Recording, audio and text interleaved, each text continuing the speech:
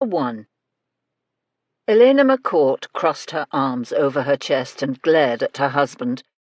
"You can scream and shout all you like, Daniel," she cried, "but I'm not throwing the girl out into the street, especially in weather like this."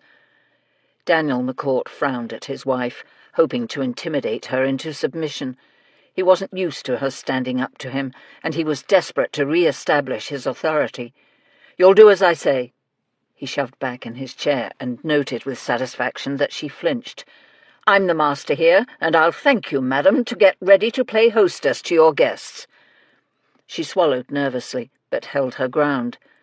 "They are your guests, not mine, and if you'll remember correctly, I'm the legal owner of this house, and it's my money that pays for the upkeep and the servants. Annie stays." She jerked her head toward a row of exquisite Chinese ceramic plates artistically displayed on the shelf next to the door. "I don't really care if she cracked one of those heathen plates or not. She stays." He gasped, shocked to his core that she'd defy him while they had company arriving. He'd never thought her capable of making any sort of scene, but he couldn't let her see how her behaviour worried him. He couldn't show weakness. That would be fatal, especially now. "Those heathen plates, as you call them, are from the Ming dynasty and are worth a fortune." He pointed to an intricate green and gold patterned dish at the end of the row. "And that stupid girl cracked the rim on that one. It's worthless now." Elena brushed nervously at a lock of wispy blonde hair that had slipped out of her elaborate coiffure. She opened her mouth, but before she could get the words out, there was a knock on the door. "Come in," Daniel yelled. Haynes, the butler, stepped into the room. "Mr. and Mrs. Brunel have arrived. I escorted them into the morning room with the other guests." Daniel glanced at the ornate gold and white carriage clock on his desk. "They're 10 minutes late. That's not like Leon." "Begging your pardon, sir," Haynes said, "but they were right on time." "Why didn't you announce them?" he had demanded.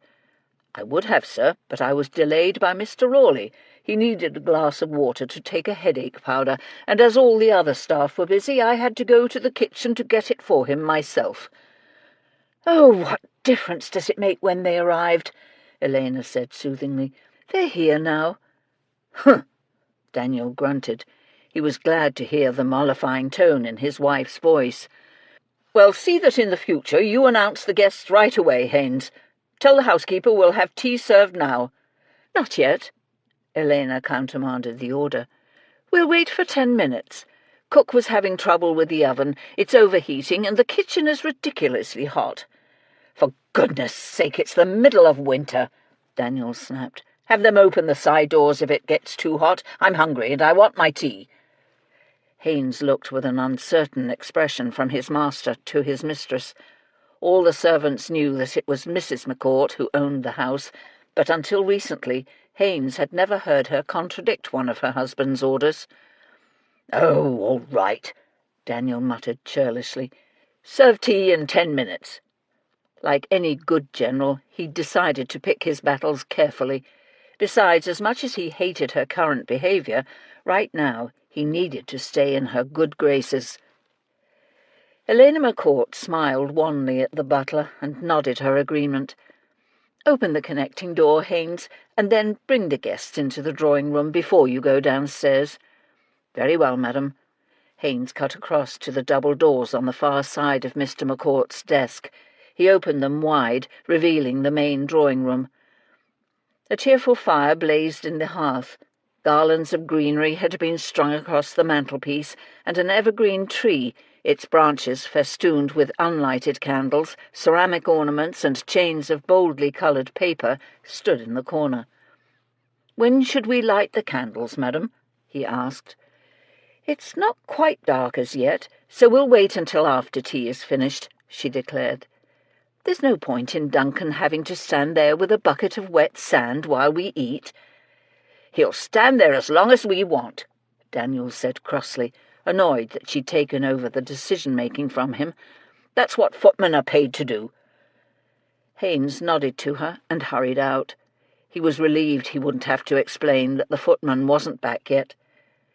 Elena walked to the door leading to the hall, and her hand had just reached for the knob when her husband's voice stopped her.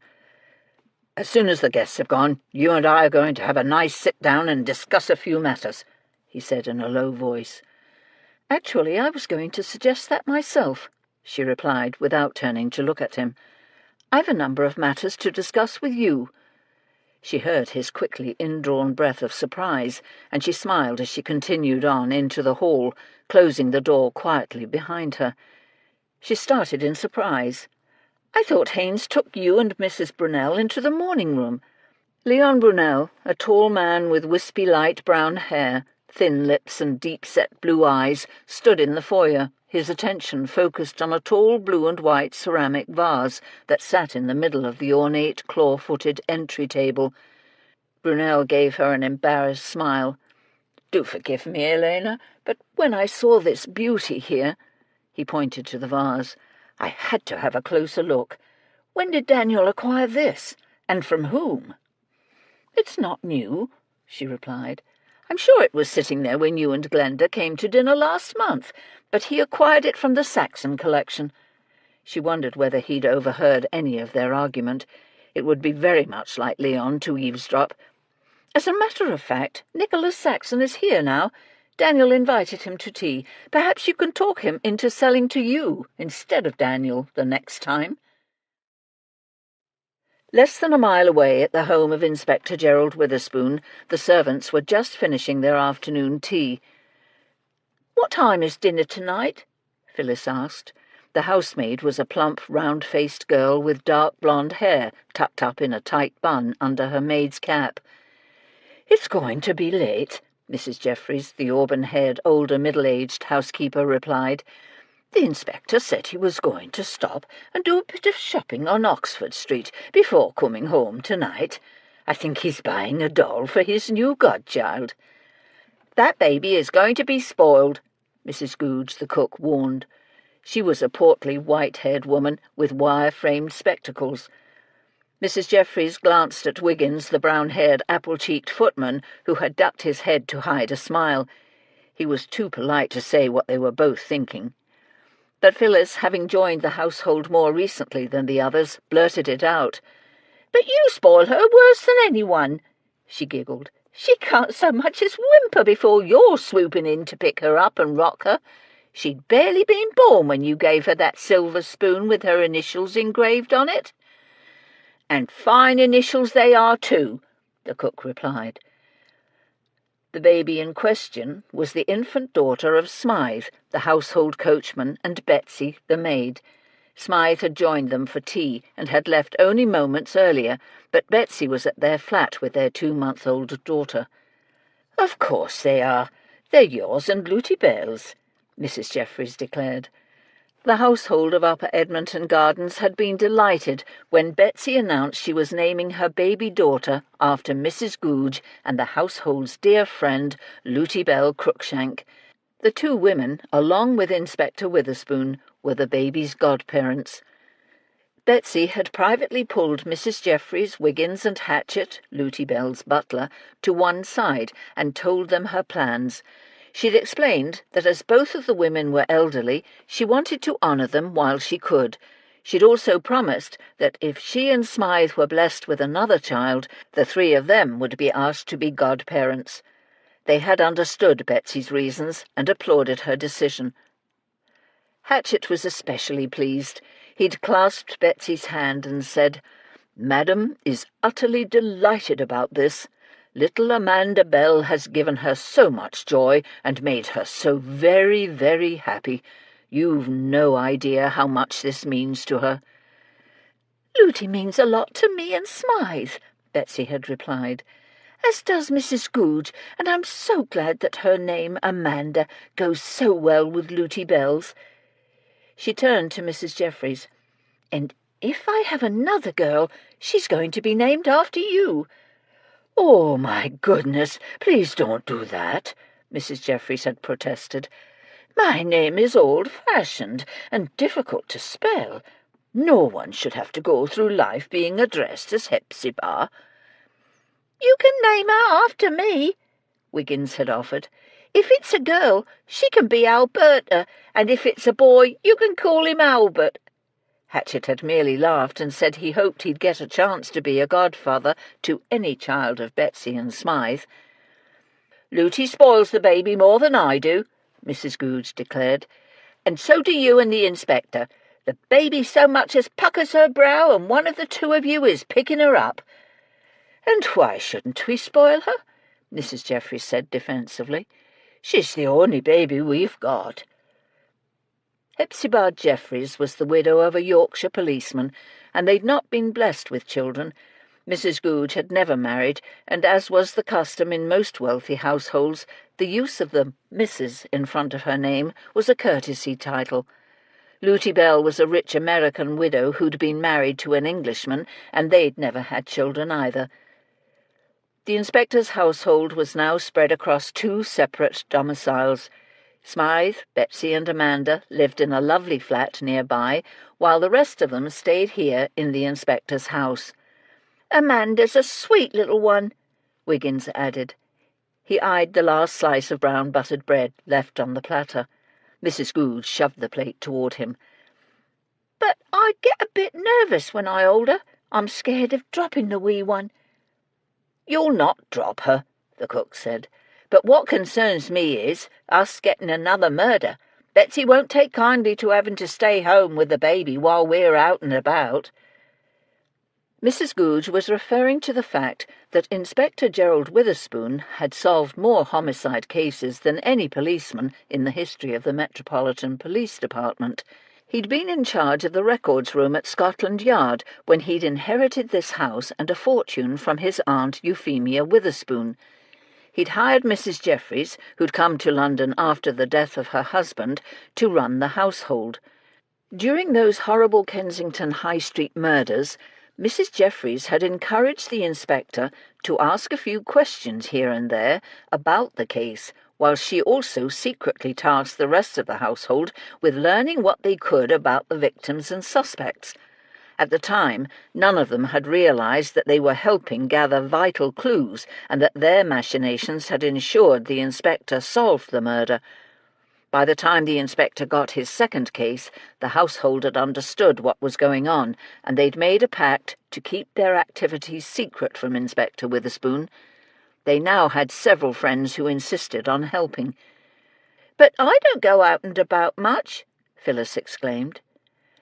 "You've only had one case," Wiggins argued, "and you didn't come into it until the very end. Just wait and see. You'll soon be itching to get out and snoop about like the rest of us. Mrs. Goodge is right. What'll we do if we get another case? We can't let Betsy leave the baby." "Let's hope we don't get another case for a good while," Mrs. Jeffries commented. "Perhaps this year we'll be able to enjoy Christmas without all of us running about trying to solve a murder." Mrs. Goodge chuckled. "You're not fooling anyone, Mrs. Jeffries. Admit it, you're just like the rest of us. You're bored stiff and would like nothing better than a good puzzle to sort out." Daniel McCourt stalked into his study. He couldn't believe it. He was furious. What should have been a wonderful moment of triumph for him was ruined, absolutely ruined.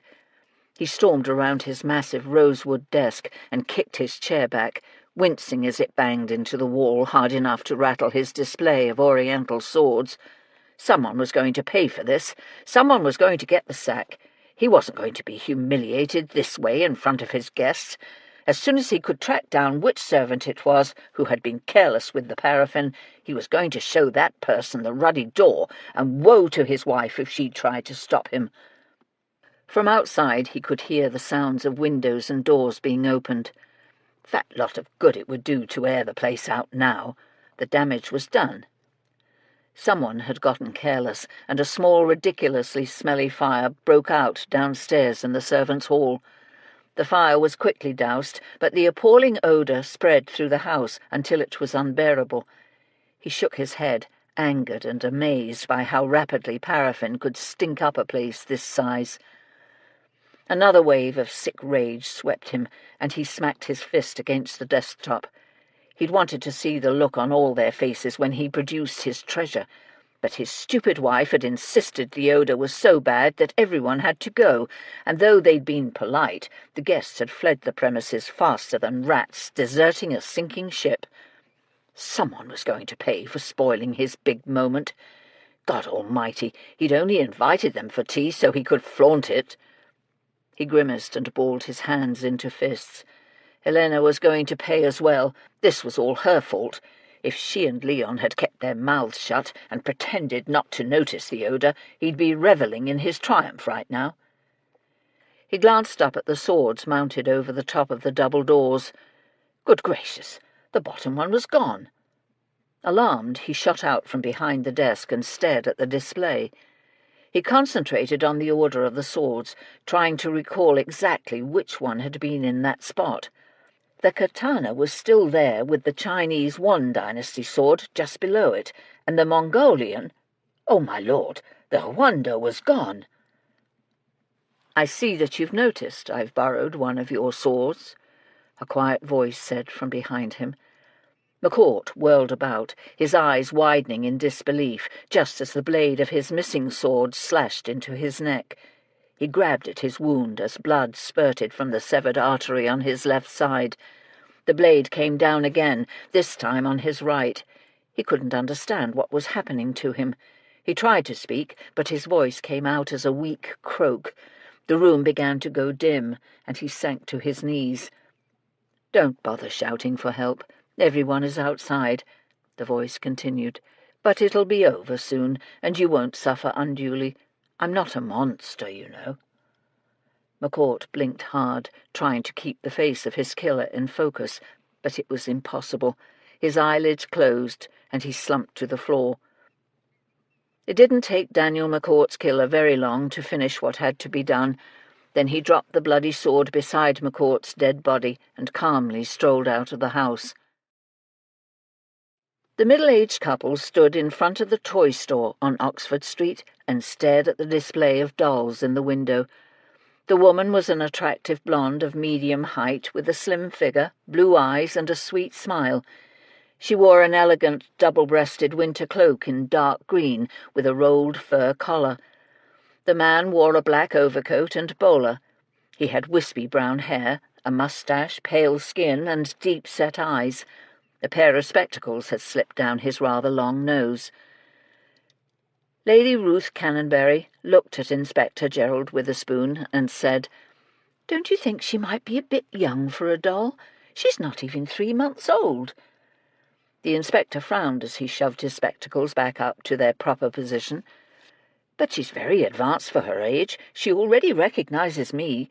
She smiles and makes the most wonderful little cooing noises every time I take her upon my lap. Besides, it's such a pretty doll. I do want her to have it." Lady Canonbury, or Ruth as she was known to the Witherspoon household, didn't want to spoil his delight in buying a present for his godchild. "You're right, Gerald. It is a lovely doll, and she should have it." Witherspoon glanced at her. "You don't think I'm being silly, do you?" he asked. Ruth Canonbury was his neighbour and his very good friend. Her opinion of him mattered greatly, and he didn't wish to appear ridiculous in her eyes. "Of course not," she exclaimed. She reached out a gloved hand and patted his arm. "Amanda is your godchild, and it is only natural that you'd want to get her something wonderful for her first Christmas." Relieved, he smiled. "Good. I wouldn't like you to think I was being foolish. Let's go inside and get it." He took Ruth's elbow, and they turned toward the shop door just as a constable came racing around the corner on the opposite side of the road. Witherspoon stopped in his tracks, his attention on the policeman. "That's Constable Griffiths. I saw him this afternoon at the station. What's he doing in this district?" "I expect he's looking for you," she replied. She watched the constable scan the faces along Oxford Street until he spotted them. Ignoring the heavy traffic, he dashed into the road and weaved his way through Cooper's vans, hansom cabs, and private carriages. "He's seen us now." Griffiths made it across the road safely. "Sorry to bother you, sir, but there's been a murder," he said as he halted in front of them. Witherspoon sighed inwardly. Of course there was a murder. There always was at Christmas. Where? Victoria Gardens, sir. He caught his breath. Number 12. The victim is a man named Daniel McCourt. Isn't Inspector Craddock on duty tonight? Witherspoon wasn't trying to ignore his obligation. He didn't want to step on Craddock's toes. Promotions in the Metropolitan Police Force often came because an officer successfully concluded a murder investigation, so moving on to another policeman's patch could result in a lot of bad feelings. Yes, sir, he is, but we've already had a message from the yard, and Chief Inspector Barrows wants you to take the case. But not to worry, sir. Inspector Craddock won't get annoyed. He doesn't like murders. Neither did Witherspoon. Right, then. I'll escort Lady Cannonberry home and get over to Victoria Gardens. Has someone sent a message to Constable Barnes? Constable Coleman went to fetch Constable Barnes, sir, Griffiths replied. Gerald, there's no need to see me home, Ruth interjected. Just flag down a hansom and I'll go straight to your house. I can let your household know you won't be home for dinner until very late. Wiggins can escort me across the garden. Witherspoon hesitated. He was torn between doing his duty as a policeman and as a gentleman. Are you certain you'll be all right? I'll be fine. She turned her attention to the crowded road, scanning the traffic for a cab.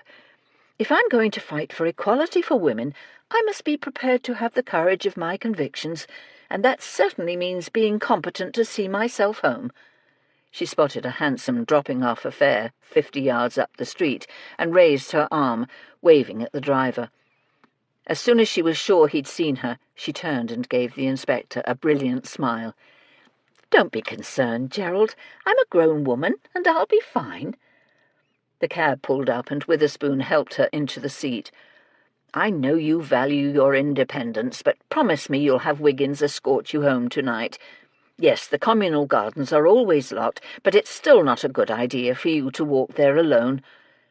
She patted his hand. I promise. Don't worry about me. You've a murderer to catch. Constable Barnes saw the cab come around the corner onto Victoria Gardens, so he stopped and waited, hoping it was the inspector. He'd already put in a whole shift today, and he was tired. But this was murder, and he worked with the inspector, so he'd not complain. His back was still ramrod straight, and he could move quickly if he had to, but he wasn't a young man any more. Under his policeman's helmet, his curly hair was now completely grey, and his eyes weren't as sharp as they used to be.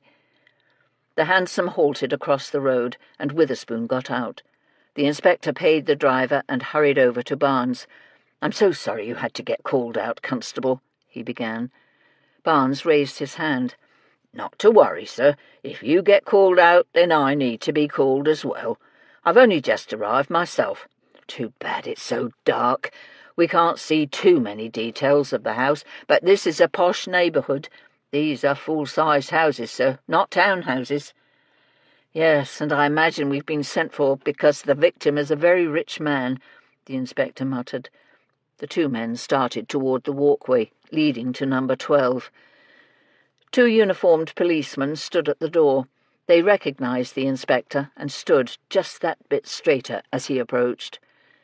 To the rank and file of the Metropolitan Police Force, Gerald Witherspoon was a legend. Not only had he solved more cases than anyone, but he was known to always mention the good work of subordinates in his reports. He gave credit where credit was due, and frequently defended his men against unfair criticism and pressure from above. Witherspoon, of course, didn't notice the two policemen seemed to have grown an inch or two, but Barnes did, and he smiled to himself. "Good evening, officers," Witherspoon said. "We know who you are, sir," one of them interrupted. "And the police surgeon is already inside waiting for you. He's sent for the mortuary van." He opened the front door and stepped aside so they could enter. The foyer was patterned in black and white tiles with a wide staircase on the far left of the space. Directly in front of the two policemen was an enormous round table with an intricately carved claw foot, on top of which stood a tall blue and white ceramic vase. The walls along the sweep of the staircase were covered with paintings of pastoral scenes, old-fashioned portraits, and Oddly enough, one large wall hanging in a bright red fabric covered with white oriental lettering. Another table, this one with carvings over every surface except the top, stood in the crook of the stairs. A long hallway with a red and gold patterned carpet led off to the rooms on the far side of the stairs. Overhead was a crystal chandelier. "You're right, sir," Barnes muttered as a door along the hall opened and a policeman stepped out into the hall. "These people are rich." "Inspector Witherspoon, the body is in here, sir," the constable called. Barnes took the lead. He knew the inspector was rather squeamish about bodies. "Gracious, that smells like paraffin," Witherspoon muttered to no one in particular as he followed the constable. "It is, sir." The constable held the door open for them. "They had a small fire here earlier today, and it stunk up the whole house." They stepped inside, and then both of them stopped and simply stared. It was a man's study, but it contained such colourful objects that it could easily have been a display at the British Museum. Ceramic plates and vases, all in brilliant hues and of different sizes, were arranged along the bottom shelf. On the shelf directly above stood a long line of carved figurines in muted shades of green, amber, and lavender, 2 bronze or brass statues of a seated Buddha, and a row of boxes of various sizes. In the corner was a huge brass gong housed in a 6-foot black wooden case. A tall rosewood armoire with long, narrow drawers and gold handles was on the far side of the open double doors. A set of 5-foot-tall ceramic vases in green and gold flanked the now open doors. Above the doors, a series of swords were arranged in an artful display. There was a set of empty hooks at the bottom, and hanging from one of the hooks was a bundle of mistletoe. The study opened onto a drawing-room, and the body was lying half in the study and half in the drawing-room. The inspector steeled himself and walked toward the corpse. He swallowed heavily when he saw the body was drenched in blood. Barnes brushed past him and blocked his view. "How long has the man been dead?" he asked the constable at the door. "Not more than 3 hours, sir," the constable replied. "Mr. McCourt had guests for tea at 4:30, and it's only now 7:30. He looked at Witherspoon. "We've not moved the body, sir. Even the police surgeon didn't move him." "There was no need to," a voice said from the drawing-room. A tall, thin man with black hair and a clean-shaven face came into the study. It was obvious what killed the poor fellow. He bled to death when both his arteries were severed by that. He pointed to a sword lying on the floor beside the body. "I'm Dr. Benton, the police surgeon. You must be Inspector Witherspoon and Constable Barnes." "We are," Witherspoon replied. He took a deep breath and forced himself to move closer to the victim. Barnes, to his credit, had already knelt down by the corpse. He reached for the sword. It was sharp, curved, and lethal-looking, with a carved metal scabbard. "We'll need to take this into evidence," Barnes said as he got to his feet. He offered the weapon to the inspector. "Did you want to have a look at it, sir?" Witherspoon didn't, but he took it anyway. "My gracious, what is this thing? I mean, I can see that it's a sword, but I've never seen one quite like this." "It's an Oriental weapon of some sort," the doctor replied. "I believe I heard the butler refer to it as a long huango or huando or some such thing, but it's most definitely your murder weapon. It's quite sharp, so you might want to instruct your men to handle it very carefully." The inspector nodded and waved the constable over. "See if you can find something to wrap this thing in, without disturbing the blood-stains." Holding the sword by the scabbard, he put the tip on the ground and eased the hilt toward the constable, who took it and left the room. Witherspoon turned his attention back to the dead man. In life he'd been short, rather stout, and fair-haired, with a bushy handlebar moustache. The inspector made himself kneel down and examine the fatal wounds. It was difficult to see, because of the blood, so he reached toward the victim's shirt and pushed the fabric to one side. He swallowed convulsively as bile rose in his throat. "Ye gods, the poor man has been stabbed on both sides of his throat." They were more like slashes than stabs, the doctor replied. Once the arteries were severed, he bled to death in minutes. Why didn't he call for help? Was he alone here? Witherspoon asked. I'm afraid I can't answer that, Dr. Benton said as he headed toward the hall door. May I take the body now? I think I just heard the mortuary van, and I'd like to get him back to the morgue for the post-mortem.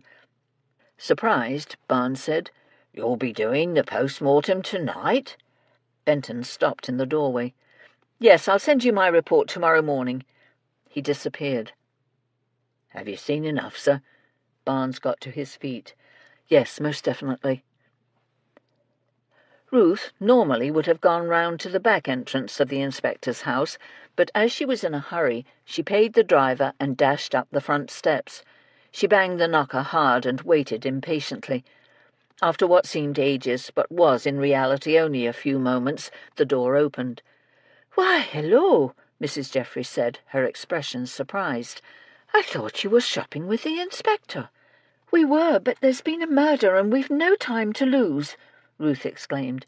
She charged past the housekeeper into the house.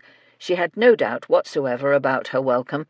As one of the select few who helped the household with the inspector's cases, she knew precisely what to do.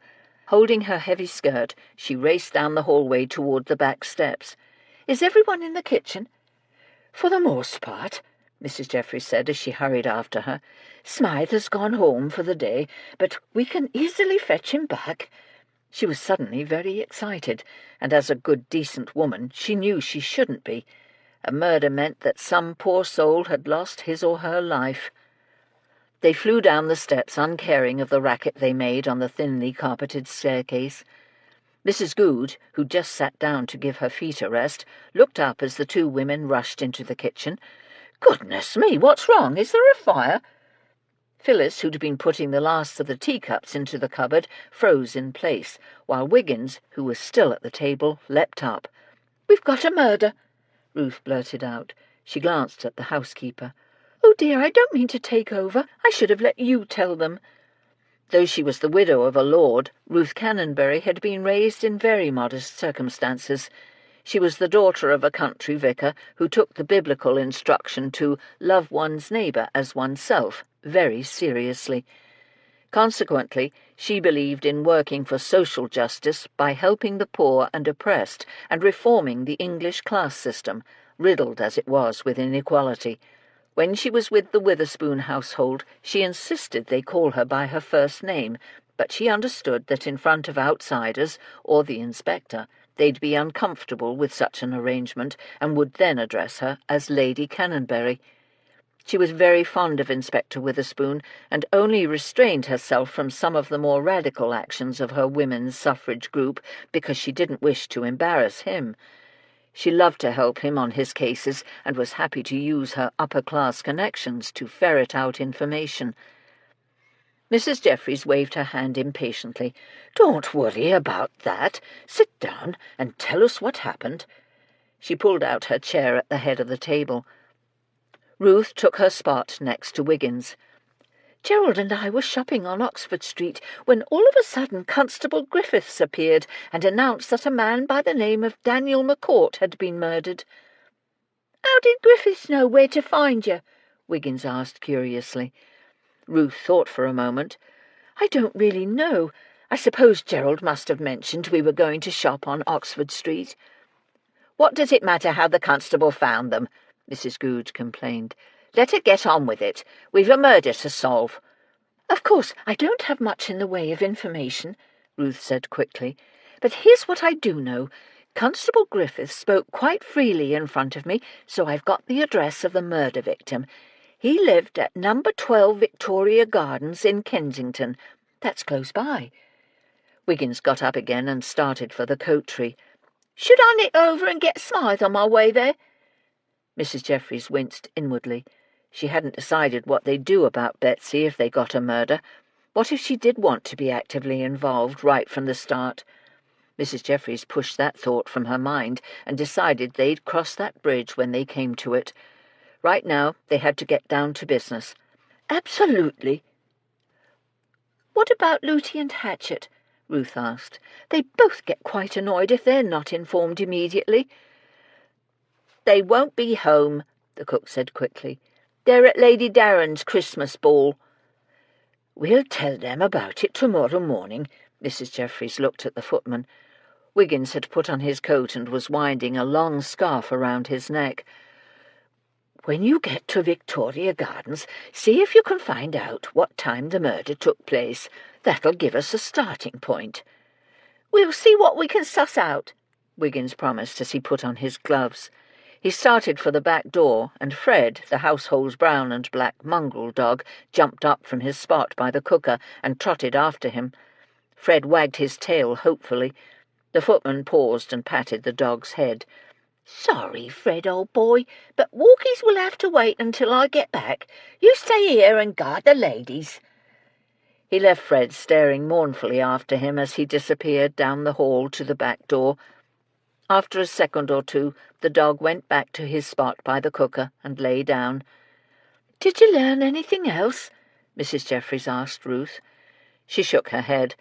"Not really, though now that I think of it, the victim's name sounds very familiar, but I can't remember in what context." "McCourt, McCourt," the cook muttered. "I've heard that name too. Oh, now I remember. He married Elena Heron. I was working at Lord Rotherhide's country house in Sussex. It was years ago, but I remember that everyone in the Rotherhide family was stunned by the match." "Why?" Phyllis asked. "Were they unsuited to each other? Was she from a poor family?" "Goodness, no," the cook laughed. "The Herons were rich as sin. They weren't old landed gentry or aristocracy. They made their money by working for it, but their pedigree, or lack thereof, wasn't what set the tongues to wagging. They were Catholics, and Elena Heron had wanted to become a nun. Instead of entering the convent, it was suddenly announced she was marrying this man, and no one had ever heard anything about the fellow.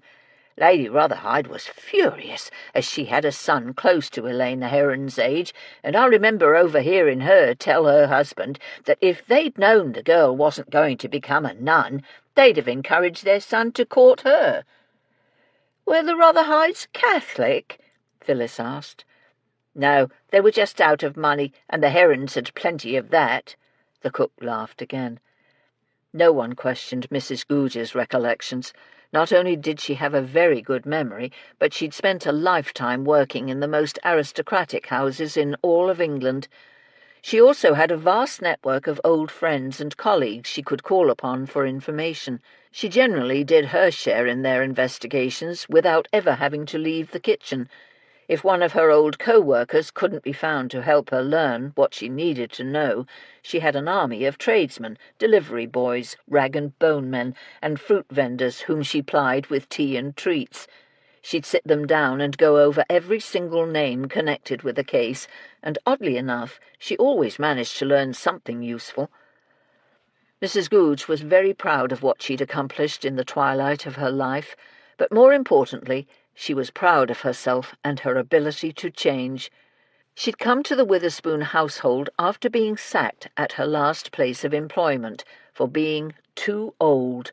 At that time, she'd considered working for a policeman, even a rich policeman with a big house, a bit of come-down in the world, but she'd needed a roof over her head and a salary, so she'd swallowed her pride and taken the position.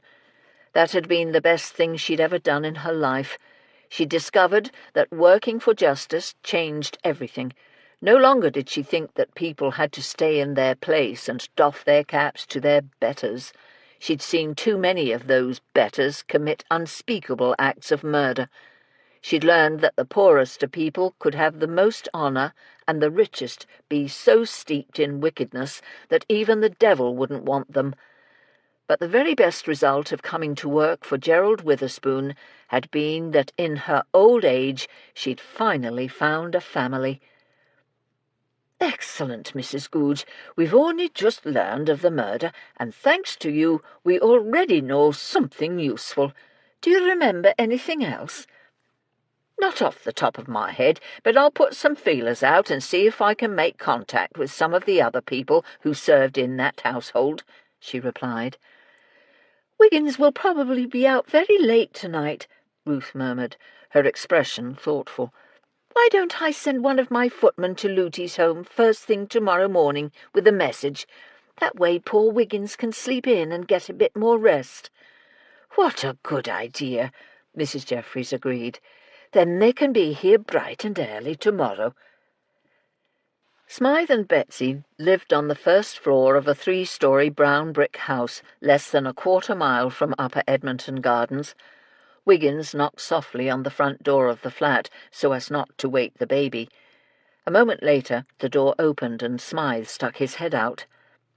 "We've got a murder," Wiggins said softly. "We need to get to Victoria Gardens straight away." Smythe stepped back and waved him inside. He was a tall, heavily muscled man with strong, hard features. He had black hair streaked with a few strands of grey at the temples, dark brown eyes, and a kind smile that softened his harsh face. "I'll just nip in and let Betsy know. She's already gone to bed. This being a new mum is hard on the lass." "Do you think she'll get upset?" Wiggins frowned anxiously as Smythe turned toward the hallway. "She hates being left out of things." "I don't think she'll mind this time," he whispered.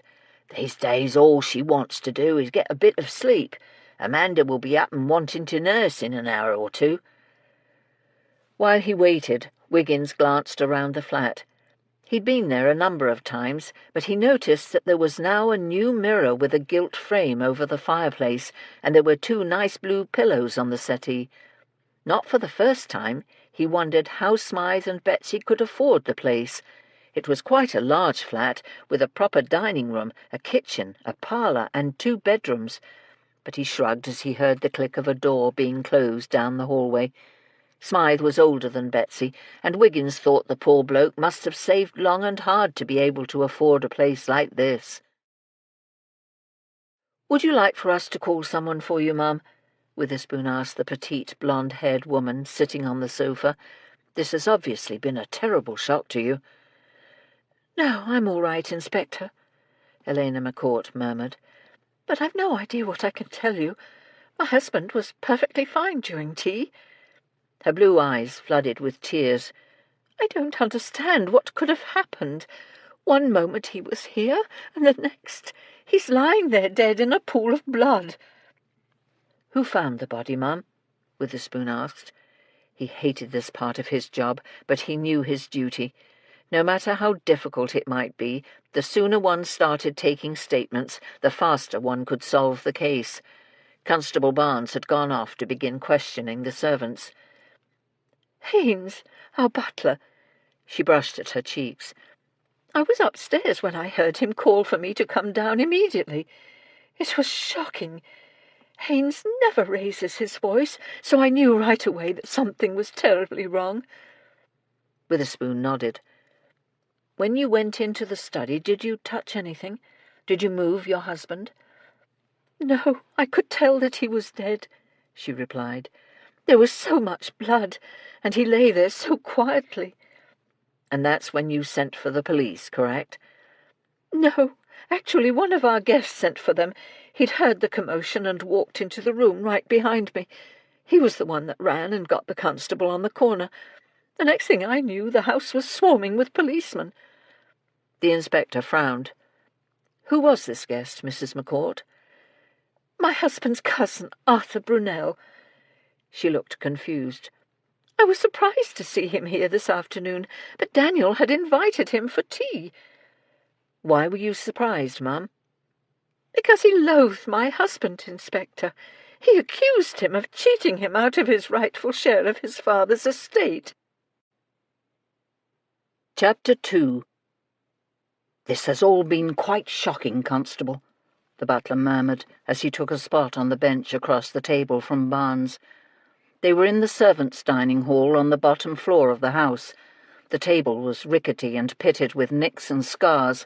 There were racks of dishes along one wall, and on the opposite side storage shelves containing chipped crockery jars, mismatched glassware, and an old coffee grinder with a rusted handle.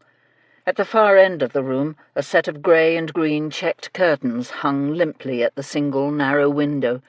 Barnes wondered why the rich always condemned their servants to eat in the most dreary and cheerless rooms. He wished he could hold his breath, as the smell was still bad, but instead he nodded sympathetically at the butler. The poor man really did look shaken. His face was pale, his hands trembled slightly, and around his mouth was a thin white line. "I'm sure this is upsetting for all of you," Barnes began, "but if we're to sort out what happened, you and the other staff members of the household must be very honest." "I wouldn't think of lying to the police," Haynes replied. "I know my duty." "You'd be surprised at how often people do lie to us," Barnes replied with a smile. "Servants sometimes think they're protecting either one of their own or their masters by not telling us what they know or what they've seen. That won't be the situation here, I assure you." He sniffed disapprovingly. "No one in this house would protect either of the McCourts." "They weren't liked by the staff?" Barnes pulled out his little brown notebook and his pencil. Haynes closed his eyes for a moment. "I didn't mean that, Constable. I just meant that Mr. and Mrs. McCourt run a very formal household, that's all. They weren't given to encouraging familiarity from the staff." "I understand. It's the sort of place where a servant could live and work, but the master and mistress made sure everyone was kept in their place, right?" "That's correct. I don't mean to imply there was any cruelty on their part, but it isn't the kind of household that creates loyalty from the servants, though recently Mrs. McCourt did take a stand against Mr. McCourt sacking one of the housemaids.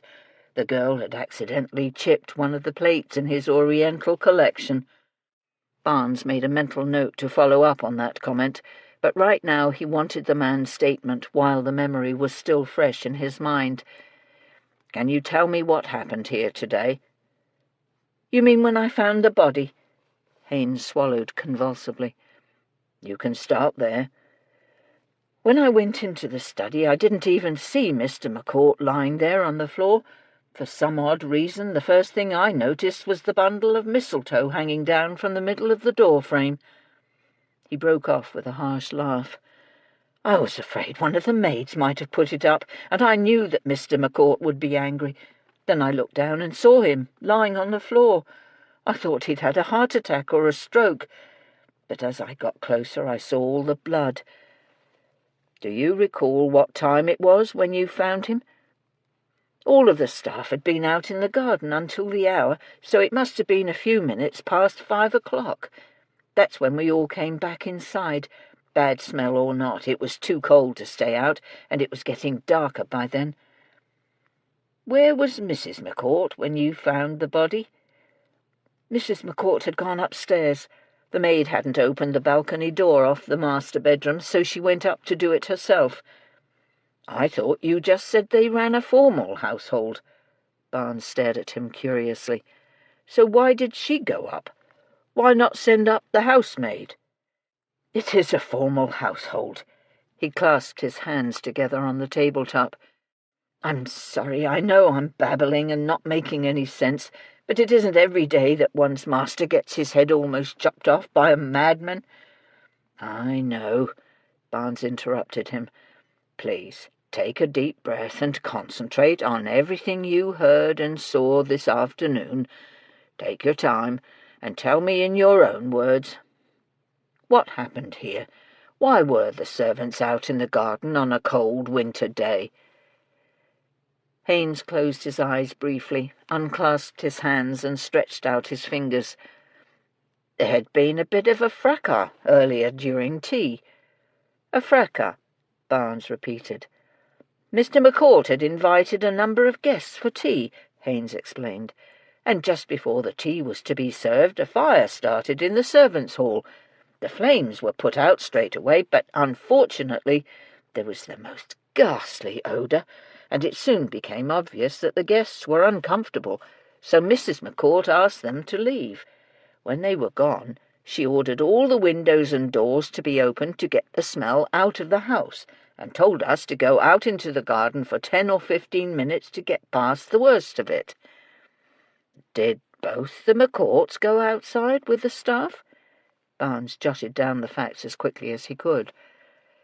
Haines shifted uncomfortably. No, Mr. McCourt went into his study, and Mrs. McCourt went upstairs to open the balcony door off the master bedroom. She said she'd stay out on the balcony instead of coming back downstairs. I'll admit it was odd that she didn't ask the maid to do it, but I expect she had her reasons. If the smell was that bad, why didn't Mr. McCourt go outside as well? He stopped writing and looked up at the butler. Mr. McCourt didn't share with me personally his reason for staying inside, but I did overhear him tell Mrs. McCourt the odour wasn't that bad, and just to prove it, he'd stay inside. Were all the windows and doors still open when you found Mr. McCourt's body? Yes, Mrs. McCourt instructed me to leave them open until it got full dark. Did she give you any other instructions before she went upstairs? She asked me to get everyone together in the kitchen at 5:15. She wanted to find out who was responsible for the fire. Barnes had no idea where his questions might be leading, but over the years he'd learned to trust himself. She was going to sack the person responsible? Haines pursed his lips in thought. I don't think so, he said slowly. I think she wanted to be sure the fire was an accident, and if that was the truth, I've a feeling she intended to protect the person. It would have been Mr. McCourt, not her, who'd have given someone the boot. Was the fire an accident? That's just it. No one would own up to knowing anything about it, he sighed.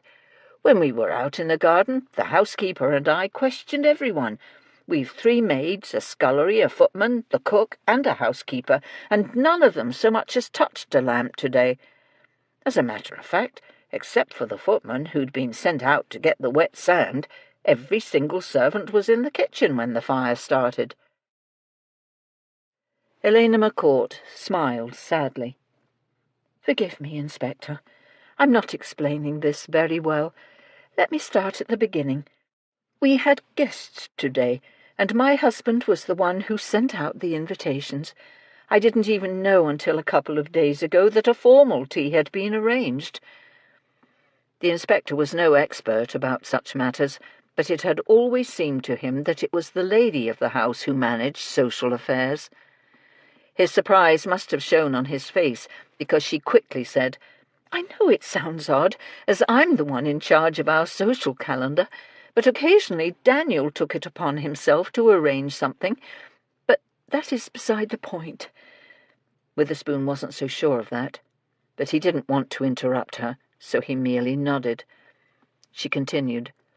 The guests were Mr. and Mrs. Leon Brunel, Mr. Saxon, Mr. Raleigh, Mr. Cochrane, and, of course, as I've already mentioned, Mr. Arthur Brunel. You said that Arthur Brunel was your husband's cousin, and you're wondering if the other Brunel is related as well, she interrupted. Arthur is a half-brother to Leon Brunel, so yes, both men were Daniel's cousins. And Mr. Arthur Brunel and your husband weren't on good terms, is that correct? He pressed. Daniel was the executor for Elias Brunel. He was Leon and Arthur's father. They had different mothers. Leon is the elder. When the estate was settled 3 years ago, Arthur accused my husband of conspiring with Leon to cheat him out of his full share, she explained. That's why I was so surprised when he arrived today. He's not spoken to Daniel in 3 years. The inspector wanted to understand the basics of the situation before he delved further into the relationships between the victim and those who might be the suspects. Sometimes, if he heard too much information in one sitting, he got a bit confused. I see. Before we get any further into Mr. McCourt's differences with his cousin, could you tell me what happened today? She looked surprised, but nodded assent. If you like.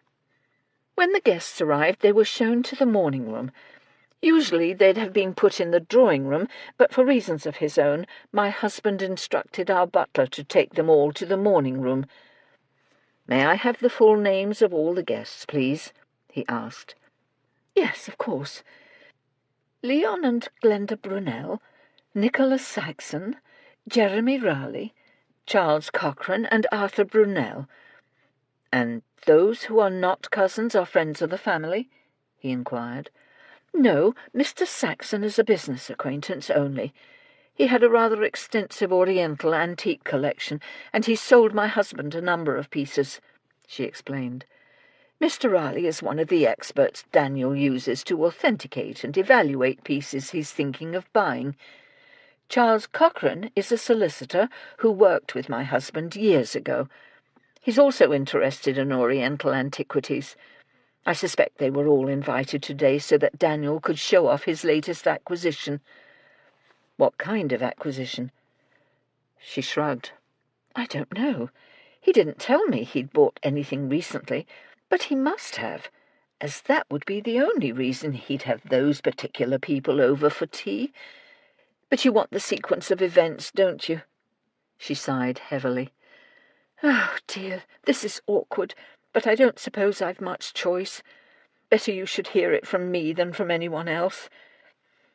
While our guests were sitting in the morning-room, I was having a horrible row with my husband. We were in his study. What did you argue about? He wanted to sack a housemaid for chipping one of the plates in his collection. I refused to let him do it, and he was utterly furious at me.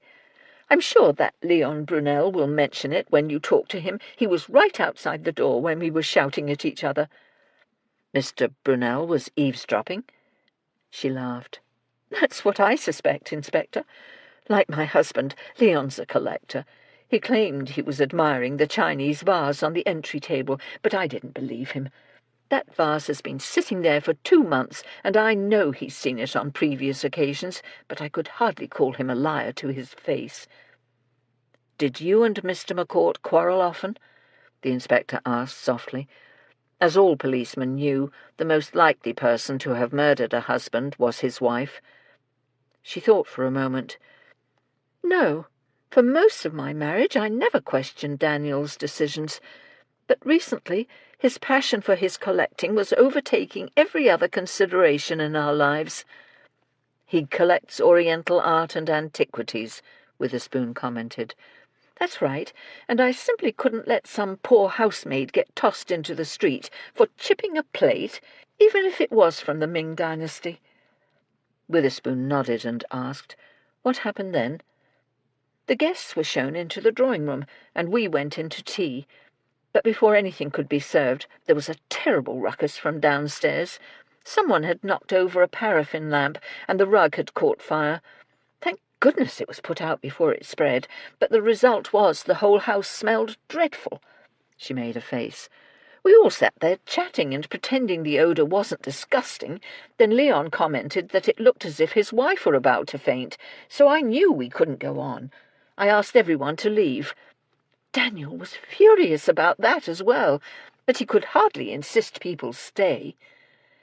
Did all the guests leave at once? I thought they had, but I might have been mistaken. She frowned.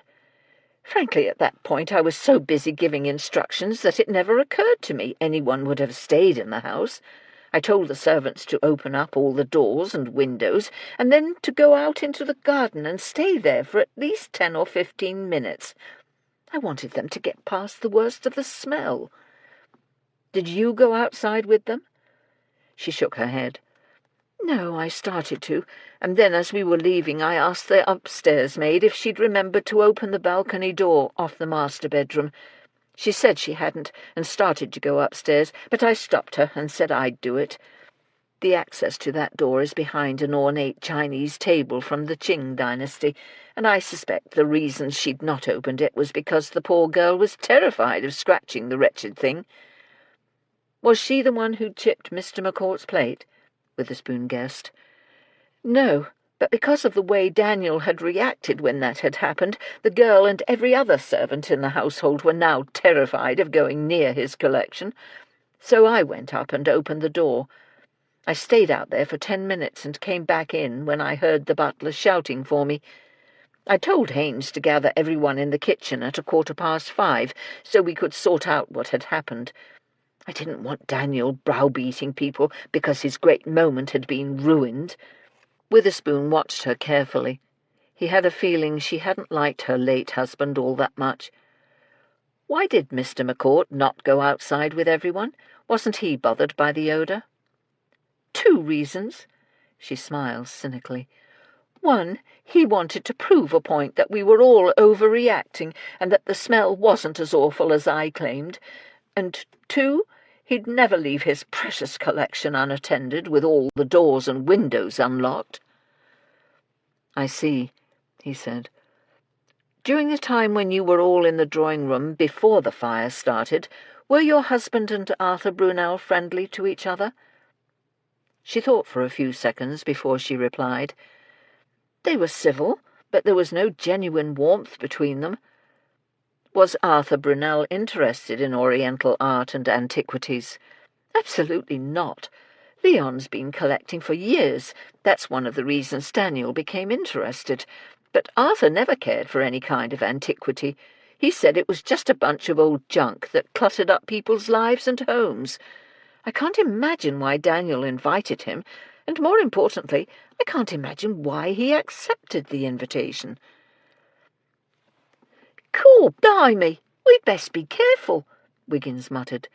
They were on the corner of Victoria Gardens with a good view of the front of number 12. "Maybe we ought to duck back a little farther," Smythe suggested. "There's constables everywhere, and most of them know us by sight. I don't want anyone mentioning to the inspector that they spotted us hanging about the murder house." Over the years, everyone in the inspector's household had had plenty of contact with the constables from Witherspoon Station at Ladbroke Road. This murder was in the inspector's district, so the policeman doing the house-to-house and the general search of the neighbourhood would easily recognise them. "We passed a pub just round the corner back there." Wiggins pointed the way they'd just come. "Let's go see if we can hear anything. Bad news always travels fast." "That'll be better than standing out here in the cold," Smythe agreed.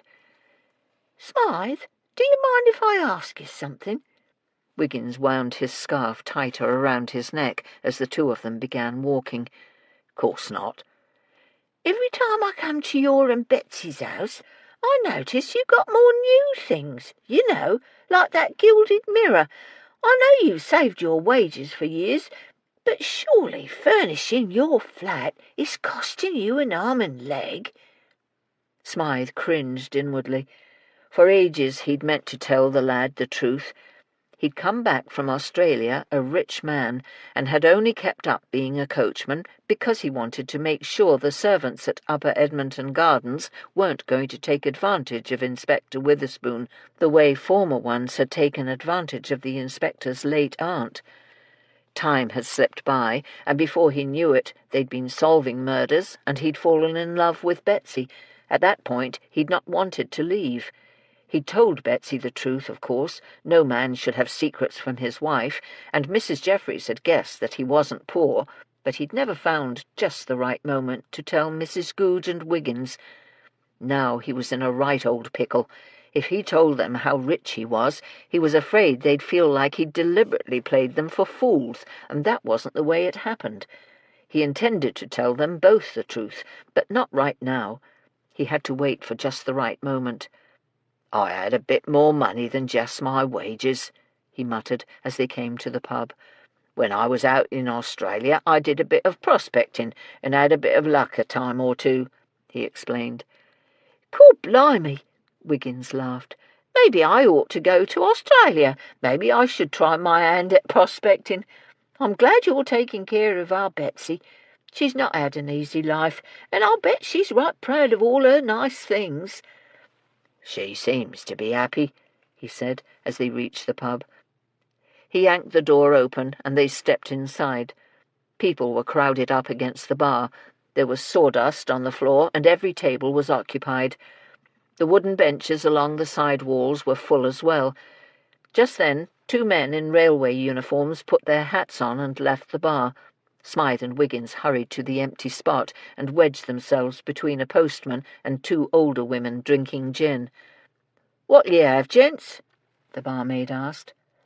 "2 pints, please," Smythe replied. He glanced at Wiggins and saw that the lad had already cocked his ear toward the 2 women. He glanced at the postman Nice evening. The postman shrugged. Guess so. Seems cold to me. Saw there was a load of police just up the road. I wonder what happened. Don't know. He turned his attention straight ahead and stared at the rows of bottles on the shelves behind the bar. Smythe sighed inwardly. Just his luck to be stuck next to someone who wasn't interested in chatting. The barmaids slid their pints on the counter and grinned at Smythe. That'll be 8p for the two of 'em. He gave her a shilling. Keep the change, love, he replied. Maybe he'd have better luck with her. I saw there was police just round the corner. Wonder what happened. Thank you, sir. She turned, made change from the till, and pocketed the 4p tip he'd given her. Murder was done in that house. She swivelled back to the bar. Fellow had his head chopped off. His head weren't completely cut off, a grizzled old man on the other side of the taciturn postman interjected. I heard his throat was just slit. How would you know? The barmaid sneered. My Janet works over on Victoria Gardens, and she got her information directly from one of the housemaids. News travels quick round here, Smythe said conversationally. He wasn't surprised. The people in the pub already knew about the murder. Who was the poor sod that got done in? He took a sip of his beer. Fella named Daniel McCourt, the barmaid said quickly. Do they know who killed him? Wiggins asked. Course not, the woman standing next to Wiggins answered. He was only murdered at tea time.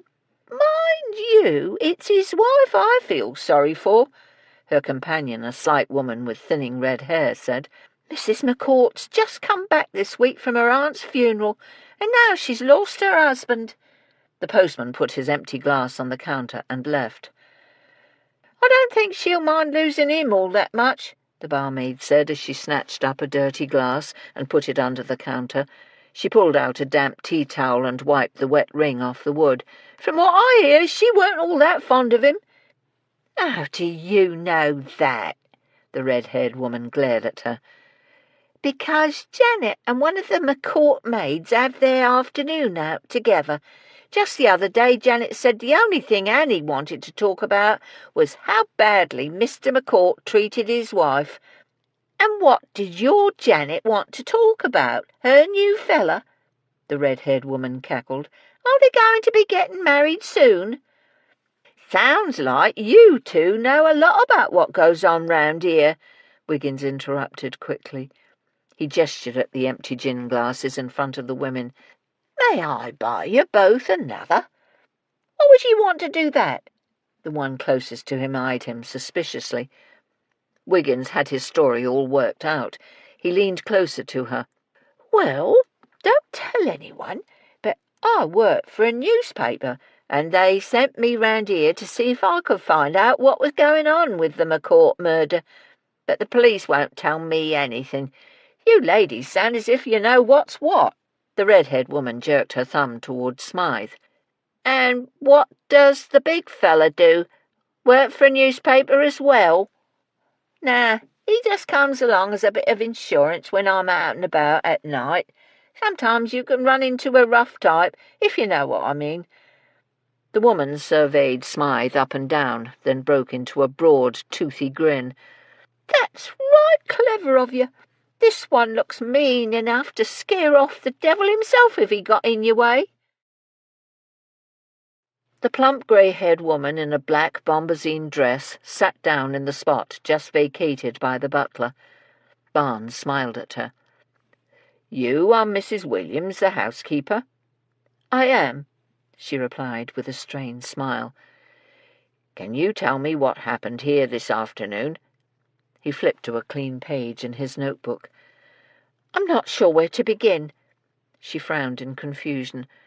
I didn't see who killed Mr. McCourt, so I don't really know what you're wanting me to say. I understand that. What I want you to do is tell me what you did this afternoon, what you saw, and if you noticed anything unusual. Just start where you want, and use your own words, Barnes instructed. All right, then. I'll do my best. She took a deep, calming breath. After luncheon was served, everyone in the household went about their usual routine. You mean they did their normal chores? She nodded. That's right. The girls cleared up the luncheon things, and then everyone went about their business. I went to the linen cupboard and inspected the serviettes and runners that were going to be used for the afternoon tea. Where's the linen cupboard? She pointed toward the hallway. It's the door directly across from here. I saw that everything was in order, and then I went to the kitchen and had a word with cook. She assured me everything was ready for tea. What time was this? She thought for a moment. About 2:30. Luncheon ran very late today. Mrs. McCourt didn't get home from her shopping until 1:15. When you were down here, did you notice anything unusual? No, there was nothing out of place at all, she sighed. And the outside door was closed, so no one could have gotten into the house. He looked up from his notebook. How many doors are there down here? 3. She pointed to the hall again. There's the back door at the end of the hall. That leads out into the garden. She pointed in the opposite direction. Then there's the door off the kitchen, and there's the servants' entrance along the side. He'd already seen the back door and the servants' door. Where does the door off the kitchen lead? A paved yard. It's used to store the soap buckets and some of the other old things from the kitchen. Cook puts her herb pots out there during the spring and summer. Is the yard accessible from the street or the garden? No, you'd have to climb the fence to get in that way. Besides, during the day there is almost always someone in the kitchen, so whoever killed Mr. McCourt couldn't have gotten in that way, especially when we were preparing a formal tea. Cook never leaves the kitchen then. What happened after you checked the linens? I went back upstairs and inspected the rooms, she replied. The morning room, the drawing room, the halls, the foyer, and the water closets. Mr. McCourt had made it clear that he wanted everything to be perfect. So this tea was important to him, Barnes pressed. Is that your assessment? She hesitated. Yes, but I've no idea why. Mr. McCourt wasn't one to discuss such matters with servants, but from his manner it was clear this occasion was very important to him, so I made sure that the rooms were in good order. After that I went back to the china pantry and got out the dishes to be used.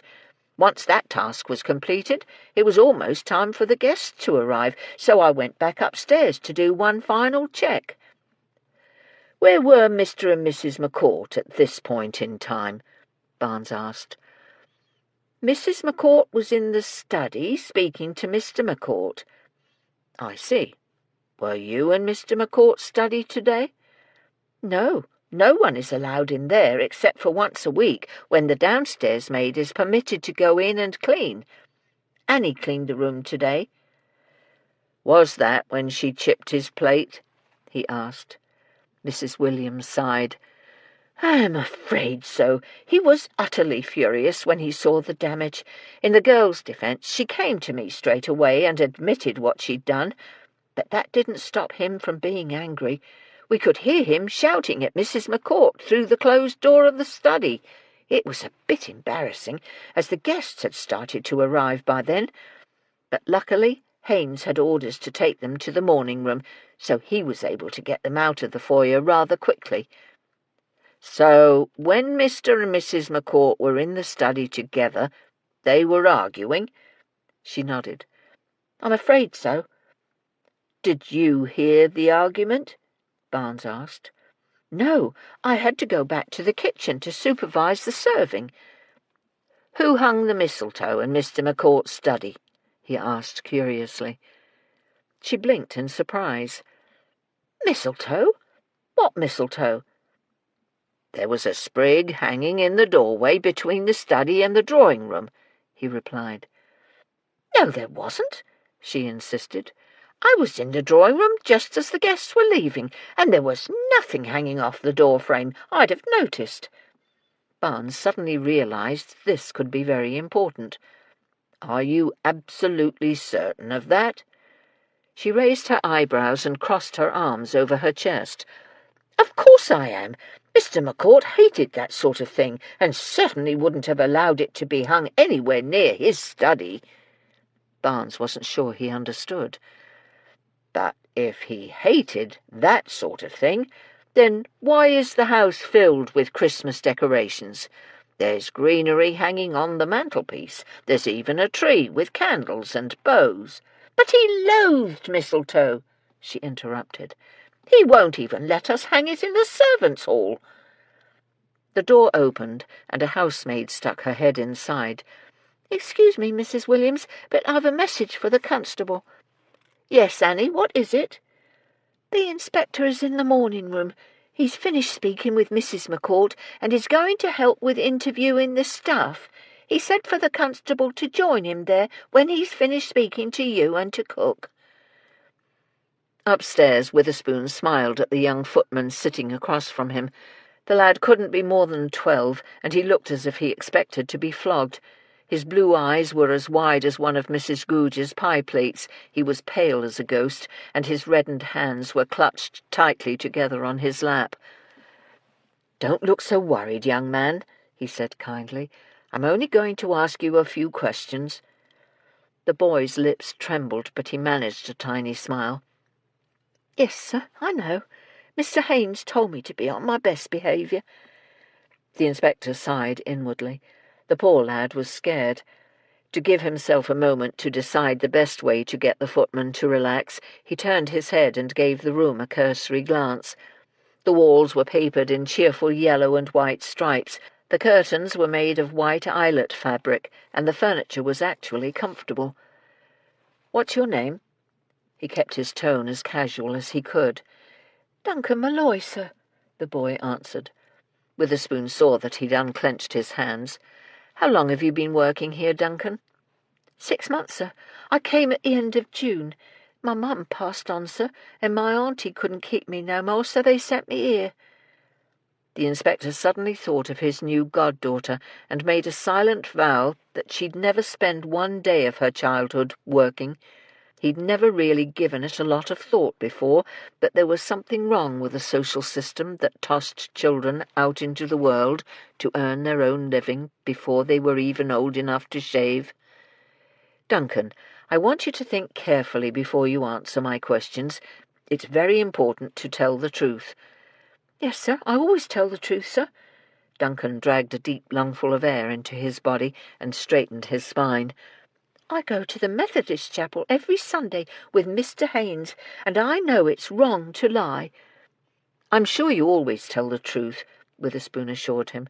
"Mr. McCourt was murdered this afternoon, and I'm certain that's very frightening for you and the rest of the household." "Yes, sir, it scared me to death when I heard." "I want you to think back and tell me if you saw or heard anything out of the ordinary today." "There was the fire, sir. We don't generally have one of them in the afternoons." "Where were you when the fire started?" "I'd gone to Beeman's to get the sand, sir." He scratched the end of his nose. Witherspoon noted his knuckles were raw and bleeding in spots. "And it was a jolly good thing I came back when I did. Mr. Haynes grabbed the bucket from me and used it to put the flames out." "Why were you fetching sand?" "For the Christmas tree, sir," the boy replied. "They were going to light the candles as soon as they had tea, and Mrs. McCourt won't have a lighted tree in the house unless someone is standing there with a bucket of wet sand in case the boughs catch a spark. I don't know why they don't want to use water, but I do what they tell me." "And where and what is Beeman's?" "It's the greengrocer's up the road. They bring a load of sand for the households that put up a tree," he explained. "Mind you, they charge a pretty penny, but that's only to be expected. Where else in this neighbourhood could you get a bucket of sand?" The inspector nodded. "Do you remember exactly what time it was that you came back from the greengrocer's?" Duncan chewed his lower lip. "No, sir. All I know is that I was late, Mr. Haynes had told me to be back by 4:30, and I know it was a bit later than that because I heard the church clock striking the half-hour, and I was still waiting for the sand at the greengrocer's. I waited a good 10 minutes, sir, and I was getting more and more nervous. Mr. Haynes gets right angry if we're late getting ready for an occasion." "How long does it take to get from the greengrocer's to here?" Witherspoon asked. He was trying to determine the exact sequence of events. "About 6 or 7 minutes, sir." Duncan scratched his nose again, this time with his other hand. "When you came back, which door did you use?" The inspector struggled to keep his mind on the case, but it was difficult not to stare at the footman's hands. Ye gods, what on earth did they make him do? Scrub the lamps with carbolic soap? Didn't they notice his flesh was torn and bloody? Why didn't someone put some salve on his knuckles? "The servants' door, sir. That's the only one we're allowed to use," he replied. "When I got here, the door was already open, and Annie was standing in the hall screaming, and Mr. Haynes was trying to put out the flames." "Exactly where was the fire?" Witherspoon interrupted. "In the servants' hallway?" "It was in front of the back stairs, sir," he said. "The rug was on fire. Mr. Haynes was stomping at it with his feet, but then he saw me and shouted at me to bring the sand, so I ran over and he grabbed the bucket and threw the sand on it. It put the fire out. By that time everyone else had come to see what all the fuss was about, and then Mr. Haynes started in asking who'd left the paraffin lamp on the landing with the ruddy door open." "Is that what caused the fire?" the inspector asked. Duncan shrugged. "That's what everyone thought. The lamp was lying on the floor with all the oil spilled out, and the top part all cracked. If you leave the servants' door open, it causes a terrible draught through the hallway, but no one would own up to having set the lamp on the staircase mantel now, would they? And I don't think one of us did it. The only ones who handle the lamps is Mr. Haynes or Mrs. Williams." "When you were coming back from Beeman's, did you see anyone who looked suspicious hanging about the area?" "I didn't notice anyone," he admitted, "but I was in such a rush to get back I wasn't paying any attention." "When the fire had been put out, what did you do then?" "Mrs. Williams sent me to the kitchen to help take up the serving trays," he replied. "The sand was spilled onto the rug, and the place was starting to stink to high heaven, so there weren't no reason for me to go to the drawing-room. It was a shame, too, as I was wearing my uniform and everything." The inspector couldn't think of anything else to ask the boy, and it was getting very late. "Thank you, Duncan. You've been very helpful. You may go now." Duncan gave a quick bow of his head, got up from the chair, and started for the door. "Just a moment," the inspector called. "I noticed your knuckles are so raw they're bleeding. Can't you get the housekeeper to put some salve on them for you?" Duncan dropped his gaze and stared at the floor. "I don't like to ask, sir." "Why ever not?" Witherspoon asked. "Your hands are in terrible shape. You could get a nasty infection." "I don't want to give them a reason to sack me." He looked up at the inspector. "I overheard Mr. McCourt telling Mrs. McCourt that she needed to cut back on household expenses, and then he said maybe they didn't need a footman. I was scared if I asked for anything extra that Mr. McCourt would say I cost too much to keep. If I lose this place, I've got nowhere else to go." Witherspoon reached into his pocket and pulled out a handful of coins. He'd suspected that the lad had been scared to ask for medicine, and he was disgusted. He stood up and handed the money to the footman. "Here, take this, and tomorrow I want you to go to the chemist's and get some healing salve for your knuckles." "Oh, I couldn't, sir," he replied. "Yes, you can." He grabbed the boy's hand and dumped the coins into his palm. "I'll pay you back when I get my quarter's wages," he cried. "I promise." "You don't need to do that," Witherspoon replied. "But when you're grown up, if you ever see someone in need and you can help, then you must pay me back by assisting that person. Do you understand?" Duncan grinned broadly. "Indeed I do, sir, and thanks ever so much. My knuckles hurt so badly that I can't sleep at night."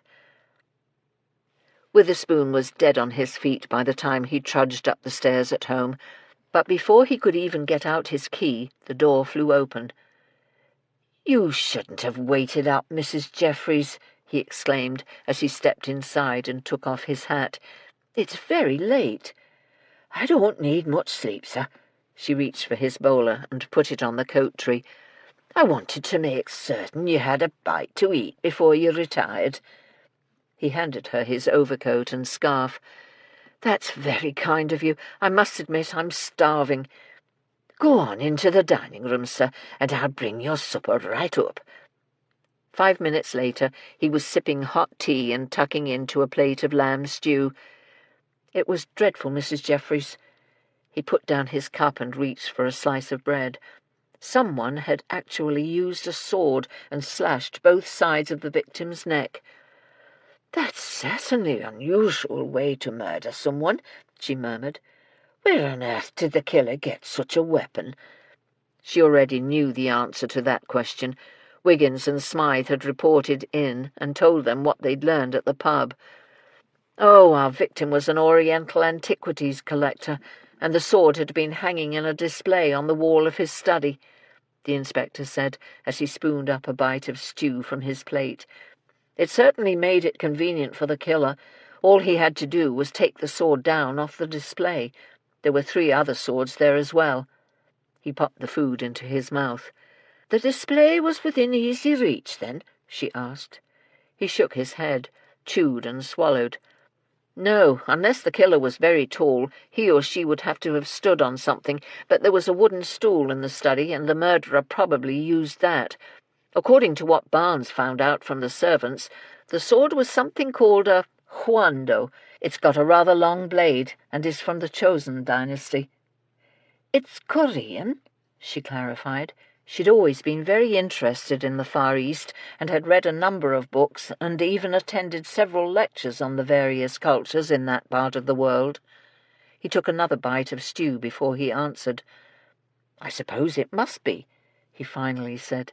"We were so intent on getting the facts of the case that I'm afraid I didn't pay too much attention to the details. But nonetheless, we gathered a substantial amount of information." He told her about his interviews with the widow and the servants. Mrs. Jeffries listened carefully, occasionally asking a question or nodding in agreement. "You have learned a great deal, Inspector," she said when he'd finished his narrative. Witherspoon shrugged modestly. "I wasn't the only one, of course. The constables that did the house-to-house caught up with us as we were leaving. Unfortunately, no one at any of the adjacent properties saw or noticed anything unusual, but that's to be expected. The house next door was empty, and everyone else had their doors and windows tightly shut because of the cold." "And the constables found nothing untoward when they searched the area?" He shook his head and reached for his teacup. "Nothing. Mind you, everyone knew we already had the murder weapon, and it was dark by the time they began searching. I've ordered another search for tomorrow morning." "Do you have any suspects, sir?" He frowned. "I suppose everyone who was at the tea party could be considered a suspect." "I thought most of the guests had already left the premises when the murder occurred," she commented. "Not all of them." Witherspoon took a sip of tea. "Arthur Brunel was the one who sent for the police, and Constable Barnes had quite an interesting interview with one of the housemaids, a young girl named Annie." "The one who cracked the rim of the Chinese plate?" He nodded. "She said that when she was bringing up a tray, she overheard a woman asking one of the other guests why on earth he'd come to the McCourt house." He broke off and grinned. She didn't like to admit it, but she deliberately stopped and listened. She was in the hallway and heard the man say quite clearly that he only came so that he could see her. "Who was the her?" She frowned in confusion. "I'm not sure I understand, sir." "I didn't either. But then the maid told me that the voice didn't belong to Mrs. McCourt, so the only other woman it could have been was Mrs. Leon Brunel." "And who was the man?"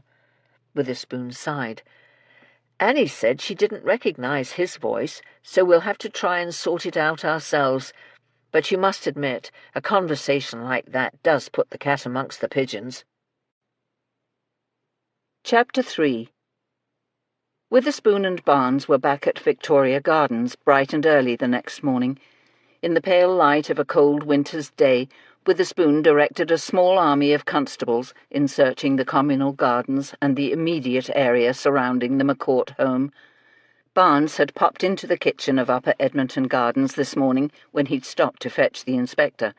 He'd had a short but useful chat with Mrs. Jeffries and the cook. When he and Witherspoon had first begun to work together, he'd soon realised the inspector was getting far more information than they were uncovering in the normal course of their police work. It hadn't taken brilliant detecting on his part to realise Witherspoon's household and friends were the ones doing the helping. He debated long and hard with himself before he'd revealed to the housekeeper that he was on to them, but the truth was he admired what they were doing. They were smart and discreet, and they had sources that the average policeman couldn't hope to compete with. All in all, it had worked out nicely. Constable Griffiths smiled apologetically as he approached Witherspoon and Barnes. "Sorry, sir, but the only things we've found are a couple of old burlap bags, a broken umbrella, and a pencil case. All the items look as if they've been out here for weeks, sir. Tell the lads to go over the grounds one more time, and then go and help with the house-to-house," the inspector instructed. "Yes, sir." Griffiths bobbed his head respectfully and left. As soon as he was gone, Barnes said, "Let's hope we can find a witness from somewhere around here." He pursed his lips. "This time of year, with everyone out and about for the holidays, someone must have seen something." "I'd not count on it, Constable," Witherspoon replied. "Half the houses here are probably empty because people have gone to Scotland for Christmas. And if you ask me, that makes no sense at all." He shook his head in disbelief. "Scotland is more wet, cold, and miserable than London." "Agreed, but these sort of people do enjoy imitating the royal family, and the Queen takes her entire brood to Balmoral for the holidays. But let's be optimistic. They can't all have gone north, so perhaps someone will have seen something." Witherspoon glanced at the rear of the McCourt house. "The servants are up by now, and I'd like us to have another word in that quarter before we begin interviewing yesterday's guests." He turned and went down the path, his feet crunching loudly on the gravel. "Who do we want to speak to specifically?" Barnes asked, as they crossed the small paved terrace to the back door. "I want to speak to the housekeeper again, and I'd like you to talk to the butler. I think a precise timeline of everyone's whereabouts could be of value." He stopped and then turned toward the far side of the house. "Let's take a look at that balcony." Barnes hurried after him. Witherspoon pointed up at the second floor. "Look, it's quite small, but surely if Mrs. McCourt was standing out there for 10 minutes, someone should have seen her." "Not if all the servants were out in the gardens," Barnes said reasonably. "Not unless one of them had a reason to look for her. You can't see the balcony from out back." "In any case, let's see if we can find out if anyone did notice her." Witherspoon sighed heavily. "And if none of the servants saw her, let's see if one of the neighbours might have seen her." As soon as the hansom cab carrying the inspector and Barnes pulled away from the pavement, the others descended upon the kitchen of Upper Edmonton Gardens. Lucy Bell Crookshank and her butler, Hatchett, were the last to arrive. Everyone else was already at the table in their usual spots. Mrs. Jeffries sat at the head, with Mrs. Good on her right. Wiggins sat beside the cook, with Ruth on his other side. Betsy, holding the baby, and Smythe and Phyllis sat on the left side of the table. "It's all his fault," Lucy announced as the two of them swept into the room. "It takes him forever and a day to get moving in the mornings." Lucy Bell Crookshank was an elderly, white-haired American woman. From the wild west of Colorado, she'd married an Englishman who'd gone prospecting, and they had made a fortune in silver mining. Now widowed, she'd been a witness in one of the inspector's first cases, and had realized that his household was snooping about, looking for information. After that case had been resolved, she'd come to them with a problem of her own, and ever since she and Hatchett had insisted on helping them. She knew everyone who was anyone in London, and despite being unschooled, plain-spoken, and of no social pedigree whatsoever, she was welcomed in the homes of cabinet ministers, bankers, diplomats, and aristocrats. She loved bright colours and even brighter jewellery. Today she wore an emerald green cape with a white fur collar and a matching fur hat. "Don't be absurd, madam. I was ready a good 10 minutes prior to our leaving the house." Hatchett grinned broadly. He was a tall, white-haired man with a regal bearing and a ready wit. He was devoted to his employer and not in the least shy about voicing his opinions. "Good morning, everyone," he said, as he helped Looty out of her cloak and went to the coat tree, shedding his own overcoat and black top hat as he walked. "There's that pretty dumpling." Looty's pearls swung wildly as she rushed over to where Betsy sat holding the baby. Amanda waved her chubby arms and gave her a wide, toothless grin. "Oh, my goodness, look, she's smiling at me." "Of course she is, Looty. She knows her godmother," Betsy replied. She was a pretty blonde-haired woman in her 20s. She was the maid in the Witherspoon household, but in truth, since she'd had the baby, her duties were so light as to be non-existent. She was now more a housewife than housemaid, and she'd already made up her mind that she was going to have a talk with Mrs. Jeffries about giving up her duties altogether. Taking wages when she didn't feel she'd earned them properly made her feel guilty, and in any case she didn't need the money. "I'm going to feel very left out now that you've all got a murder," she said, as Looty chucked the baby under the chin and then skirted around the table to where Hatchett held out her chair. "You'll contribute your bit," the cook assured her. "You won't be able to get out and about like before, but that's all right. There will still be bits and pieces that you can do." Betsy laughed softly. She couldn't believe she'd once feared this moment, once been terrified that after she'd married there would come a time when she wasn't able to do her fair share when they had a murder. She dreaded that moment more than anything, but now that it was here and she held her child in her arms, she couldn't imagine why she'd been so frightened. Now the thought of being away from her baby was unthinkable. "That's nice of you to say, but don't worry about me. I'll be fine," she declared. "And now that we've got Phyllis on the hunt with us, she'll be able to take over some of my patch." "Don't say that," Phyllis exclaimed. "I don't think I'll be able to find out near as much as you always did. I'll do my best, but I don't want everyone thinking I can do as well as you. You're much better with people than I am." "Nonsense, you'll do just fine," Betsy replied. "You just need some practice, that's all." Betsy was the one who went to the neighbourhoods surrounding the murder scene and the homes of their suspects. With her shopping basket over her arm and her sweet smile, she'd become an expert at getting information and gossip out of the local merchants. "Of course you will, Phyllis, so stop worrying," Mrs. Jeffries reassured her. "Now let's get started. I'll start by telling Looty and Hatchett what we know, and then I'll tell the rest of you what I learned from the inspector last night and what Constable Barnes told Mrs. Googe and me this morning." She took her time in the telling and was careful to stick to the facts. When she'd finished, she looked at the faces around the table, hoping that someone would be able to add something to the meagre details they knew thus far. "Daniel McCourt," Looty murmured. "That name sounds awfully familiar, but I can't recollect anything specific about it." "I, too, recognize the name," Hatchett agreed. "But, like you, I can't recall in what context I have heard it." He looked at Mrs. Jeffries. "McCourt was a collector of Oriental art? That might be useful, as I've a number of connections in London's art community." "I'm not so sure he actually collected art." She frowned in confusion. "From what the inspector said, the murder weapon was from the victim's collection, but I'm not sure a sword would be considered art." Hatchett grinned. "I've got some sources that should be knowledgeable about antiquities as well." "I'll have a go at the local hansom drivers and the pubs," Smythe volunteered. "We've had a bit of luck on this one. All the tea party guests live close to the murder house, so if they're suspects, at least we won't be running about all over London. But even if they live close, they'd have probably taken a hansom rather than walked yesterday. It was blooming cold." "And it's going to be just as cold today," Betsy interjected. "So make sure you don't forget your scarf and gloves."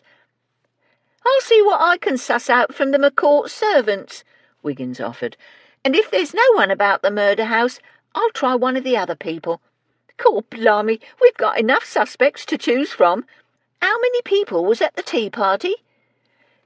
"Mr. and Mrs. Leon Brunel, Arthur Brunel, Charles Cochrane, Jeremy Raleigh, and Nicholas Saxon." Mrs. Goodge recited the names quickly.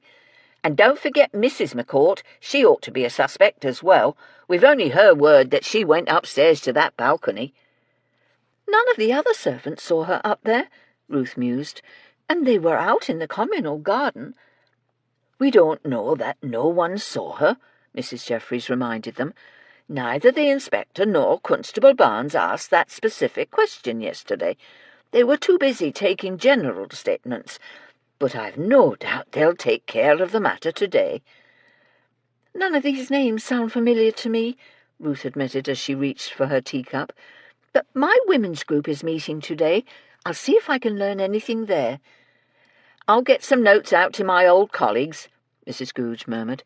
"And I've got the laundry boy and the butcher's lad coming round today. Lucky for us the murder was close by. Maybe one of them will have a bit of useful gossip." Phyllis, who'd been staring at the tabletop, glanced up to see everyone looking at her expectantly. She took a deep breath. "I'll speak to the local merchants," she offered. "I'm not sure I'm going to be able to learn anything, but as I said, I'll do my best." Wiggins caught her eye and gave her a reassuring smile. "You know we don't always learn much when we're first starting a case," he said to her.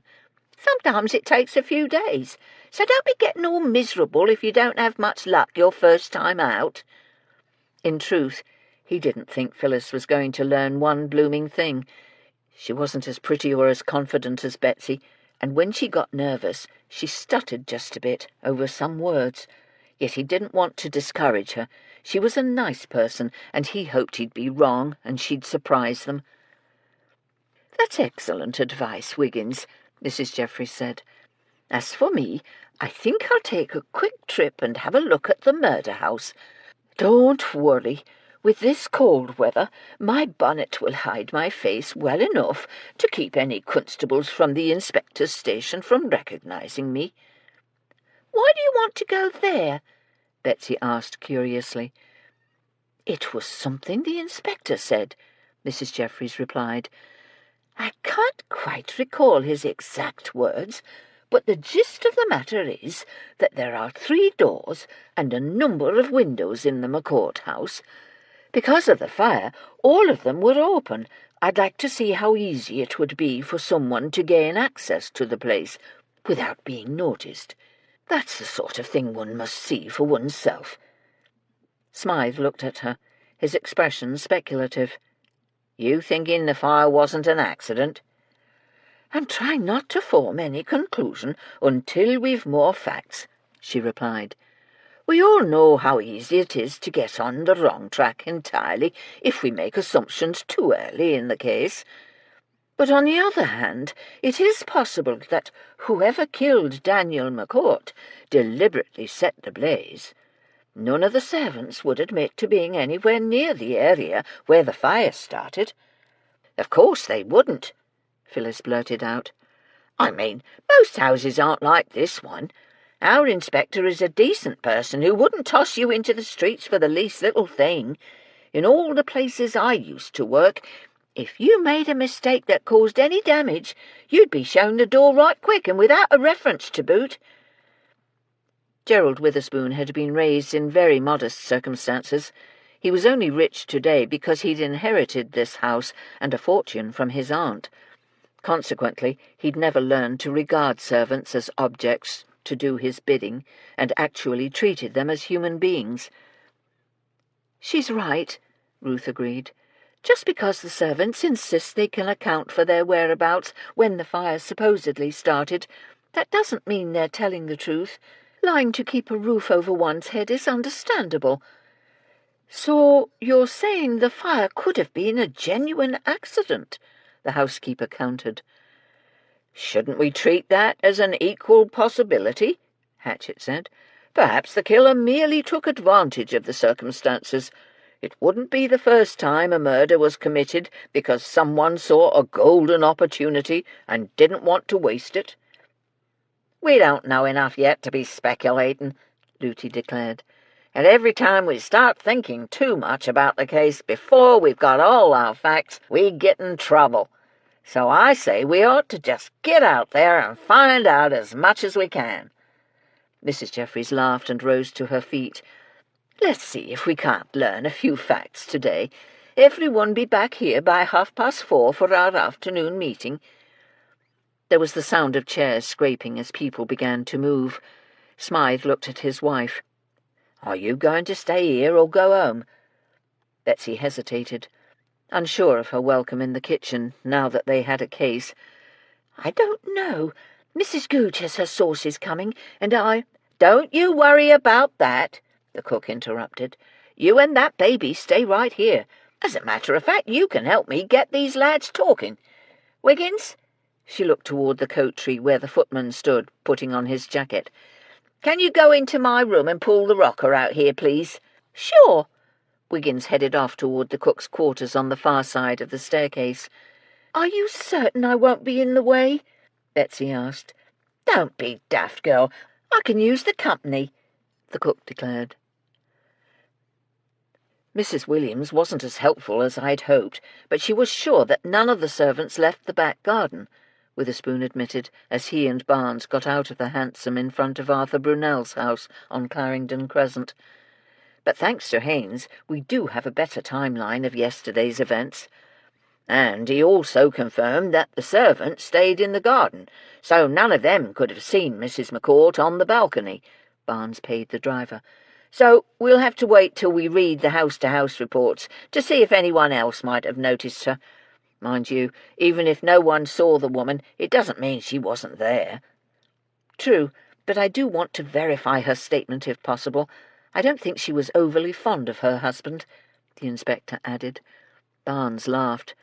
You can say that about half the married women in England, sir, but that doesn't mean they do murder. His eyes narrowed as he studied the 3-story brown brick home belonging to Arthur Brunel. Wonder what's going on here, sir. The house sat back from the street behind a small fenced garden. 2 workmen blocked the short walkway leading to the front door. One was bent over a set of sawhorses, cutting a piece of wood, and the other was on his knees, rummaging through a toolbox. He looked up just then and caught sight of the 2 policemen. "Pardon me," the inspector smiled politely at the labourer as he opened the creaking gate and went up the walk. "But do you know if Mr. Arthur Brunel is home?" The workman stopped sawing as his companion stood up. Both men were now staring at them. "He's in there." The taller of the 2 men wiped the sawdust off his hands and pointed to the front door. "Just bang the knocker." But they didn't need to do that, as the door opened and a young housemaid stuck her head out. She looked directly at the inspector. "What do you want, sir?" she asked. "We'd like to see Mr. Arthur Brunel." "He's not receiving, sir." She started to close the door, but Barnes slapped his hand against the wood and stopped her from slamming it shut. "This isn't a social call," he said softly. "Tell Mr. Brunel we need to speak with him. If he doesn't wish us to come into his home, he's more than welcome to accompany us to the station." Behind him one of the workmen snickered. The housemaid's eyes widened with fright. "I'm only doing what he told me to do," she explained. "I'll leave this open and go tell Mr. Brunel what you've said." She disappeared, and they could hear the murmur of voices from the interior of the house. A few moments later she reappeared and ushered them inside. She led them across a tiny foyer, past the staircase, and into a drawing-room. "He's in here," she murmured softly before hurrying back to the hall. They stepped farther inside, both of them blinking as their eyes adjusted to the gloom, that there was enough light to see that the walls were papered in an ugly grey-green pattern, the curtains were closed, the carpet was frayed, and the furniture was one step away from being decrepit. From out of the shadows, a man stood up. "I'm sorry to sound rude, but I suffer from terrible headaches. That's why I had the maid say I wasn't receiving. Please come in and sit down." "I'm Inspector Gerald Witherspoon, and this is Constable Barnes." The inspector squinted as he moved deeper into the room. "We're sorry to barge in like this, but it's important we speak with you. Are you Arthur Brunel?" "I am." He waved them toward 2 chairs by the empty fireplace, then sat back down on a love-seat opposite. He had red hair, a snub nose, and a face full of freckles. "And I do know why you're here, but I assure you, sir, I had nothing to do with Daniel McCourt's murder." The inspector sat down and then winced as something hard punched directly into his backside. "You were at McCourt House yesterday for tea, is that correct?" He heard Barnes groan as he sank into the other chair. He glanced over and saw the constable grimacing in pain. "Yes, I was invited to the house, but I didn't stay long. No one did. There was a fire in the servants' hall, and the place stank to high heaven. We didn't even get to finish our tea, which was very annoying, as I told the maid not to bother to make me any supper." "Can you please tell us what happened yesterday at the McCourt home?" Barnes asked. Brunel thought for a moment. "Let me see.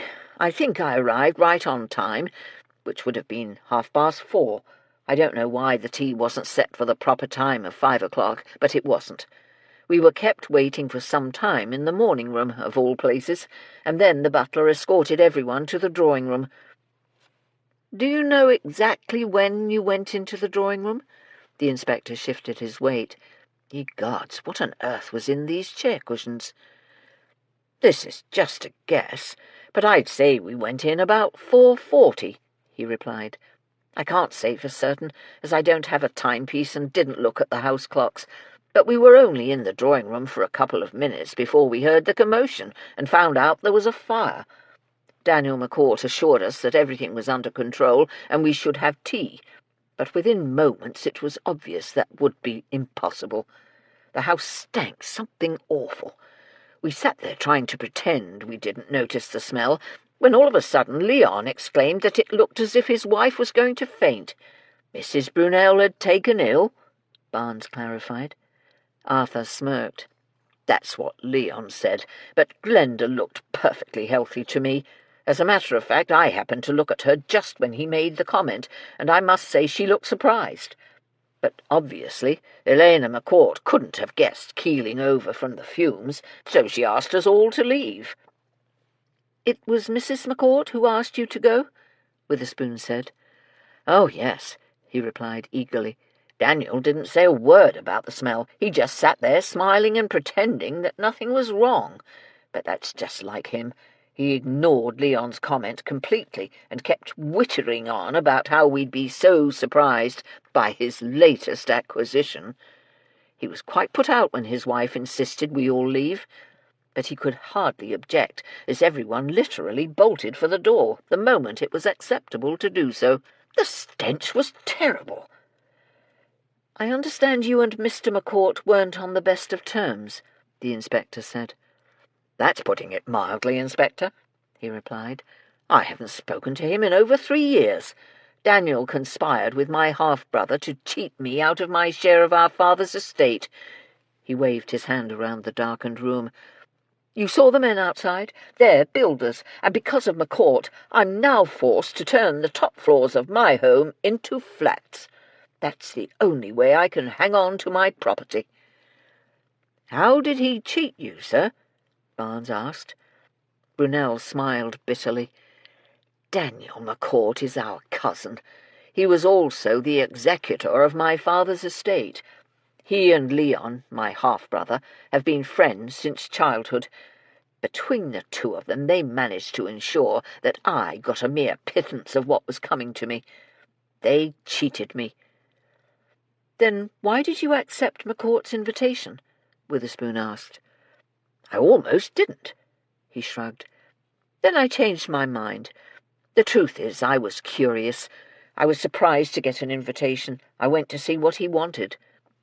We understood Mr. McCourt had arranged the tea because he wanted to show off his latest antiquity acquisition," the inspector said, as he watched Brunel carefully for his reaction. "Was that not the case?" "That's exactly what the man wanted. I've no idea why McCourt thought I'd be interested in one of those heathen things, but like a fool I accepted his invitation, thinking that perhaps he might have some other reason for wanting to see me. But it was the same old thing. Daniel showing off and being greedy. As soon as he walked into the drawing-room, I realized I shouldn't have come. If the fire hadn't started and stunk up the house, I'd have found an excuse to leave in any case. Mr. Saxon and Mr. Riley were glaring at each other. Charles Cochrane didn't say a word to anyone. Elena McCourt was ill at ease, and Leon's poor wife kept her eyes on the floor as if she wanted to memorize the pattern in the rug. It was most unpleasant." "Are you saying that none of the guests wanted to be there?" Barnes asked. "That's how it appeared to me." Brunel laughed harshly. "But luckily someone set the house on fire, and that gave everyone an excuse to go. Unfortunately for me, I left my wallet in the drawing-room, and I was almost home before I realized what I'd done." "So you went back to retrieve it?" Witherspoon pressed. "Is that correct?" "Correct. I'd started to go into the pub nearby, and out of habit I'd patted the pocket where I keep my wallet. It wasn't there." He sighed. "Then I remembered I'd taken it out at the McCourt's house, and instead of putting it back into my coat pocket, I'd laid it down on the arm of the chair, so I had to go all the way back to get it." "Which door did you use when you went back to the house?" Barnes asked. Brunel blinked, surprised by the question. "Why, the front one, of course. It was standing wide open, so I went straight inside." "Did you see anyone?" the inspector asked. "No, so I started for the drawing-room, and then I heard another commotion. Well, you know what I found when I went inside. Mrs. McCourt and the butler were standing there, both of them blubbering so badly I couldn't tell what they were saying. Then I saw him lying there." He looked away. "He was a greedy braggart and a thief, but he didn't deserve to die like that." Barnes stood up. "You could tell he was dead?" Brunel didn't seem surprised by the constable's sudden move to vacate his seat. "It was obvious. For God's sake, there was blood everywhere, so I immediately ran for help and fetched the constable from the corner. Oh, sorry about the chairs. The cushions got wet a few months back, and now they've gone hard as rocks." Witherspoon got up as well. "Why didn't you stay and give us a statement? Surely you must have realized that we'd want to speak with you." "You were speaking with me," Brunel countered. "I told the constable what had happened, I got my wallet, and then I left. I didn't kill the fellow, so I don't see why I should have had to inconvenience myself any further. I hadn't had my tea, and I was hungry and thirsty. I wanted to go home and have a drink." Samson, Mrs. Googe's cat, hissed and swiped his paw at Phyllis as she came out of the hallway, but she dodged around the stool where the nasty old tabby perched and went into the kitchen. "Smack his paws when he does that," Betsy instructed. She was sitting in the rocker that Wiggins had pulled next to the table. Phyllis cringed visibly and then continued on toward the coat tree. "Oh, I couldn't do that. I don't like hitting.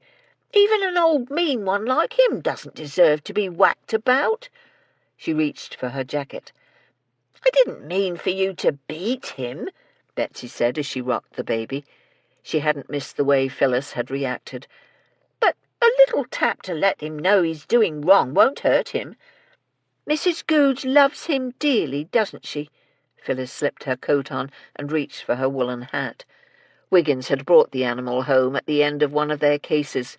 Samson had been the pet of a murder victim, and the footman had claimed the cat would have starved to death if left at the household of his previous owner. "Indeed she does," Betsy said. So we all put up with the nasty old thing." She noticed that Phyllis' shoulders were hunched and her fingers fumbled with the buttons as she fastened her coat. "You're scared, aren't you?" She didn't reply for a moment, and then she raised her chin. Her eyes were filled with tears. "I'm not going to be very good at this. I know it. Everyone's been so nice to me that I'm scared of letting you all down. But I'm not like you. I don't know how to put people at their ease and get them chatting." Betsy weighed her words carefully before she spoke. No one really knew very much about Phyllis' past, except that she'd been out and working for her living since she was 12. She rarely spoke of her family, and made only the vaguest of comments about her previous employers. Betsy suspected the girl had gone through some dreadful experiences. Someone had made her feel both worthless and stupid. Of course she wasn't either of those things, but Betsy knew the only way Phyllis would get over her fear was to get out in the world and see for herself that she was just as capable and smart as everyone else at Upper Edmonton Gardens. "When we first started helping with the inspector's cases, I didn't know how to do it either," Betsy said as she eased the now sleeping baby lower into her lap and propped her elbows on the arms of the chair. "But you're pretty, and you've a nice way about you." Phyllis swiped at her cheeks. "You're pretty too," Betsy countered, "and you've a lovely smile, but you've got to have faith in yourself. You're a nice, intelligent, clever girl. You've just got to learn to trust yourself." "But what if I don't find out anything?" she wailed softly. "Then you'll go out again tomorrow, and you'll keep trying until you figure out how to do it." "But what if I can't do that?" she persisted. "I hate the idea that I'm going to be the one that can't contribute, and you'll all be ever so polite about it, but I'll still be a failure." "No, you won't. We've all got faith in you and your abilities. Nels Bells, you're the best forger I've ever seen," Betsy said, reminding her of how her talent had helped solve their last case. "You don't have to be me, Phyllis. You need to be you.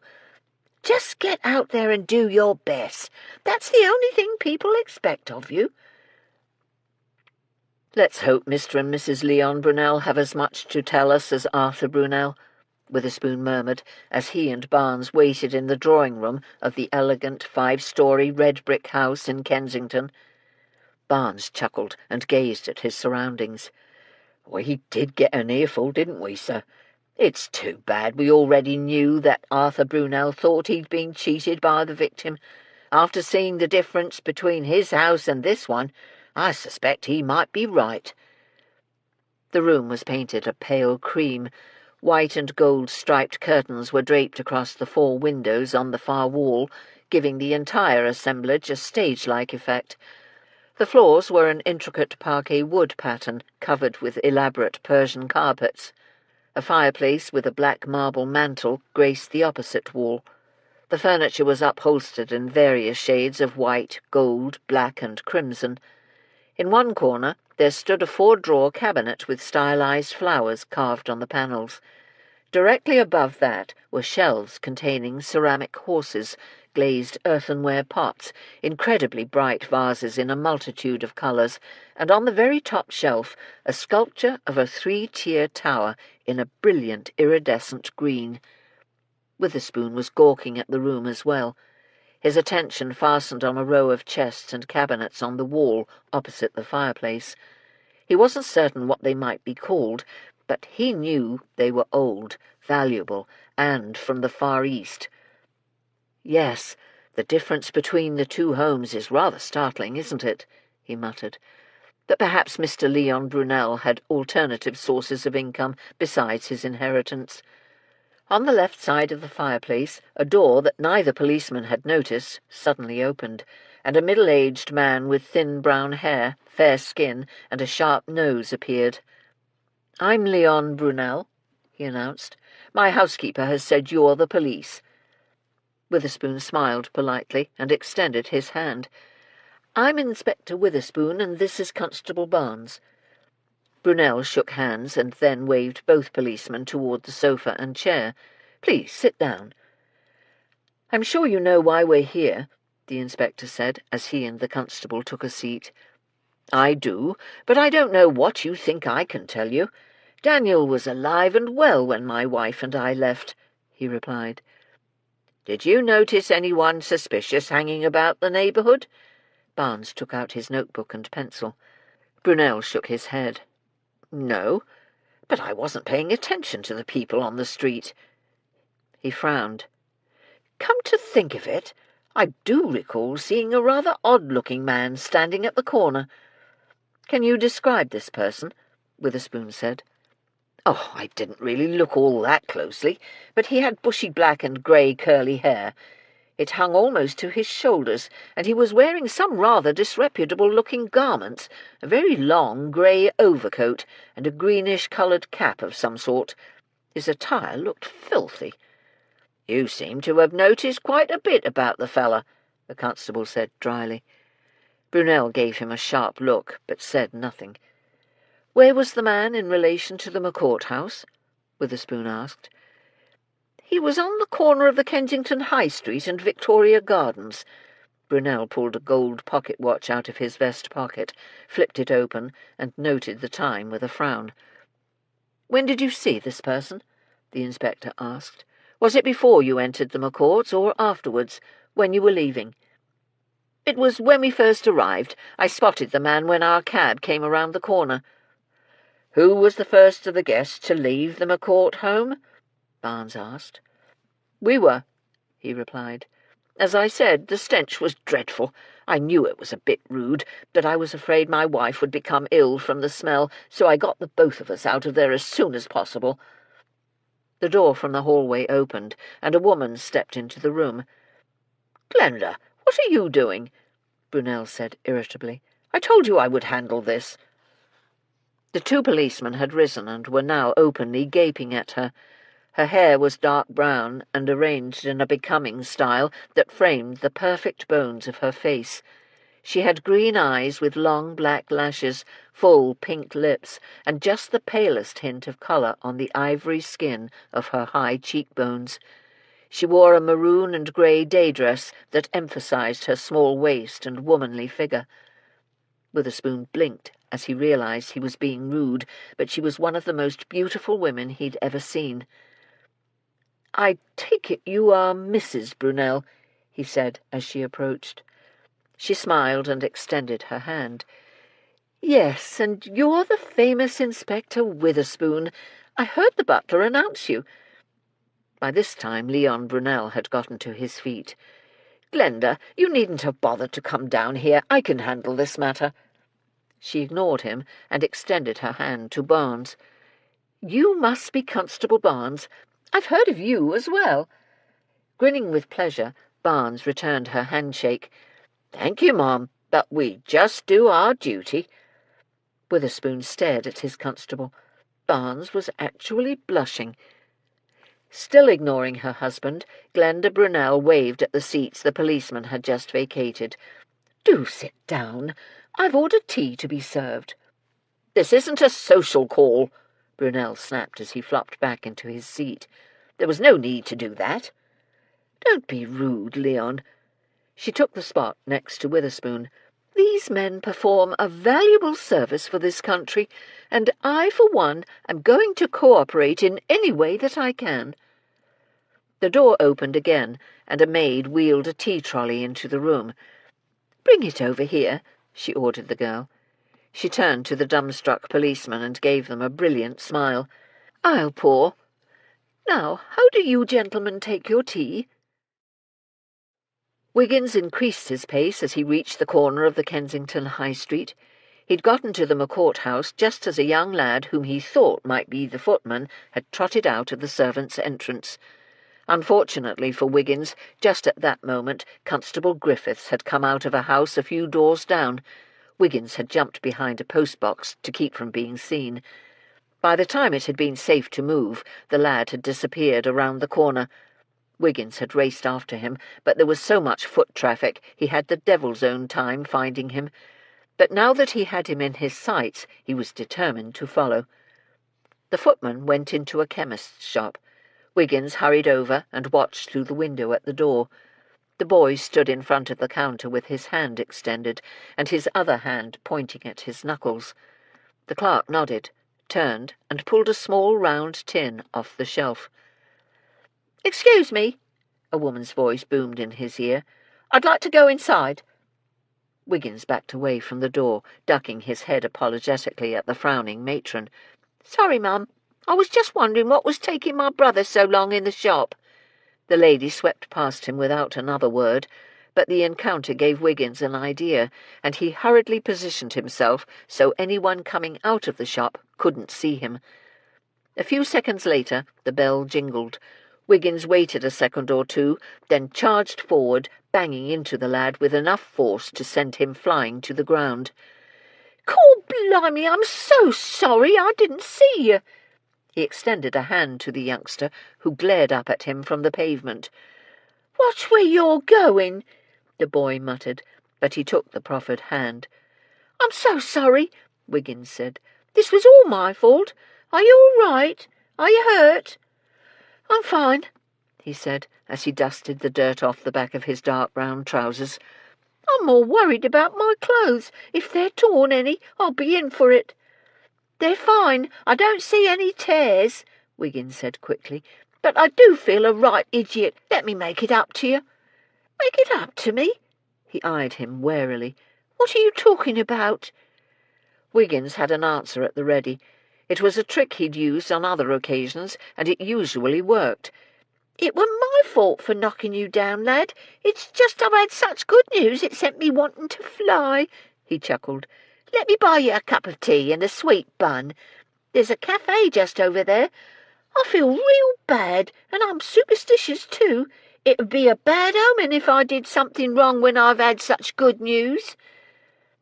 "Can I have any kind of bun I want?" He licked his lips. Wiggins knew he had him. "You can even have 2 of 'em if you like. Come on, it's just up here." A few moments later, they were sitting at a window table at the cafe. "My name is Albert Jones," Wiggins said conversationally as he pushed the plate of pastry toward the lad. "What's yours?" "I'm Duncan Malloy." His eyes widened and he smacked his lips. "Are all those for us?" "They are," Wiggins assured him. "Help yourself. I told you I had good news today, and I'm glad I found someone to celebrate with. If I'd not run into you, I'd be on my own." Duncan reached for a treacle tart and took a huge mouthful. "What kind of news?" "I'm going to Canada," Wiggins lied. "My uncle sent me a ticket and some travel money. He owns a hotel in Halifax. I'm to work for him, and that means I'll never have to bow and scrape to the likes of the toffs in this town again. I've been working as a footman since I was 10, and I'm blooming sick of it. But I gave notice today, and they were right annoyed that I was leaving." Duncan swallowed his food. "You're lucky. I wish I had an uncle like that. I'm a footman too, and I blooming well hate it." "Is your gov a mean one, then?" Wiggins asked.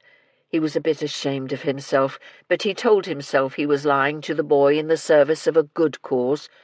"He's not so much mean as he is real strict." Duncan licked the crumbs from his fingers. "I mean, he was real strict." He stared at a sticky bun covered with walnuts. "Was?" Wiggins repeated. "Did something happen to him?" He jerked his chin at the plate of treats. "Go on, then, have another one," he ordered. Duncan snatched the bun as if he were afraid it might disappear. "Something happened, all right. Mr. McCourt was murdered yesterday. We've had the police around and everything." Wiggins feigned surprise. "Murdered? Have they caught who did it?" Duncan took a bite, shook his head, chewed and swallowed. "No, no one knows. But Mr. McCourt had his throat cut with one of them swords he was always collecting. Mind you, it was real scary, and just thinking about it gives me nightmares. I think it's given all of us bad dreams. I heard Annie, she's one of the maids, telling Mrs. Williams, the housekeeper, she was sure she heard someone walking out in the side passage last night. Maybe Annie should tell this to the police, Wiggins suggested. Duncan nodded eagerly. That's what I thought, but when Mrs. Williams suggested it to the mistress, she said Annie was being fanciful and nervous because of the murder. How would she know that? Mrs. McCourt's room is just above the passageway, between the houses, he explained, and she claims she'd not slept a wink all night, and she'd not heard nothing. Chapter 4. Phyllis took a deep breath, gathered her courage, and stepped into the greengrocer's. Her chat with Betsy had given her renewed confidence, and she'd taken Betsy's advice and walked the entire length of the street, peeking into the shops to find the youngest clerks. The girl standing behind the potato bin didn't look more than 15. She was thin and pale, with crooked teeth and hunched shoulders. She wore a frayed pair of fingerless red mittens on her hands and a limp green scarf wound around her neck. Phyllis hoped she was the chatty type. "May I help you, miss?" the clerk asked as Phyllis approached. "Yes, thank you." Phyllis gave her a wide smile, but got only a sombre stare in return. "I'll have half a dozen of those rutabagas." She pointed to a bin on the wall. "Yes, miss." She grabbed a sheet of newspaper from underneath the counter. With a deft turn of her hand, she twisted the paper into a cone shape and began tossing the vegetables into the centre. Phyllis cleared her throat. I'm wondering if you know of a family named McCourt that live near here." "Never heard of 'em." She looked over her shoulder. "Do you want anything else, miss?" "I'll have a cabbage," she replied. "Are you sure you've never heard of them? They're supposed to live nearby, and they do their shopping in this neighbourhood." "I've just said I've never heard of 'em." Phyllis felt tears spring into her eyes. She knew she wasn't going to be good at this, and later this afternoon, when the others were all there, they'd know she couldn't do it. Embarrassed, she ducked her head and stared at the countertop. "Wait a minute. Are they the people that had the murder?" the girl said. Phyllis lifted her chin and noted that her thin face had softened. "That's them. My mistress gave me a letter of condolence to take to the house, and I can't remember the address. She's going to sack me if I don't get that ruddy letter to Mrs. McCourt." She was making it up as she went along. "Look, I'm sorry. I know what it's like to work for hard people." She glanced over her shoulder toward a curtain on the wall behind her, and then back at Phyllis. "I didn't mean to be rude before," she said, dropping her voice to a whisper, "but I've gotten in trouble for being too familiar with the customers. Mrs. Beeman will have my guts for garters if she catches me chatting with you." "I don't want to get you in trouble," Phyllis blurted out. "It should be all right today. She went upstairs with one of her headaches, and that means she'll have gone to bed by now. The McCourts shop here all right, leastways their household does. I've never seen either of them myself, but I heard that Mr. McCourt had his throat cut." "That's what I heard too." Phyllis leaned forward eagerly. "I don't suppose you know their address?" she asked, remembering to stay in character with the lie she'd told. The girl grinned, and her face was transformed. "Number 12 Victoria Gardens. My brother does the delivery to the house. He says that it's no wonder Mr. McCourt was murdered. He's a right nasty fellow. Their footman was here yesterday getting a bucket of wet sand, and he was ever in such a state. We were real busy, and he had to wait his turn. We're the only ones that brings in sand, you see." Phyllis wasn't certain she did, but not wanting to stop the flow of words, she merely nodded. "Duncan's a nice lad, and I could tell by his expression he was worried. I asked him what was wrong, and he told me that the McCourt house was in a right old mess. He said Mr. and Mrs. McCourt was fighting like cats and dogs, and that one of the housemaids was certain she was going to get the sack." "I wonder what the McCourts were fighting about." Phyllis hoped she was saying something that would keep the girl talking. "I don't know." There was a scraping sound from behind the curtain, and an expression of alarm crossed the girl's face. "Let me get you that cabbage," she said loudly, as footsteps pounded down a set of stairs from the inner reaches of the building. "Thank you," Phyllis said. "And I'll have a pound of carrots as well," she added just as the door opened and a stout, dark-haired woman with a stern visage stepped into the shop. Witherspoon held the silver and pink-patterned teacup with care. It was of the thinnest, finest porcelain, and looked as if a good sneeze could shatter the delicate china into pieces. "Thank you, Mrs. Brunel. Did you see anyone suspicious-looking when you were either arriving at the McCourt home or when you were leaving?" She shook her head. "No, Inspector, I didn't." "Surely you remember that man I pointed out when we came around the corner to Victoria Gardens," Leon said to his wife. "He was most certainly suspicious-looking." "Of course he wasn't," she replied. "We've seen the man on previous occasions. Don't you remember that we saw him when we went there for luncheon in October? I think he must live in the neighbourhood." Leon frowned. "Yes, of course, dear, you're right. We have seen him before." He glanced at Barnes. "That's probably why I was able to describe him so easily." The constable smiled noncommittally. "What time did you get to the McCourt house yesterday?" "We arrived a few minutes after 4:30, Leon replied. "Were the other guests there when you arrived?" Witherspoon asked, even though he already knew the answer. "Everyone else was in the morning room when we got there," Leon replied. "As a matter of fact, the room was so crowded I stepped out so that it would be more comfortable for the others." "It wasn't that uncomfortable," Glenda Brunel interjected. "There were plenty of chairs, and we weren't in there more than 5 minutes." "Oh, dear, you've caught me," Leon chuckled indulgently. "All right, I'll confess that I wanted to have a closer look at the vase in the foyer. It is a Ming, and it is exquisite." "Are you a collector as well, sir?" Barnes asked. "Indeed I am," Leon replied. "As a matter of fact, my interest in Oriental art and artifacts superseded Daniel's. I've been collecting for years. He was always interested, but he wasn't able to afford it until after he married Mrs. McCourt." "And now his collection is bigger than yours," Glenda added, as she smiled sweetly at her husband. "That's rather unfair, don't you think?" Leon shrugged. "Not really." He looked at Witherspoon. "Daniel McCourt was our family solicitor before his marriage." "He's also a cousin," Glenda supplied. "How long have he and Mrs. McCourt been married?" Barnes asked curiously. He'd gotten the impression from the servants that the McCourts had been married for a number of years.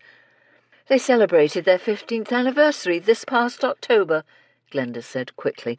"But it is common knowledge that it was Mrs. McCourt's fortune that allowed Daniel to indulge himself in his passion for collecting." Now, Glenda, you mustn't speak ill of the dead. Daniel's behaviour was no different than most men of our class." He smiled ruefully. "He's been a good husband to his wife and provided her with everything." "He hasn't provided her with anything," she snapped. "It was her family's money that has kept them all these years. If Daniel hadn't married her, he'd still be a mediocre solicitor working for Cochrane and Stevens." "Please, dear." Leon patted his wife's hand. "Let's not be uncharitable. He's been a good husband to Elena." Glenda Brunel looked as if she wanted to continue the argument, but she changed her mind and clamped her mouth shut. "Cochrane and Stevens. Would Charles Cochrane be affiliated with them?" Witherspoon inquired. "Definitely," Leon answered. "Charles' father started the firm, and as far as I know, Charles is still with them. Daniel resigned from the firm after his marriage." "Mr. Cochrane and Daniel McCourt stayed in contact with each other after he left the firm." The inspector took a sip of tea. "Is that correct?" "I presume so," Leon replied with a shrug. "He'd been invited to tea." "I don't think they remained friends," Glenda argued. "We've never seen him at a social function at the McCourt house." He was at the funeral for Elena's late aunt, Leon countered, and at the reception. Of course he was there. Charles Cochrane is the Heron family solicitor, and the funeral reception was held at the Heron home, not the McCourt house. She smiled smugly. As a matter of fact, Daniel McCourt wasn't even present when Natalie Heron's will was read. He was specifically told he couldn't go into the Heron drawing room when Charles read out the will.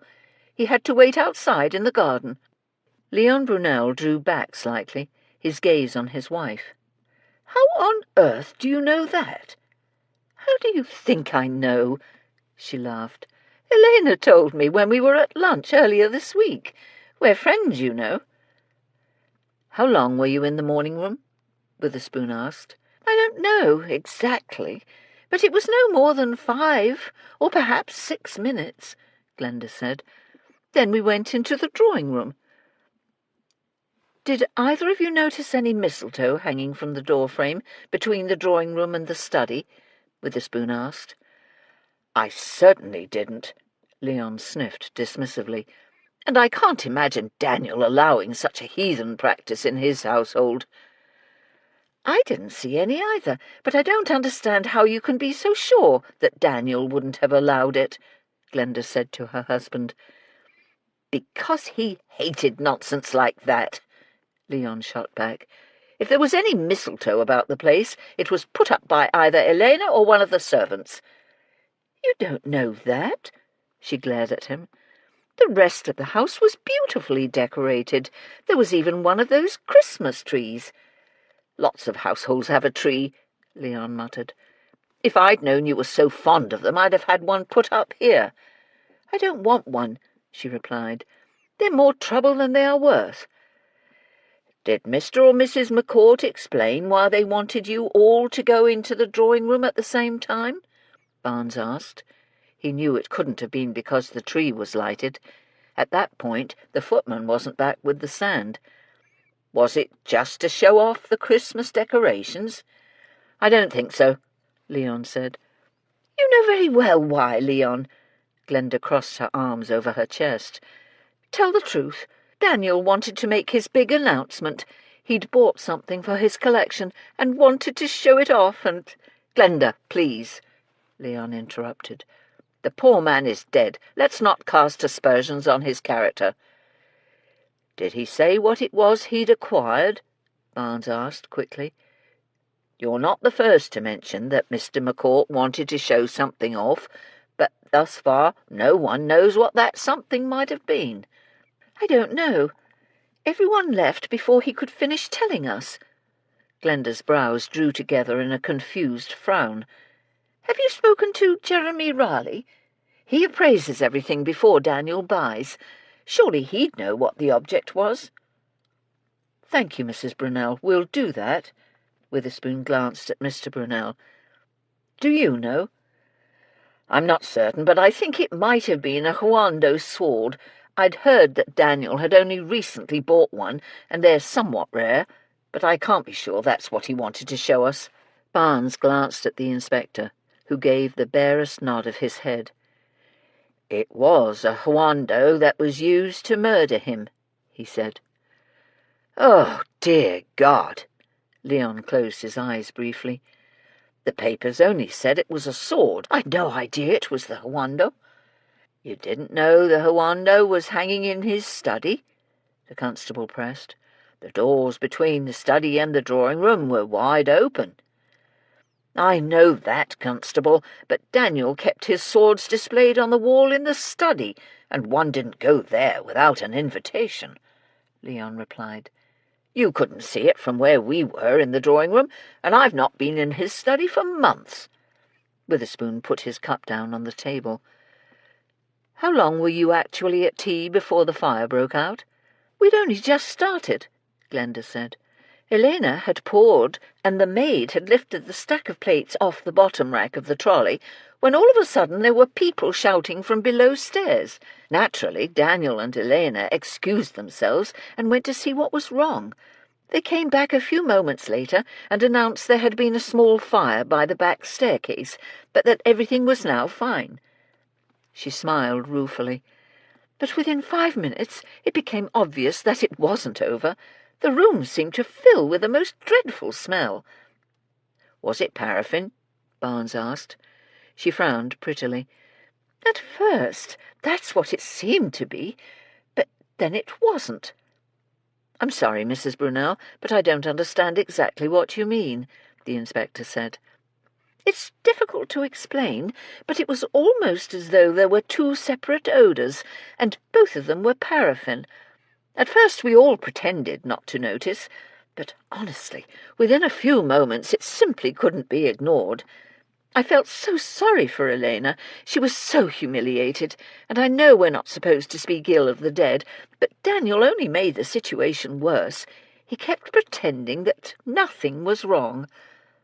"But, my dear, what else could he have done?" Leon asked reasonably.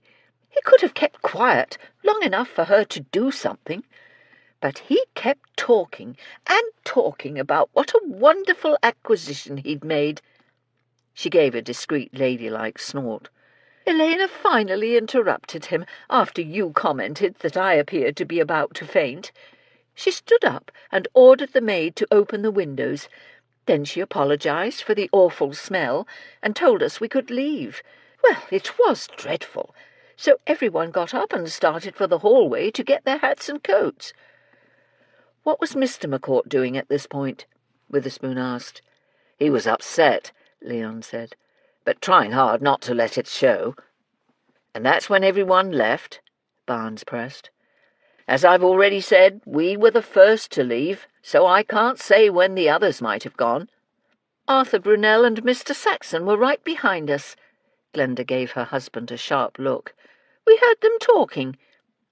"Yes, but we didn't actually see them leave," he argued. "Unless, of course, you looked back. Did you?" "Why would I?" she said irritably. "But we did hear them." "Did you summon a hansom or walk home?" Witherspoon asked. "We went to the corner and got a cab. I put my wife in it, and presumably," he gave her a quick, assessing look, "she came straight home." Witherspoon glanced at the constable.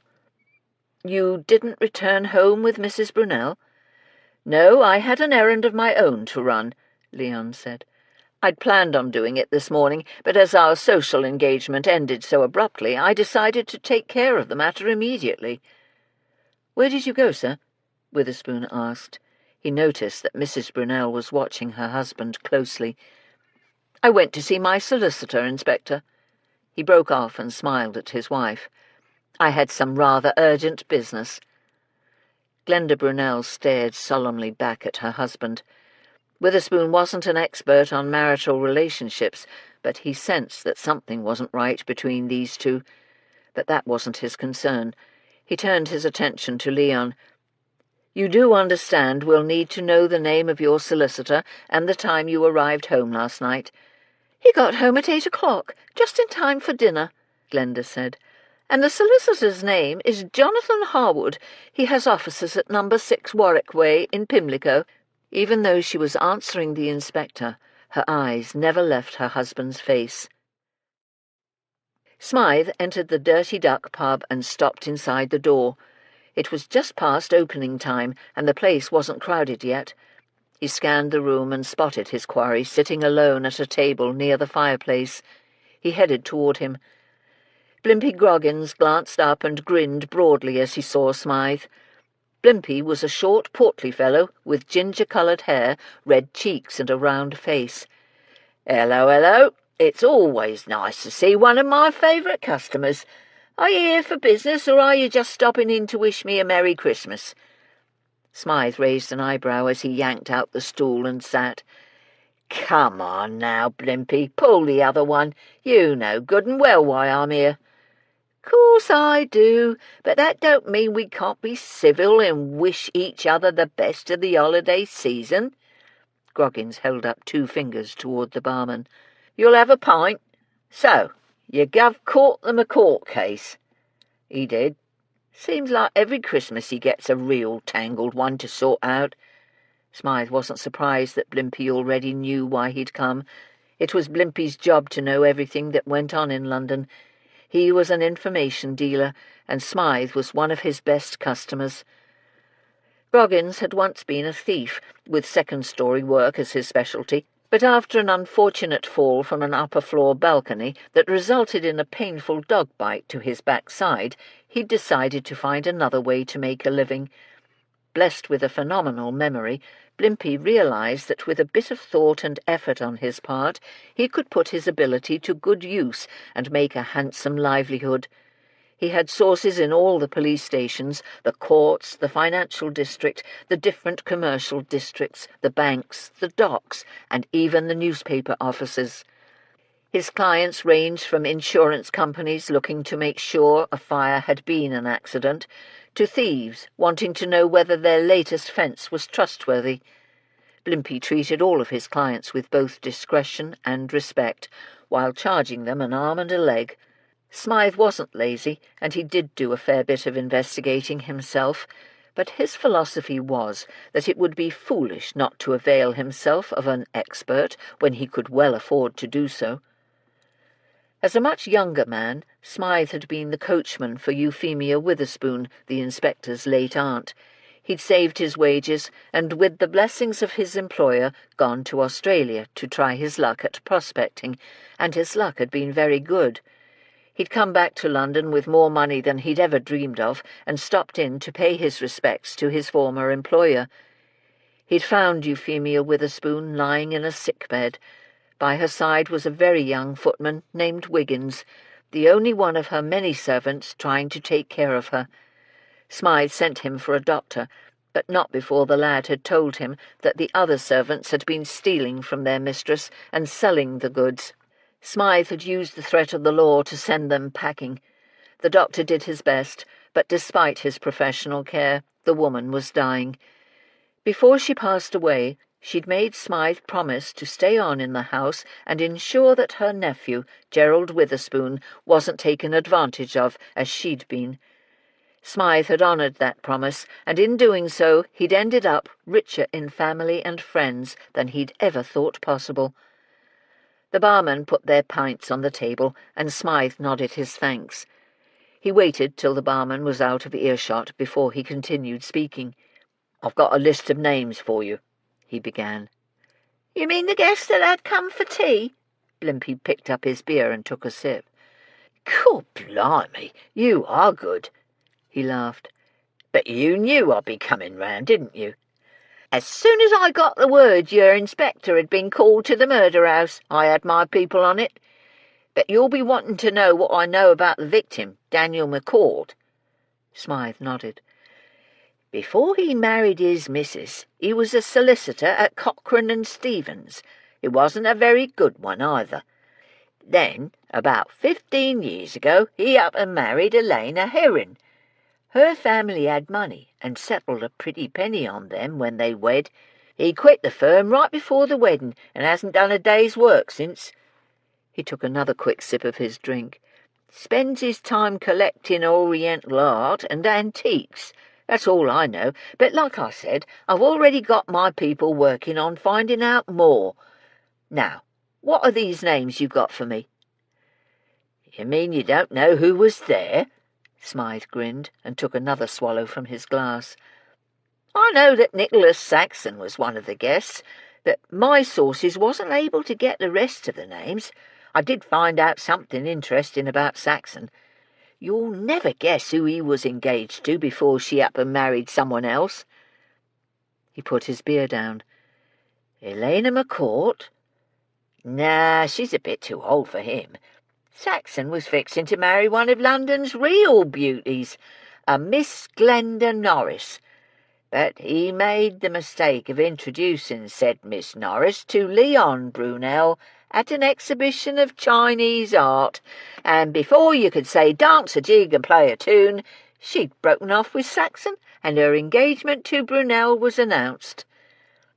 "Hard luck for Saxon. Did he make a fuss about it?" Blimpie shrugged. "My source didn't know that, but even if he did, it weren't Leon Brunel that were murdered, it was Daniel McCord. But I know how you and your lot like to know every little detail, so I thought I'd give you this one for free. Now, tell me who else was at the tea party. Mr. and Mrs. Leon Brunel, Arthur Brunel, Charles Cochrane, and Jeremy Raleigh, Smythe replied. Raleigh? Blimpie laughed. God, I've not heard that name in donkey's years. You know him? Blimpie nodded. Oh, yes, I know all about Jeremy Raleigh. He used to be an appraiser at Goodison and Bright, but they sacked him for taking a bribe. It seems that for the right price, Raleigh would underestimate the value of a piece, thus allowing John Q. public, or, to put it another way, the person that had given him the lolly, to pick up said piece for a pittance of its real worth. Are you joking? He's a ruddy crook. I'd not trust the bloke farther than I could toss him. If a man can take a bribe once, he can do it twice. Smythe raised an eyebrow but said nothing. Blimpie gasped. Don't look at me like that. I'll have you know I was a damn sight more honourable than Jeremy Raleigh. I was a thief, he insisted. And being a thief is different than taking bribes. It's a matter of trust. Blimpie, don't take me so seriously. I didn't mean to offend, but I do take it seriously, he interrupted. Once you hire me to find out something for you, I wouldn't take any money, no matter how much I was offered, to give you false information. Smythe held up his hand. Come on, Blimpie, you know I'd trust you with my life. Everyone knows that once you give your word it's set in stone. Blimpie's expression softened. Ta, I'm a bit raw about my past. My Nell tells me that half the ones in the House of Lords have their seat 'cause their ancestors robbed, raped and murdered the poor, but as long as they were doing it in the name of the king, that was supposed to make it right. Your Nell's a smart lady, Smythe said quickly. Blimpie waved his hand impatiently. I know, that's why I married her. But what the toffs once did doesn't make me feel any better about what I once had to do. We all have a few bits in our past that we feel bad about, Smythe murmured, but we do what we got to do to survive in this old world. Now, back to business. How come the auction house didn't have Raleigh arrested? Blimpie laughed. Cool, blimey, for a man of the world, you're an innocent.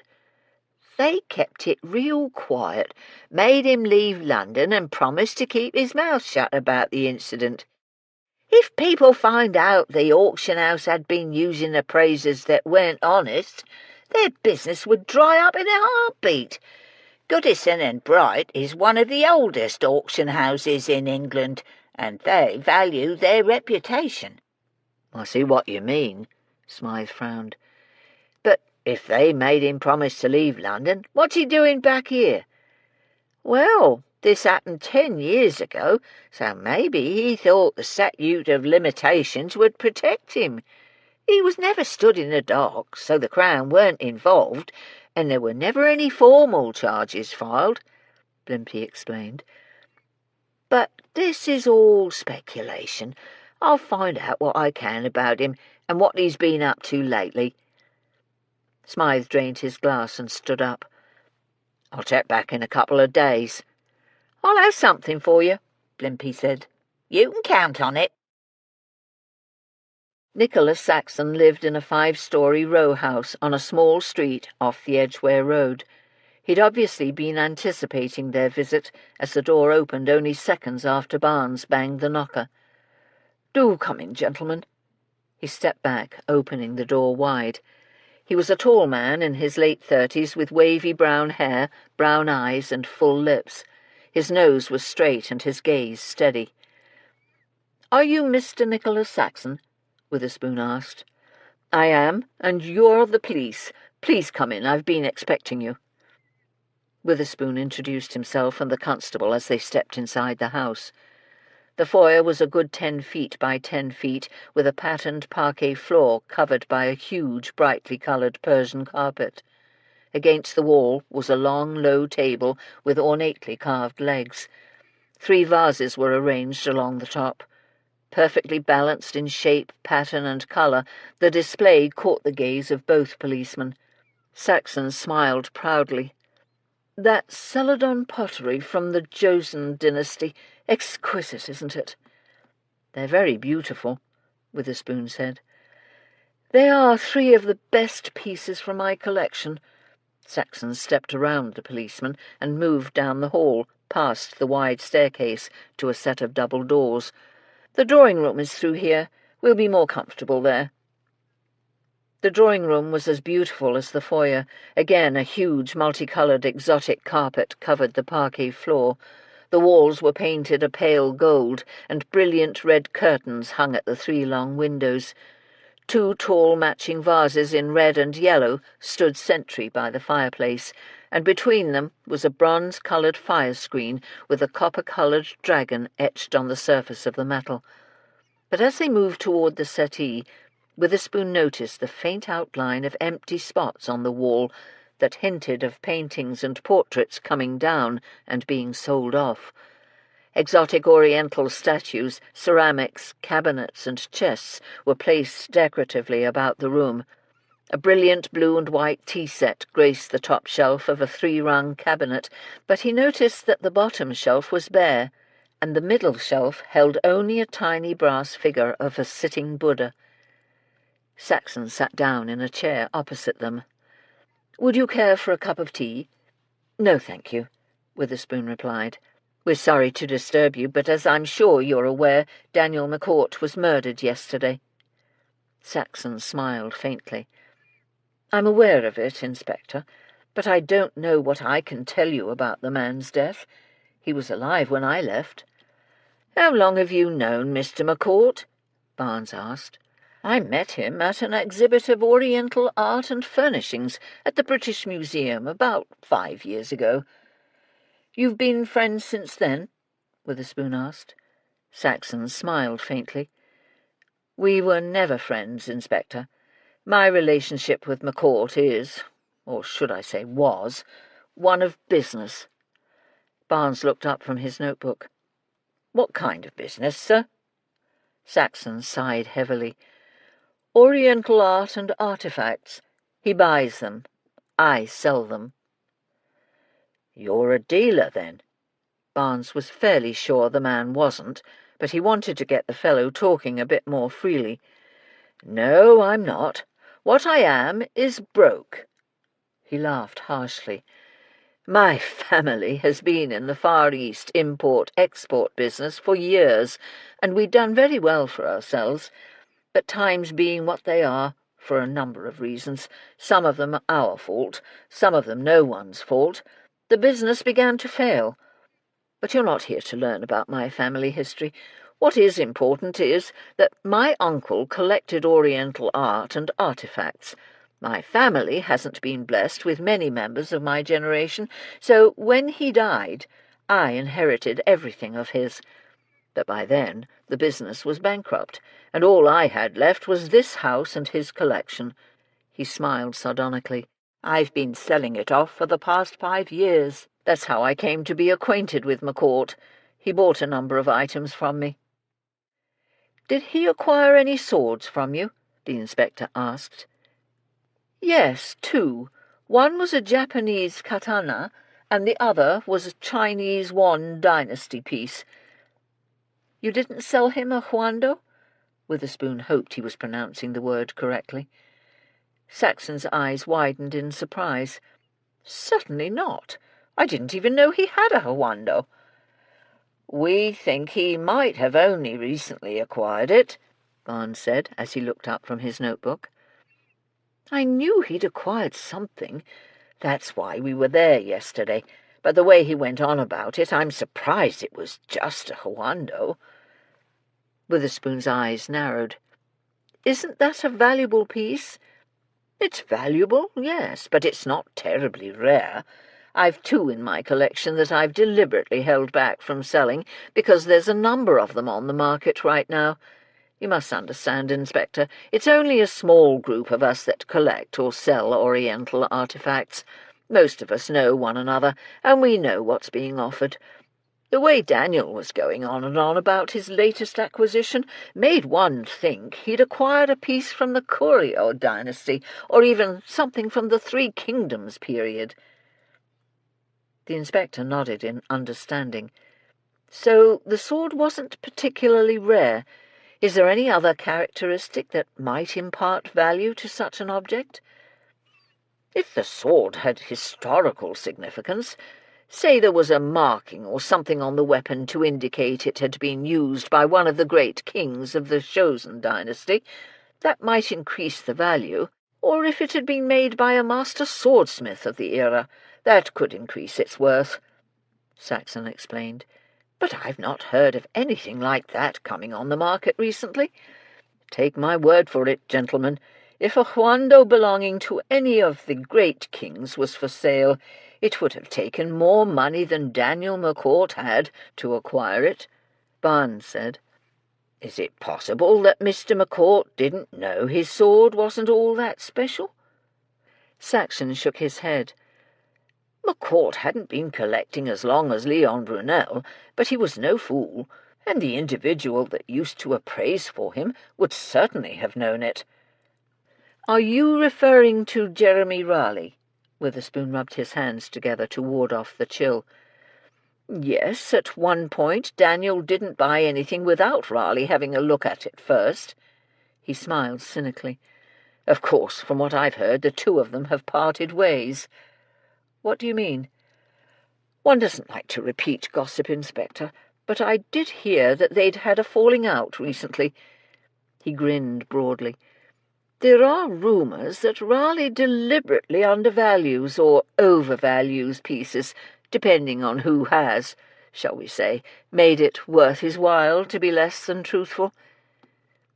Neither policeman said anything for a moment, but then Barnes fixed Saxon with a hard stare and said, Let's stop dancing about, Mr. Saxon. Just tell us what you know. Saxon's grin disappeared. If you insist. 2 weeks ago, McCourt took a set of Huan dynasty vases to Goodison and Bright to be sold, but he didn't leave them there because their appraiser told him the pair weren't worth nearly what McCourt thought they ought to fetch at auction. When McCourt mentioned that his own appraiser, Raleigh, had valued them much higher, they laughed at him. McCourt was so furious he made a terrible scene. That's how I found out about it. Yet McCourt had invited Jeremy Raleigh to tea, Barnes mused speculatively. Indeed, and he was as nervous as a kitten in a room full of bulldogs, Saxon said with relish. Did you dislike Mr. Raleigh as well? The inspector asked. I don't dislike the fellow, but then again he's never cheated me. I do all my own appraising. My uncle taught me well. If Mr. Raleigh was as nervous as you seem to believe he might have been, why would he have accepted McCourt's invitation? Barnes inquired. He was scared not to come, Constable. Staying away would have looked very much like an admission of guilt, he explained. He leaned forward, bracing his elbows on his knees. You must understand, appraising Oriental art and antiquities isn't a precise endeavour. Even the most expert appraiser can make mistakes or be fooled. I suspect Raleigh accepted the invitation so he could plead his case to McCourt directly and try to convince him that even if he'd overvalued the Huan vases, it had been an honest mistake. Unfortunately for him, the afternoon turned into a disaster, and everyone left. When you were there yesterday, did you see any mistletoe hanging down from the door-frame between the drawing-room and the study? Witherspoon asked suddenly. Saxon drew back in surprise. No, I can't say that I did, but I wasn't paying that much attention. The inspector nodded, satisfied that thus far everyone's statement confirmed the mistletoe hadn't been there during the tea. You left the McCourt house just after Mr. and Mrs. Brunel, is that correct? Barnes wanted a sense of where everyone was at any given moment. Something Mrs. Jeffries had mentioned this morning had suddenly popped into his head. She'd made the point that if every door and window in the place was open, anyone from outside could have slipped into the house without being noticed. "That's right. I followed them out of the house. The Brunels turned toward the hansom cab stand on the corner, and I went in the opposite direction." "Did you walk home?" Witherspoon asked. "Yes, I wanted to clear that awful stench out of my lungs," he replied, "and I didn't want to waste money on a cab." "Do you have servants here, sir?" Barnes asked. Saxon hesitated. "I have a cleaning lady that comes in twice a week, but other than that I'm alone here." "You cook your own meals, sir?" the constable persisted. In his experience, men of Saxon's class wouldn't even know how to light the cooker, let alone prepare food. Saxon's mouth compressed into a thin, angry line for a moment. "No, I take most of my meals at the cafe around the corner. It's quite cheap, and the food isn't bad." "Did you have dinner there last night?" Witherspoon asked. "No, I wasn't particularly hungry," he replied tersely. "So even though you'd had nothing to eat, you came home," the constable pressed. "Is that correct?" "That's right. As I said, I wasn't hungry. It hadn't been a pleasant occasion, and I hadn't wanted to go in the first place. So that fact and the miserable stench made me lose what little appetite I had." "Was there anyone here when you came home?" Witherspoon asked softly. "No, I was quite alone. As I told you, I don't have servants." "After you arrived home, did you stay in all evening?" "Yes, I had a whisky or two, read for a time, and then went to bed." "Did any of your neighbours see you?" Barnes continued. "Did you speak to anyone on the street who might be able to verify the time you arrived home?" "I didn't speak to anyone," he snapped. "Good Lord, I didn't like McCourt, but I had no reason to murder him." Witherspoon regarded him thoughtfully. "If you hadn't wanted to go to the McCourt home, why did you accept the invitation?" "I was curious, Inspector," he laughed. "I was going to send my regrets, but I ran into Mr. and Mrs. Brunel, and both of them encouraged me to go.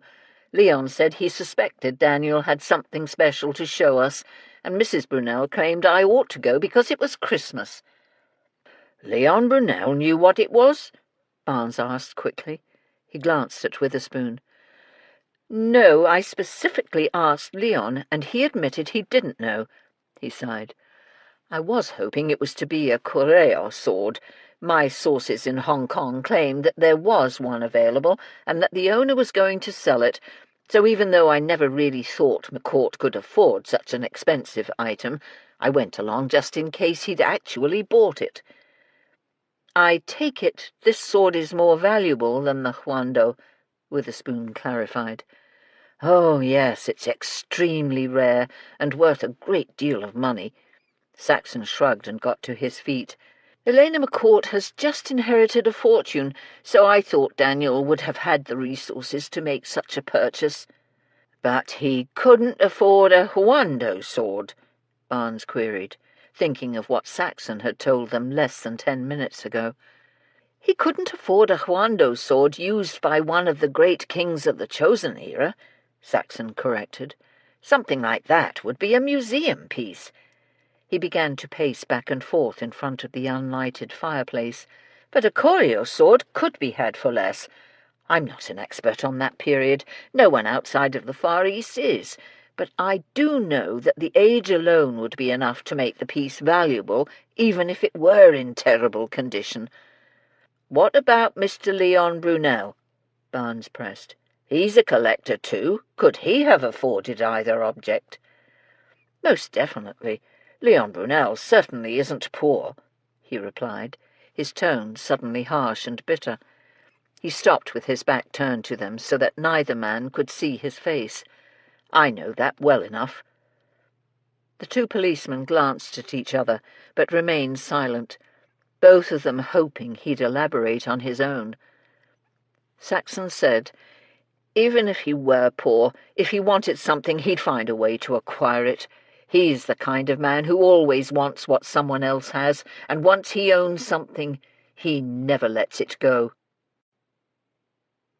Chapter 5. Mrs. Jeffries was the last one back for their afternoon meeting.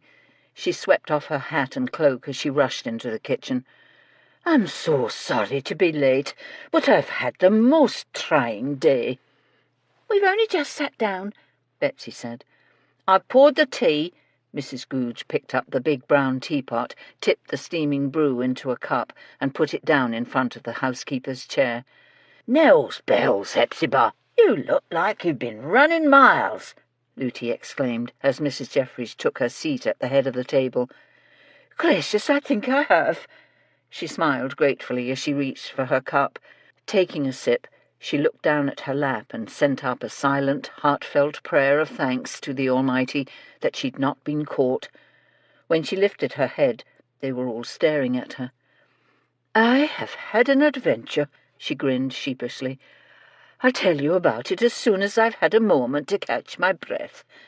Why don't you all give your reports first?" "I ain't got much to tell," Lootie snorted in derision. "Half of London is gone, and I wasted the whole dang day going from one source to another only to find out the person was in Scotland or the south of France. But I did run into Lucille Fenwick when I stopped at the Alexandra Hotel in Knightsbridge. Good gracious, madam, how very unfortunate for you. How long did it take you to get away?" Hatchett chuckled. Lootie shot him an impatient frown. "Wipe that grin off your face. I'll have you know that for once she had something useful to say." He laughed even harder. "And you believed her?" He looked at the others. "Lucille Fenwick is notorious for exaggerating, and believe me, I'm being kind in using the word exaggerate instead of lie." "I'll admit she's not the most trustworthy of sources," Lootie conceded, "but she only tells real big lies when she's talking about herself, and today she was gossiping about Daniel McCourt." "What did she say?" Mrs. Jeffries asked quickly. "She claimed she'd seen Daniel McCourt just a few days before he was murdered." "Seen him where?" Betsy asked. "In the lobby of the Alexandra," Lootie grinned. "She said McCourt was meeting a blonde woman who'd just stepped out of the lift. I asked her if she knew who the woman was, and she said she didn't." "And she was certain McCourt was meeting this person?" Smythe asked. "She was. She said when the lift doors opened, McCourt jumped up from his seat and hot-footed it across the lobby to her." "She saw all that as she was leaving the hotel?" Hatchett asked in disbelief. "Well, she did mention that she'd peeked back in while the doorman went to fetch a cab," Lootie said. "And she saw the two of them with their heads together. Thick as thieves, was how she put it." "I wonder if his wife knew he was meeting another woman," Ruth mused. "We don't know that he was meeting anyone," Hatchett exclaimed. "Madam, you know as well as I do that Lucille Fenwick isn't just an unreliable source. She's been accused on more than one occasion of making things up out of thin air. Have you forgotten the Kaiser Wilhelm incident?" "Kaiser Wilhelm?" Wiggins repeated. "The German emperor?" Hatchett stared at his employer. "Will you tell them, or shall I?" "I'll tell 'em," Lootie sighed. "Much as I hate to admit it, Hatchett's right. A few years back, she claimed she'd had tea with the Kaiser when she was in Berlin, but what had actually happened was she was drinking tea in a cafe when his carriage rolled past. But just because she's a habitual liar doesn't mean she doesn't tell the truth sometimes. I think this is a worthwhile bit of information." "I agree, Lootie," Mrs. Jeffries said. "And if McCourt was in that hotel lobby, I'm sure someone else will have seen him. We must find out what he was doing there." "I can't go back," Lootie said glumly. "Lucille is staying there until her new house is finished, and I don't want to risk running into her again. If she heard me asking more questions about McCourt, she'd realize there must be a reason. She might be a lying chatterbox, but she's not stupid. There's already too many people who know what we get up to whenever the inspector has a murder case." "True, but most of them can be trusted," Mrs. Jeffries pointed out. "Yeah, well, Lucille ain't one of them. She'd blab it all over town." "I can have a go at it," the footman volunteered. "I can nip over tomorrow." "See if you can also find out exactly what day it was that McCourt was there," Mrs. Jeffries added. "Why, thank you, Wiggins." Looty smiled gratefully.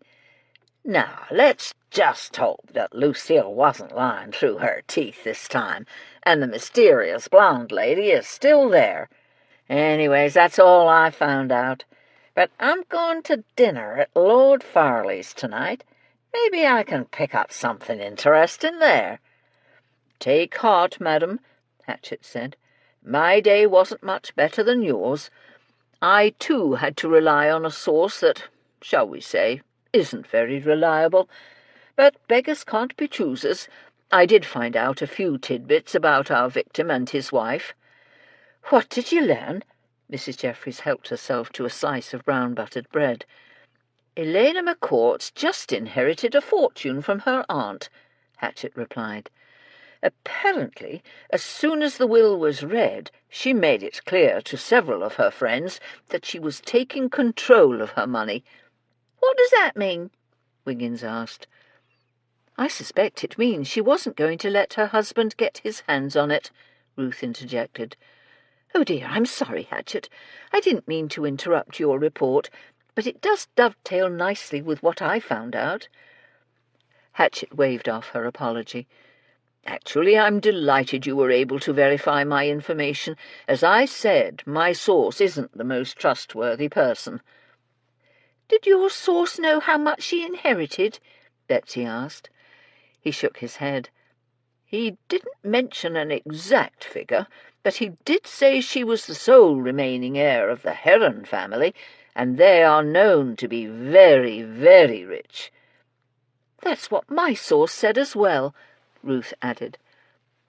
"Why don't you go next?" Mrs. Jeffries suggested to her. "All right. As I've already mentioned, several people at my women's group meeting commented about her inheritance and the fact that she's been very forthcoming about controlling her own money. But I also heard something else from Joanne Wells, who is a member of our group and an acquaintance of Elena McCourt's. Joanne told me that the day after the reading of Mrs. McCourt's late aunt's will, they ran into each other when both of them were out shopping. Joanne made some comment about spending too much money and how her husband was going to complain, and Elena just laughed. She said she didn't have to be concerned about that any more, and from now on it was her husband's turn to worry. Joanne asked her what she meant.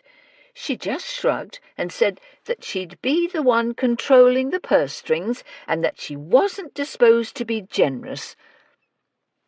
"I don't understand. Does that mean McCourt had no money?" Mrs. Goodge frowned in confusion. "But that doesn't make sense. How could he keep up that big house and all those servants?" "Perhaps their living expenses are paid for out of her marriage settlement money," Mrs. Jeffries speculated. "Or perhaps he wasn't completely destitute. After all, he just purchased something for his antiquities collection." She glanced at Ruth. "Did Mrs. Wells make any other comments?" Ruth smiled ruefully. "Despite my best efforts, I couldn't get anything else out of her. But I might have something for our morning meeting. Like Looty, I'm going to a dinner party tonight." "I'll go next," Smythe volunteered quietly. He was holding the baby, who'd fallen sound asleep. "I went to the hansom stand closest to the McCourt house and had a word with a couple of the drivers. One of 'em told me that the only fare he had around the time the tea party ended yesterday was a lady. Her husband put her in the hansom and gave him the address, but as soon as the rig went round the corner, the woman insisted he stop, and she got out and scarpered off." "Did he remember the address he'd been given?" Mrs. Jeffries asked quickly. "He couldn't recall the name of the street, just that it was in Kensington." "That's not much help. Everyone at that tea party lives in that neighbourhood, the cook complained. True, but it is a very interesting piece of information, Mrs. Jeffries said. Don't forget, by the time the guests had gone, the servants at the McCourt house were outside, and all the windows and doors were open. Meaning any of the guests could have gone back, grabbed the sword and murdered the victim, Phyllis said thoughtfully, including the mysterious lady who got out of the hansom cab. Mrs. Jeffries nodded approvingly at the maid, and then looked at the coachman. Was the driver able to describe what she looked like? Amanda squirmed and made a mewling sound, but didn't awaken. Smythe waited till she'd settled before he answered. He only got a peek at her when she climbed out of the cab, but he told me she was dark-haired and wearing a rust-coloured cloak with a fur collar and a matching hat. From the glimpse he got of her face, he said she was pretty. Sounds to me like he got more than a glimpse of the woman, Betsy laughed softly. Mrs. Brunel was the only woman other than Mrs. McCourt who was at the tea. If she's young and pretty, all we need to find out is if Mrs. Brunel has a rust-coloured cloak. She glanced at Amanda, sleeping in her father's arms. Listening to the others give their reports hadn't been as hard as she'd thought. She'd been afraid that the meeting might make her wish she could be out and on the hunt again, and though it did cause a tiny pang of regret, she was glad she'd stayed with her baby. Today hadn't been difficult.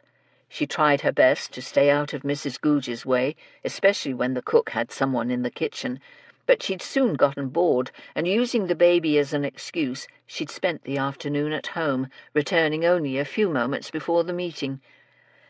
I'll make it a point to ask the inspector, Mrs. Jeffries said. Who would like to go next? I've got a bit more to report, Smythe said quickly. Oh, sorry, do go on, Mrs. Jeffries said. I heard something about Jeremy Raleigh and Nicholas Saxon, he continued. He told them what he'd learned from Blimpie, without, of course, mentioning Blimpie. Glenda Brunel was once engaged to Nicholas Saxon, Mrs. Googe exclaimed. Gracious, Smythe, you found out more than any of us. Nah, he shrugged modestly. I just got lucky today, that's all. But it wasn't Leon Brunel that were murdered, it was Daniel McCourt, Wiggins pointed out. And seems to me that we ought to be taking a real close look at Jeremy Raleigh. If he tried to pull the same fraud on McCourt that he pulled on his old employers, then McCourt might have found out. He'd probably have wanted Raleigh prosecuted. Which would give him a motive for murder, Mrs. Jeffries said. But only if he tried to cheat McCourt, Mrs. Googe argued. And we don't know that he did. He might have learned his lesson 10 years ago. That's true, Smythe nodded in agreement. My source hadn't heard anything about him being up to his old tricks, but I'll keep snooping about and see what I can find out. If you're done, can I go next? Wiggins asked. At the coachman's nod, he told them about his meeting with the footman from the McCourt house.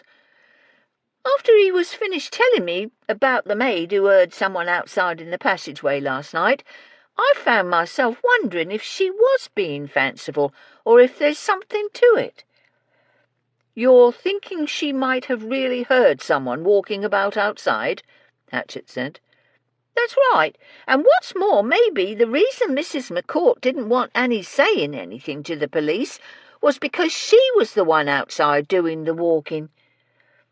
Then why wouldn't she simply tell the housekeeper that the maid had heard her walking? Mrs. McCourt said she'd not been able to sleep, and perhaps she went outside for some air, Betsy said reasonably. It's her house, and she can do what she likes. It's the middle of winter, the footman protested. It's cold. No one in her right mind would go out unless she had a reason. Enjoying herself, Betsy crossed her arms over her chest. What kind of reason? Come on, Wiggins, what are you getting at? I don't know what I'm getting at, Wiggins frowned. But I think it's mighty suspicious that she didn't want the maid to tell the police what she'd heard. Maybe she was hiding something." "What could she be hiding?" the cook asked as she reached for the teapot. "The murder weapon was found next to the body. Maybe she didn't want the girl saying anything to the police because the maid is a nervous ninny who jumps at her own shadow." "We're getting off course here," Mrs. Jeffries said, "though I must say both arguments are somewhat valid. Wiggins, can you find out a way to speak to Annie and learn what she may or may not have heard?" Wiggins grinned. "Course I can. It will take a bit of doing, but Albert Jones will make sure he finds a way to speak to the girl." Phyllis looked at Wiggins, her expression confused. "Albert Jones? Who is he?" "He's the name I use when I'm on the hunt," Wiggins confessed. "People talk, and it wouldn't do for a constable or even the inspector to overhear one of the servants mentioning they'd been knocked over on the high street by a fellow named Wiggins." Phyllis' eyes widened. "Oh, I never thought of that." She frowned, trying to remember whether she'd mentioned her name or where she worked while she was out today. She was fairly sure she hadn't. "I did hear one more thing from Duncan," Wiggins added quickly. "Just as I was fixing to leave, the lad took some salve out of his pocket and smeared it on his knuckles, which were in a right old mess. When he saw me looking at his hands, he said the police inspector who'd come to the house had given him the money to buy the salve." There were murmurs of approval from around the table, but it was Phyllis who spoke up. "Inspector Witherspoon is such a good man. I hope I never have to leave here," she declared. "Yes, he is a good man," Mrs. Jeffries agreed, "and that's one of the reasons we all work so hard to help him. Why don't you go next?" She took a deep breath. "I didn't learn much, but I did have a quick chat with the girl at the greengrocer's on the high street." She repeated what she'd heard, taking her time and trying to recall every single word.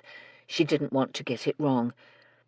"And that was the only bit I found out. I know it's not very much, but I only managed to do the shops on one side of the street today, so I'll do the other side tomorrow."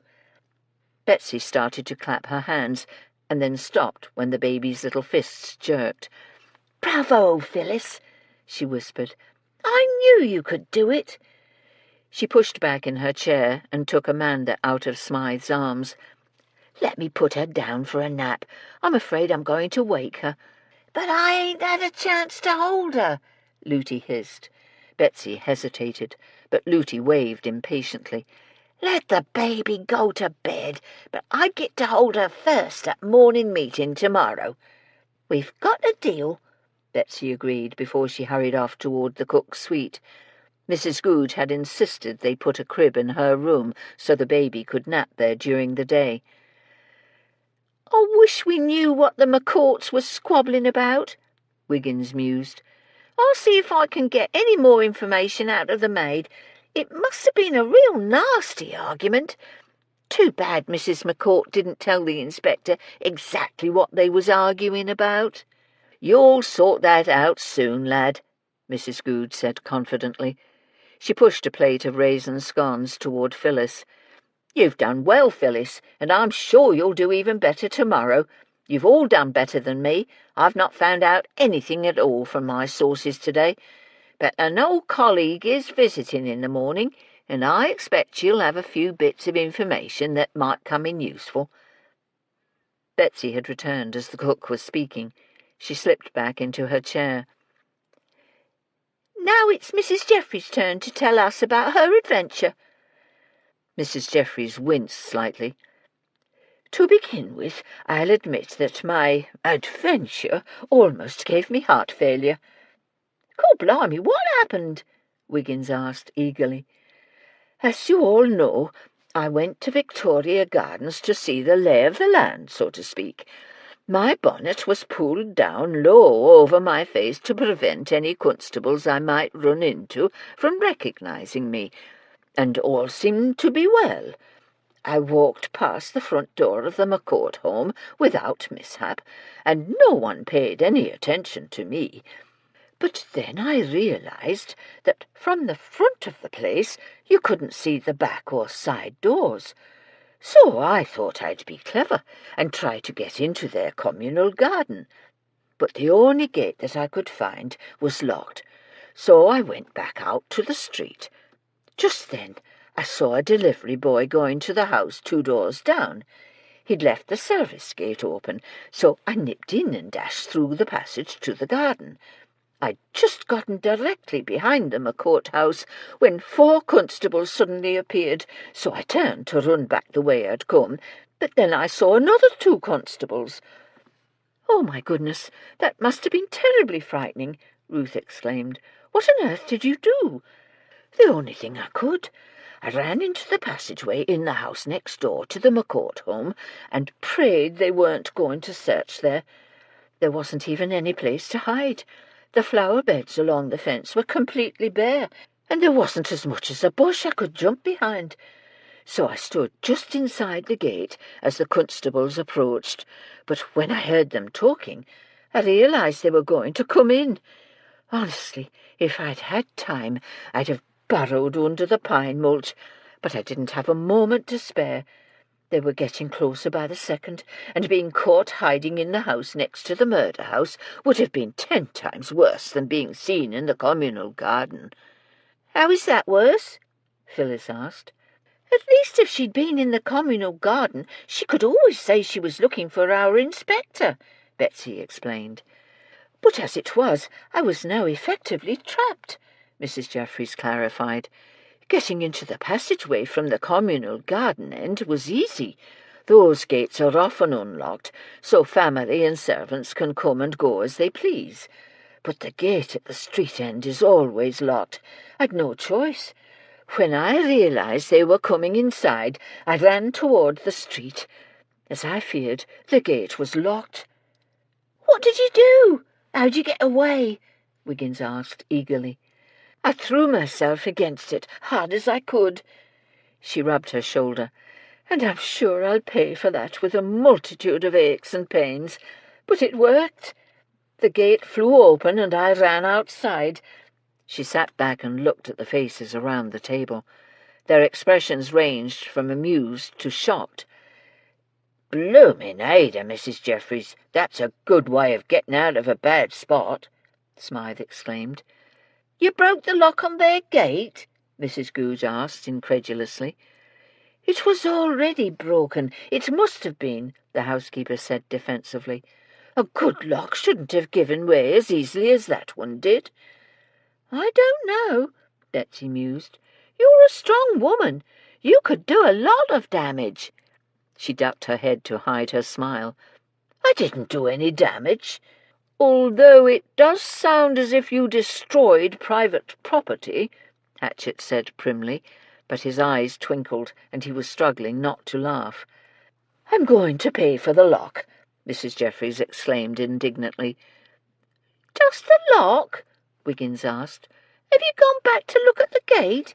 If you slammed yourself into it hard enough to bust it open, you might have knocked it clear off the hinges." "Of course I didn't go look at it," Mrs. Jeffries yelled. "I was too busy running away." She broke off as she realized they were all having a good chuckle at her expense. "Very funny," she said as everyone began to laugh. She crossed her arms over her chest and glared at them. "I'll have you know I was terrified." "I'd have been frightened too," Ruth giggled. "But you got away, and that's what's important.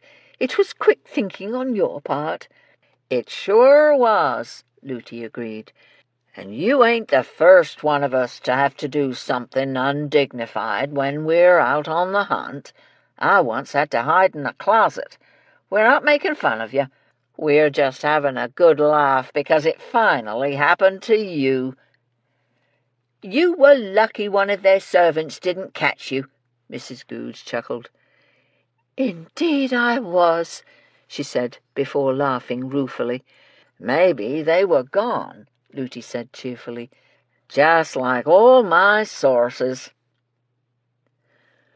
Witherspoon was tired by the time he and Barnes entered Jeremy Raleigh's ground-floor flat. He lived in a modern block on a cul-de-sac off Brook Green. Raleigh was a tall, thin man with a broad face and blonde hair brushed back from his high forehead. He was wearing a heavy woolen brown and blue plaid dressing gown. A pair of wire-rimmed spectacles framed his watery blue eyes. He gestured at two balloon-backed chairs by the fireplace. "Please, sit down, gentlemen," he offered as he flopped down on the sofa opposite them. "As you can see, I'm not well, so I've got to lie down." "We'll be as brief as possible, sir," Witherspoon replied as they took their seats. Like the other houses they'd visited today, this one also boasted a huge array of gorgeous Oriental objects: Chinese ceramics, brass statues, vases of every colour and description, wooden boxes inlaid with mother-of-pearl designs, and half a dozen sets of teapots with matching cups were arranged on the shelves along the walls. A faded Oriental rug covered the space between the grey love-seat and the two chairs, and the middle of them was a brilliantly polished low table with carved legs. "I'm sure you know why we're here." "Of course." He pulled a white handkerchief out of his pocket and rubbed the bottom of his nose. "Terrible business. Just terrible. But I don't know what you think I can tell you. Daniel McCourt was alive when I left his home." Barnes took out his notebook. "We're speaking to everyone who was there yesterday afternoon." Witherspoon nodded in agreement. "What time did you arrive at the McCourt home?" 4:30. I don't believe in being fashionably late. That's a foolish affectation, and it's also rude." "Were the other guests on time?" "Yes, we were all punctual, though Leon Brunel disappeared as soon as they arrived." He rubbed the handkerchief across his upper lip. "How did you get to the McCourt home?" Barnes asked. "I walked. It's not far, and this time of year it's more trouble trying to get a hansom than it's worth," he replied. "Did you notice anyone suspicious, either when you went into the McCourt home or when you left after the fire?"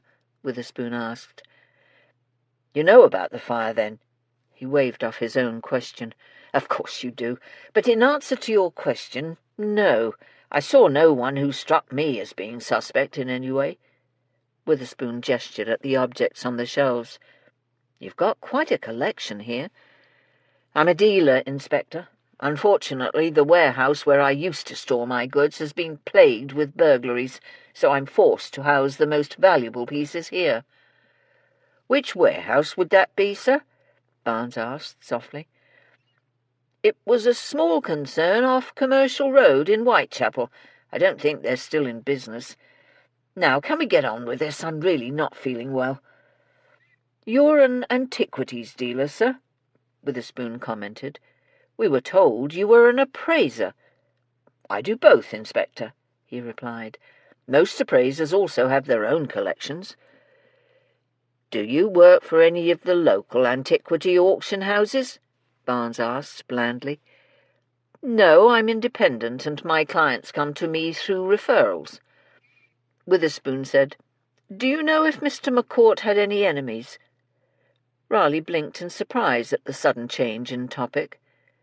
"He wasn't a particularly well-loved man, but I don't know of any actual enemies he might have had." "What about Mr. Arthur Brunel?" Raleigh blew his nose again. "What about him? The men weren't close any more, but he'd been invited to the house, so there must have been some sort of reconciliation."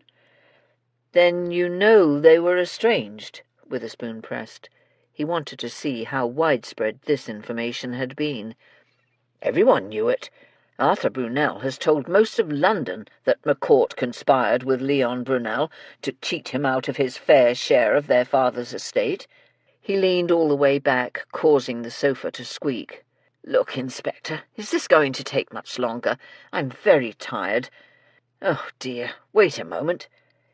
He straightened back up again. "I've told you a fib. There was someone outside the McCourt house.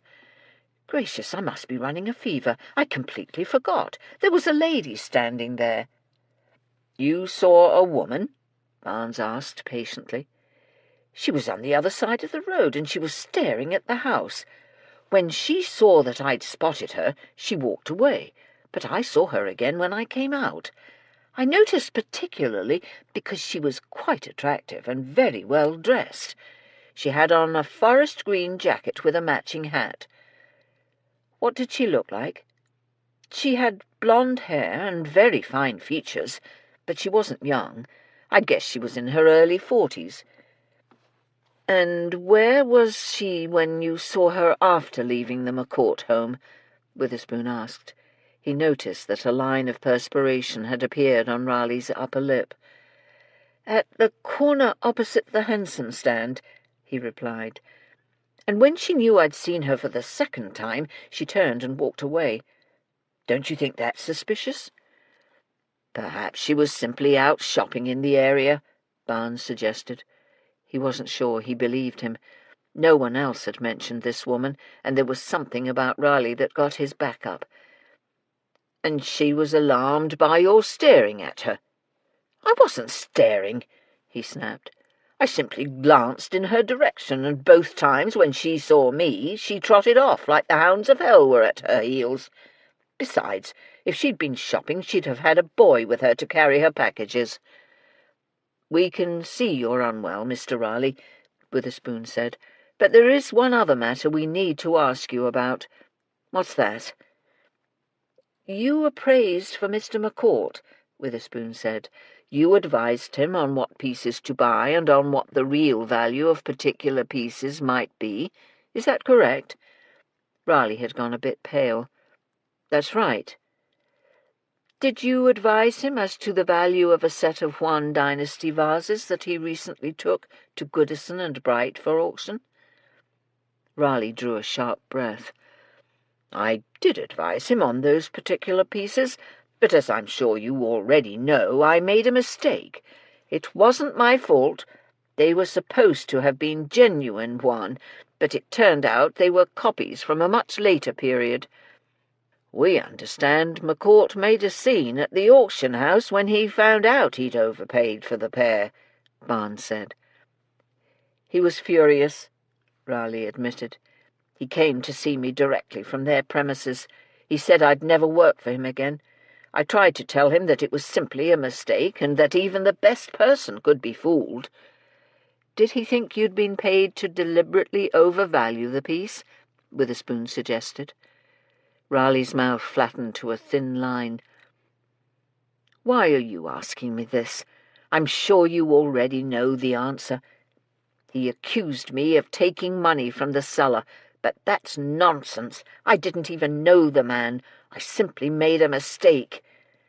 "And Mr. McCourt isn't known for being forgiving of mistakes, is he?" Barnes said. "If he was angry at you, why did he invite you to his house for tea?" "Isn't it obvious?" he snorted derisively.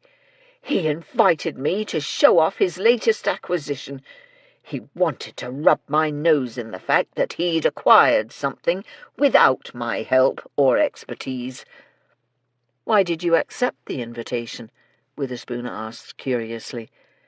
"Oh, that's simple, Inspector. I accepted because I fully intended to cast doubt on the authenticity of whatever it was that he was going to exhibit." He smiled slyly. "I'm still enough of an expert that people seek my advice. In fact, Daniel's own cousin was picking my brain for information just a few days before the tea." Barnes looked at him. "You know what he was going to show everybody?" "Not really, though I suspect it was some sort of weapon." Raleigh laughed. "But whatever it was, genuine or not, wouldn't have been the point. Whatever the object was, I was going to make just the sort of comment to cast doubt on its authenticity. The court would have hated that, and I wanted to watch the bastard squirm." Mrs. Jeffries shoved the bolt home on the top of the front door and then wandered into the drawing-room. Tired as she was, she couldn't go to bed. She knew she'd not sleep a wink. Her mind was racing. She flopped down on the settee and stared at the lamp she'd put on the mantelpiece so she'd have light to go upstairs. The household was quiet, and everyone, save her, was abed. The inspector had already gone up, and she had no doubt he'd fallen asleep as soon as his head hit the pillow. The poor man had arrived home as tired as a pup, but they had a sherry together, and she'd kept him company while he ate his dinner and told her all the details of his day. Gracious, she thought, no wonder he was so exhausted he could barely finish his pudding. He'd questioned almost every single person who'd been at the tea, and had gotten an earful from all of them. She closed her eyes as she tried to make sense of everything. Nicholas Saxon had been engaged to Glenda Brunel, but did that have anything to do with McCourt's murder? As had been pointed out, it wasn't Leon Brunel who'd been killed, and what about Jeremy Riley? Their assumption that he'd gone to the tea to try and make amends with McCourt was utterly wrong. From what Witherspoon had been told, Riley had gone to exact a petty and personal revenge on the deceased. She leaned her head back and stared up at the ceiling. Why would Riley admit such a thing to the inspector? Wouldn't it have been far safer to simply say he'd gone to apologize in hopes of keeping McCourt's future business? She sat up, wincing as the sudden movement jarred her tender shoulder. Maybe Riley wasn't so keen on keeping McCourt's custom because he knew there wasn't going to be much future business. Perhaps he'd already heard that Elena McCourt was telling everyone she knew that it was now her husband who had to worry about money. Moving slowly, she got to her feet. She had to get to bed, even if she didn't sleep. She walked across the darkened room and picked up the lantern. She had a lot of information, but she couldn't make sense of any of it, and the more she tried to force the facts into some sort of comprehensible pattern, the more she was convinced that nothing they'd learned thus far pointed to the killer. Looty and Hatchet were the last to arrive for their morning meeting. Both of them were grinning from ear to ear as they hurried into the kitchen. "Looks like you two must have found out something," Mrs. Goode said cheerfully. "I can't speak for Hatchet, but I know I got an earful last night," Looty exclaimed as she snapped open the gold clasp of her sapphire blue cloak. Hatchet swept off his black top hat and simultaneously caught her cloak as it slipped off her shoulders. "And I expect he heard something, too, because he's been whistling all the way over here." Looty's smile faded as she stared at the empty chair beside Smythe. "Where's Betsy and my goddaughter?" "She wanted to come, but she had a bit of a cough this morning, and as it was looking like rain, I didn't want her going out in the wet," Smythe said apologetically.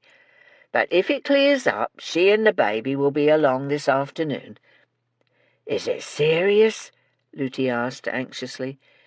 "It's just a slight cough. She'll be fine," he assured her.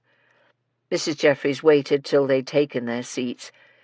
"Before we hear Looty and Hatchet's information, I'll tell you what I learned from the inspector last night. He got home rather late in the evening because he managed to speak to almost everyone who'd been at the tea party.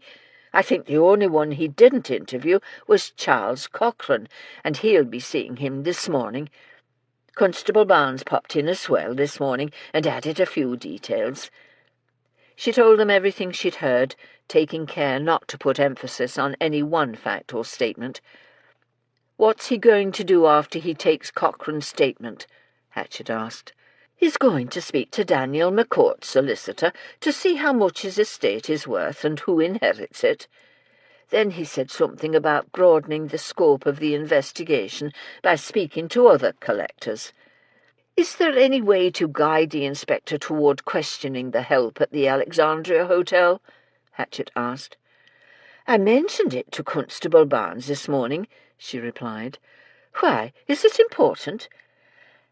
"I certainly think so," Hatchet replied. "As Madam mentioned yesterday, we went to a dinner party last night at Lord Farley's, and I started making some discreet inquiries amongst the footmen and coachmen who were in the servants' hall. I found out a bit more about McCourt's meeting there." So Lucille wasn't just blowing hot air, Looty cried triumphantly. Hatchett ignored her. Apparently, before the lady in question appeared and stepped out of the lift, McCourt had been in the lobby for some time, and at one point he jumped behind a large potted fern to avoid being seen by someone else who'd entered the lobby. How could anyone see something like that? Looty argued. Maybe he slipped behind that plant to adjust his clothing. Don't be absurd, madam. My source was utterly sure of what he saw, Hatchett shot back. He said McCourt stood well out of sight for a good 2 minutes and then came back out into the open. Did your source see who it was that McCourt was hiding from? Ruth asked. I'm afraid not, but he saw something that Lucille Fenwick missed. He grinned at Looty. Our mystery woman was accompanied by a Chinese servant. Once he arrived, the three of them left the lobby. Did they go to her room? Mrs. Goodge asked. I wouldn't have thought the hotel would allow such goings-on. I don't know exactly where they went, but no one on the hotel staff stopped them, as it's a very respectable place, he replied. Oh, and I also found out that the house next to the McCourts is empty. The Crandalls have gone to Scotland for Christmas. No wonder I wasn't caught yesterday, Mrs. Jeffries murmured. I thundered down that passageway loud enough to wake the dead. She tried to absorb this new information, but for the life of her she couldn't think what it might mean.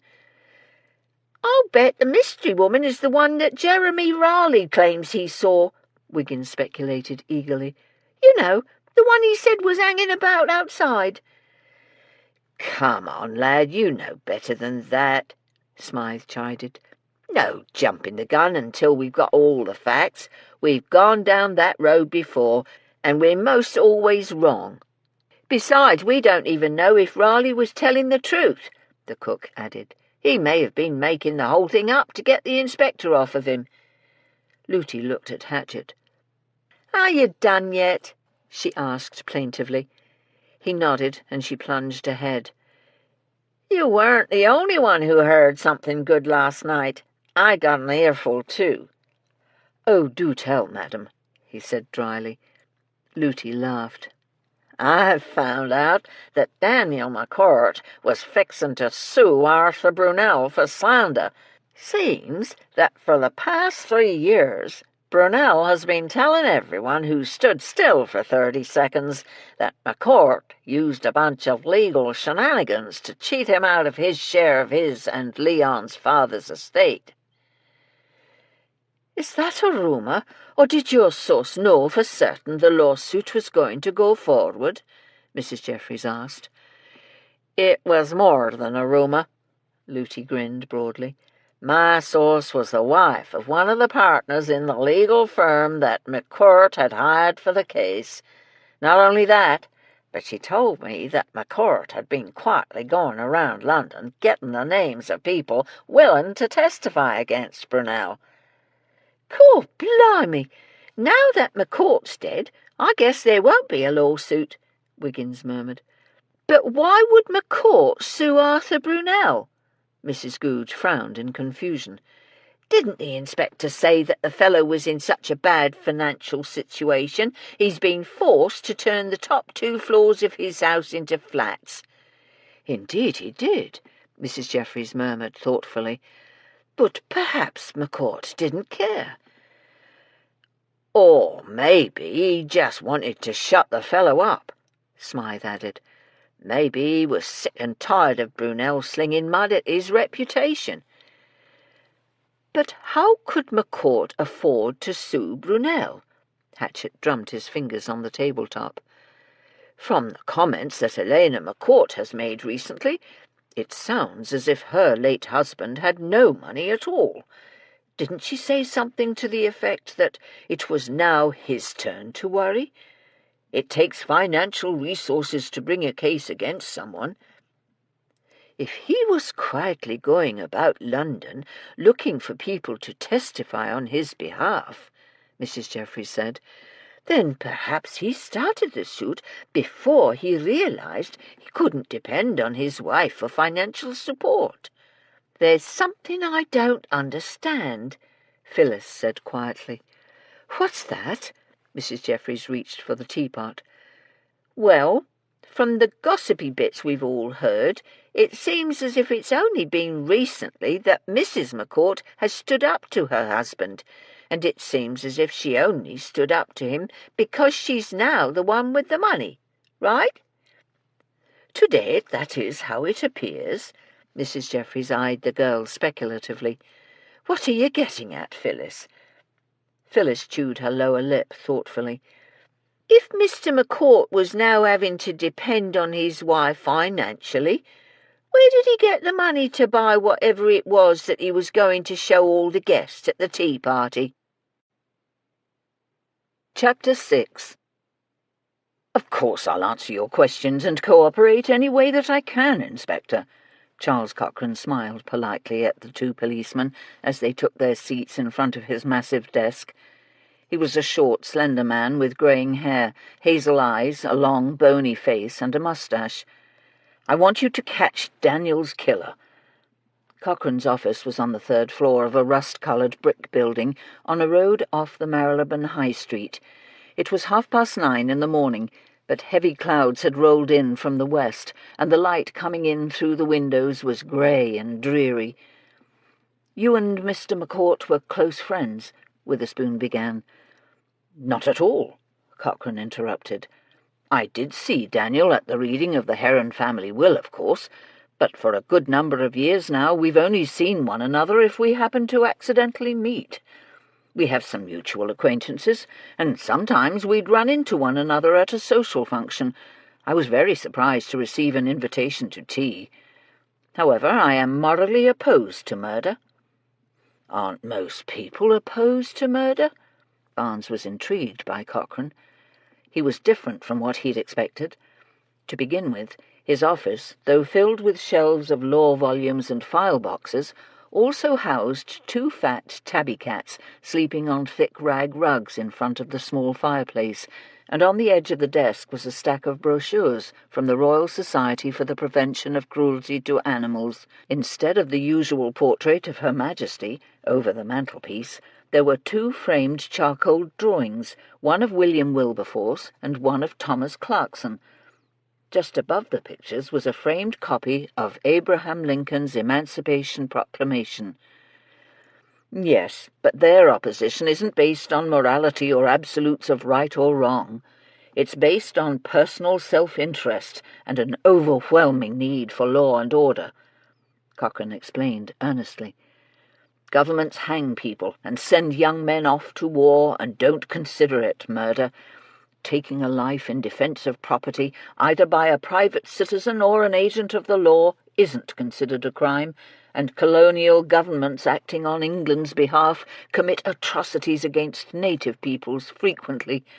Yet no one hauls the local English governors up before the court." "But the taking of life isn't necessarily murder," Witherspoon interjected.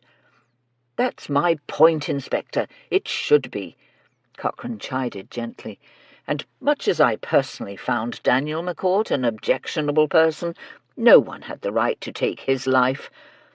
But you gentlemen didn't come to debate the ethical nature of law and governments with me. You have questions you want to ask. Please, go ahead." Witherspoon stared at him in annoyance. It didn't seem right that the fellow should snatch the moral high ground without an argument. But he was correct. There were questions to be answered. "Considering that you and Mr. McCourt were not friends," he said, "why do you think he invited you to his home?" "At first I was mystified by the invitation," he replied. "Not only had I not seen nor heard from Daniel in ages, but we had absolutely nothing in common." "You're not a collector of Oriental art or weapons?" Barnes asked. "Not at all." "Mr. McCourt worked here, didn't he?" Witherspoon glanced around the office to give himself a moment to think. Something important nudged the back of his mind, and over the years he'd learned to trust this inner voice. but he couldn't catch the little imp, and the feeling evaporated as quickly as it had come. Yes, for a few months when he first qualified, but he resigned shortly before his wedding, Cochrane replied. He met his wife when he took some papers to her family home. You were their solicitors? Cochrane shook his head. Not at that time. When I first met the Heron family, we represented the sellers of a piece of property Mr. Heron wished to acquire. It was several years later, when their family solicitor died, that we were asked to represent the Herons. By then Daniel had been gone from our firm for years. We did, however, draw up the papers for the marriage settlement between Elena Heron and Daniel, but we were acting on McCourt's behalf at that time, not the Heron family. Since he left the firm, the only time we've met is if we ran into one another by sheer chance. Barnes said, Was the tea party the first time you'd been to his home? Yes. You just said, At first I was mystified by the invitation. The inspector repeated Cochrane's words. Does that mean you later came to your own conclusions as to why you received the invitation?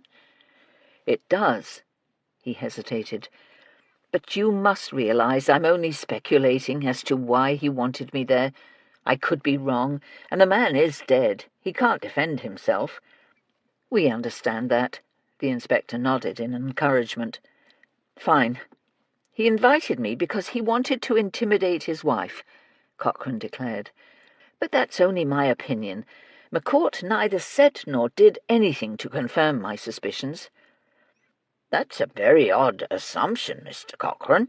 Barnes stared at him expectantly. I know. Daniel had never invited me to his home, and he never would have done so without a reason. But it wasn't until a day or so afterwards that I had an inkling of what he was hoping to accomplish. His wife had just inherited a fortune, and I'd heard that she was telling her friends she was taking control of the money.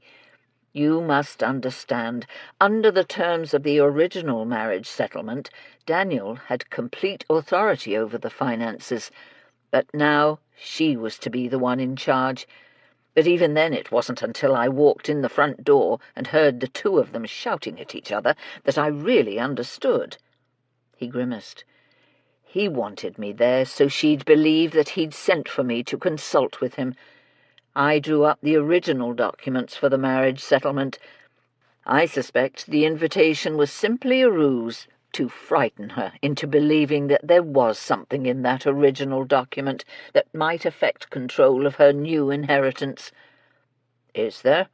Barnes asked curiously. Of course not, Cochrane laughed in derision. But that's the sort of stupid thinking that would have occurred to Daniel. He was a dreadfully bad solicitor and an equally bad husband. He'd bullied Elena Heron from the moment he'd married her, and now he was desperate to bully his way back into controlling her money.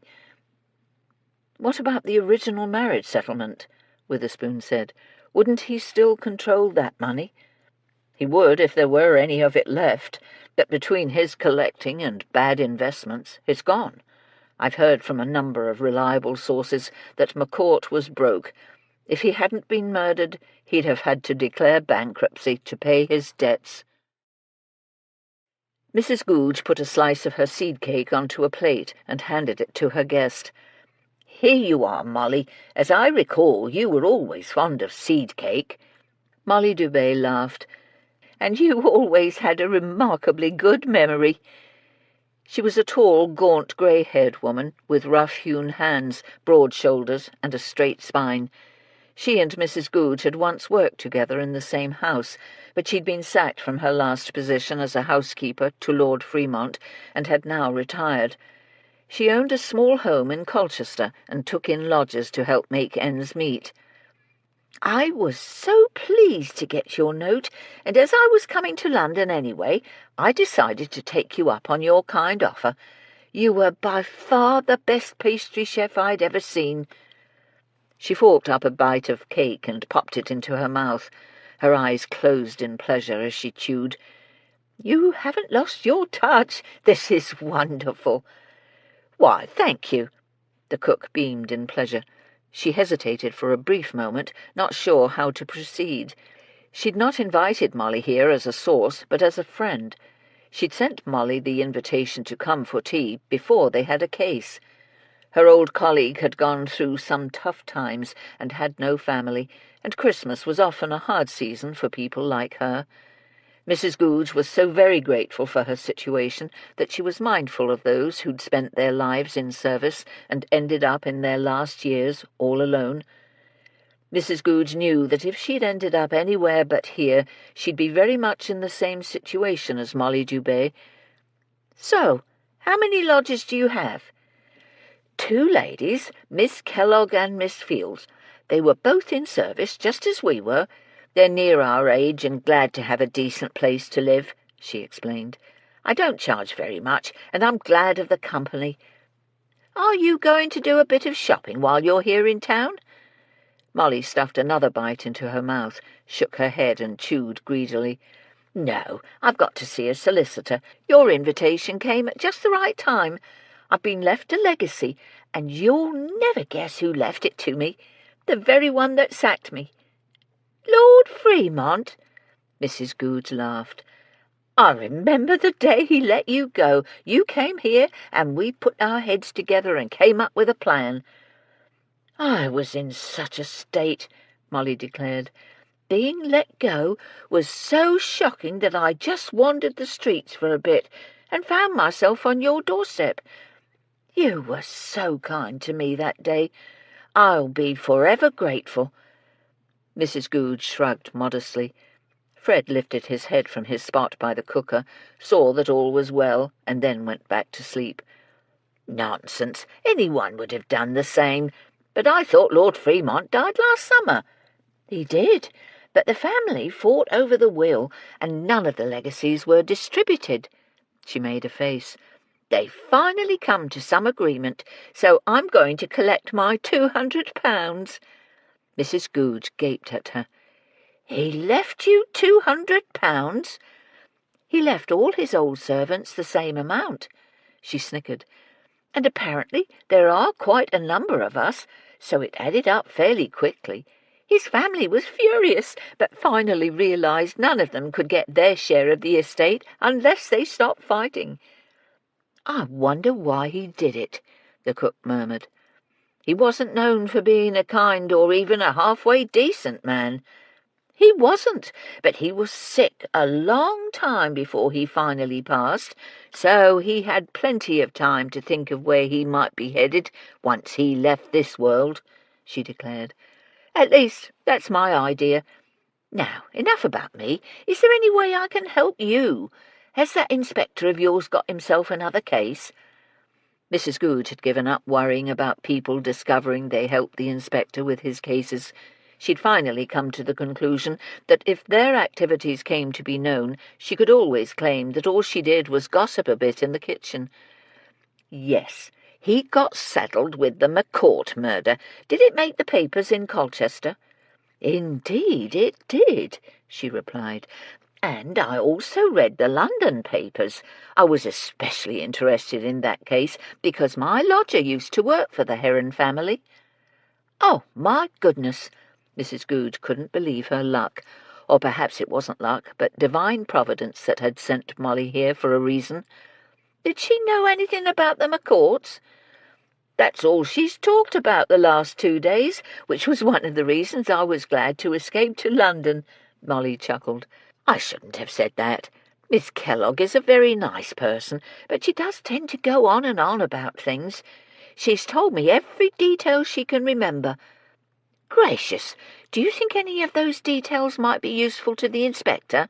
Mrs. Goodge fully intended to get everything there was to be had from the woman, even if she had to bar the back door to keep her from leaving. "I don't think so. Miss Kellogg worked for them over 15 years ago." She paused. "But then again, she was there when Daniel McCourt proposed to Elena Heron. Mind you, from the way she tells it, half of London was visiting the Heron estate that Christmas, but that's not important. Miss Kellogg was the downstairs maid, and she'd gone to the drawing-room to polish the furniture. The house was decorated for the holidays, and there were candles and ribbons and greenery everywhere.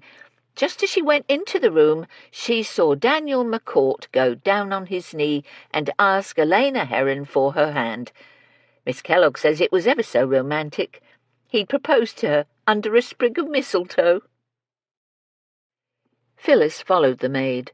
She hoped she was doing right, but Betsy had told her to follow her instincts, and right now her instincts were screaming at her to stay away from the shops. The girl slowed her pace, and Phyllis adjusted her footsteps accordingly. Discouraged after her disastrous attempt to find out anything from the shopkeepers and clerks near the McCourt home, she trudged the half-mile to the Brunels' neighbourhood, hoping her luck would change and that she'd run into a friendly clerk who wouldn't mind a quick gossip about Leon or Glenda Brunel. As she'd come abreast of the Brunel house, the servant's door opened, and this young maid stepped out and started walking. Thinking the girl was going on an errand for her mistress to one of the shops, she'd followed.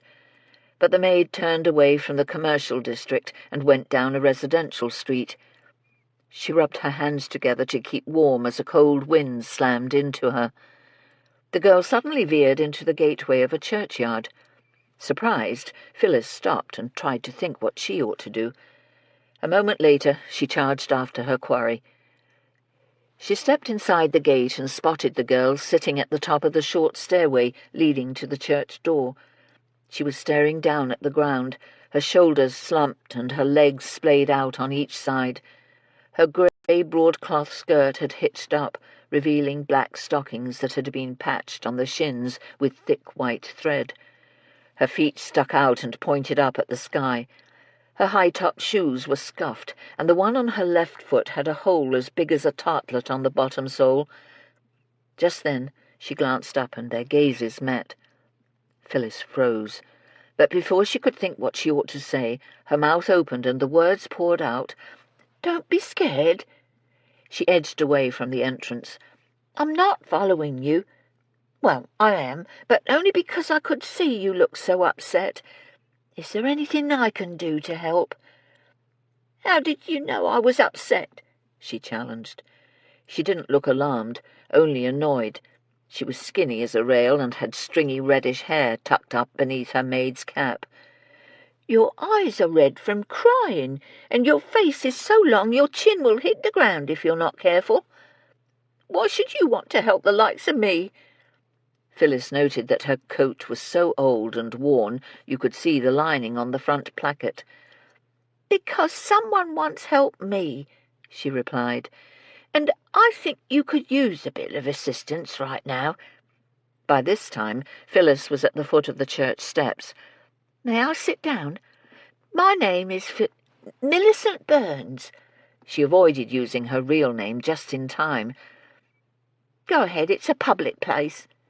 She shrugged as if she didn't care and looked away, but Phyllis had seen the flash of hope in her eyes.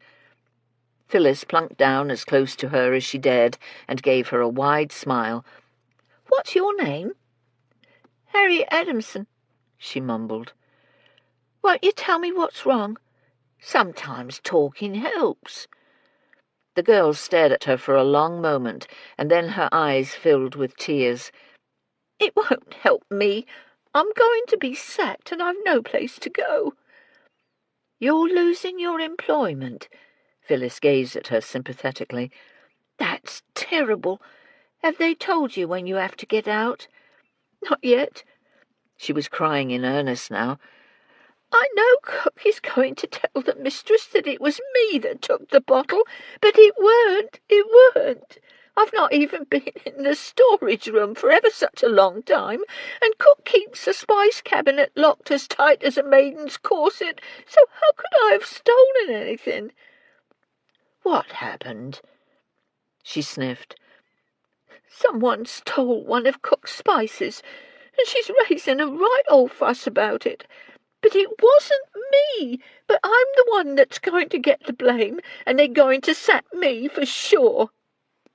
"But if the cabinet was locked, how can you be blamed?" Phyllis asked reasonably. "Because 2 days ago I had the keys to the cabinet." She sniffed and wiped her nose with the hem of her skirt. Cook had to borrow the housekeeper's set when she was fixing breakfast, so she sent me up to fetch them from Mrs. Murray. When Cook gave the keys back to me, I stuck 'em in my pocket and got so busy I didn't think to give 'em to Mrs. Murray until late that afternoon. Today, when Cook went to get her little glass jar of saffron out of the cabinet, it was gone, and I overheard her telling Mrs. Murray that I must have taken it." "What on earth would you do with saffron?" Phyllis exclaimed. "Are you a cook?" "No, but my cousin is an apprentice chef, and Cook claims I stole it for him." She sobbed harder. "When Mrs. Murray spoke to me about the matter, I told her I didn't even like my cousin. But the saffron is gone, and they're blaming me. Even though I'm innocent, I offered my wages to replace both the jar and the spice if she'd not say anything. But she said she had to because there'd been another petty theft from the storage cupboard, a tin of lamp oil, so she couldn't let this go. She had to report it to the master and mistress." Phyllis patted her arm. "I'm so sorry. Is there a chance they won't sack you? If it were up to the mistress, I might be safe. She'd not be concerned about a tin of lamp oil and a pinch of saffron. She's not as hard as he is," she replied. "But it's not up to her. It'll be him that makes the decision. He makes all the decisions in that house. Oh, God, I don't know what I'm going to do or where I'm going to go." "How about this cousin of yours? Can he help?" Phyllis was no longer concerned about arriving back at Upper Edmonton Gardens without anything useful to report. This poor girl being tossed out on her ear was far more important than chatting up a few shopkeepers. "I doubt it. He doesn't much like me either." She sighed and looked at Phyllis. "It was nice of you to speak to me. You were right. Talking did help just a bit." She got up and gave Phyllis a tremulous smile. "I'd better get back and face the music. At least if they sack me, they'll have to give me my wages. It's almost the end of the quarter." Phyllis brushed the damp dirt from the stairs of her skirt as she stood. "I'll walk you to the gate," she offered. She was thinking hard, wondering whether she dared. She found she did. "Look, if you do get sacked, there's an address you can go to in Knightsbridge. It's a big house owned by an American named Lutie Bell Cruikshank. I've heard she's a decent sort, and she's always in need of domestic help." The legal firm of Denton and Wiles was located on the ground floor of a building off the Kensington High Street. Witherspoon and Barnes waited in the outer office while one of the clerks went to announce them to McCourt's solicitor. They had come there directly after stopping in at the station for a report from the station sergeant. "At least we don't have to go and see Leon Brunel's solicitor," Barnes remarked. "Thank goodness," Witherspoon said. "I almost cried with joy when Sergeant Powers told us that Harwood confirmed Brunel was there. That means his alibi is now confirmed." "But is it, sir? The report said Brunel didn't get to Harwood's office until they were ready to lock up for the day." The constable watched while the clerk stuck his head in an office on the far side of the room. "It was almost 6 o'clock. If Brunel put his wife in a hansom at 4:50 or thereabouts, he should have gotten to the lawyer's office by 5:30 at the latest." "It's Christmas, Constable," Witherspoon reminded him. He'd so wanted at least one suspect to be eliminated. "And the traffic is terrible this time of the year. It probably took longer than usual to get there." The clerk closed the door and hurried toward them. "Mr. Denton's been expecting you." He ushered them across the room and into the inner office. A dark-haired man of late middle age rose from behind a desk and nodded politely at the two policemen. "I'm Oliver Denton, Daniel's solicitor." He gestured at two straight-back chairs facing the desk. "Please, have a seat." "Thank you, sir," Witherspoon said as they took their seats. "I'm Inspector Witherspoon, and this is Constable Barnes." Denton took his chair and reached for a box file on the side of his desk. "I understand why you're here, Inspector. You're investigating Daniel McCourt's murder, and you probably want to know who is going to inherit his estate." "That's the main reason we've come," Witherspoon replied. "But there are some other questions we'd like to ask you. First of all, how long have you been McCourt's solicitor?" Denton paused, his fingers resting on the top of the file. "It's been about 14 years. "You became his lawyer after he married his wife?" Barnes asked. He raised his eyebrows. "Yes, I think it was about then. We've not done much work on his behalf, but we did draw up his will. Other than that, I've not had many dealings with the fellow." "That's unfortunate," the inspector smiled. "I was hoping you might know if Mr. McCourt had any enemies. Was he involved in any lawsuits, that sort of thing?" Denton hesitated. "Oh, dear. I was afraid you were going to bring that up, and the truth is, I'm not altogether sure of what I ought to say on the matter. McCourt hadn't actually asked me to file the lawsuit. I told him we were still in the process of gathering evidence." "But we have it on good authority that he decided to move forward on the matter," Barnes interjected. He was bluffing, but the lawyer didn't need to know that, and he didn't want the fellow clamming up on them now.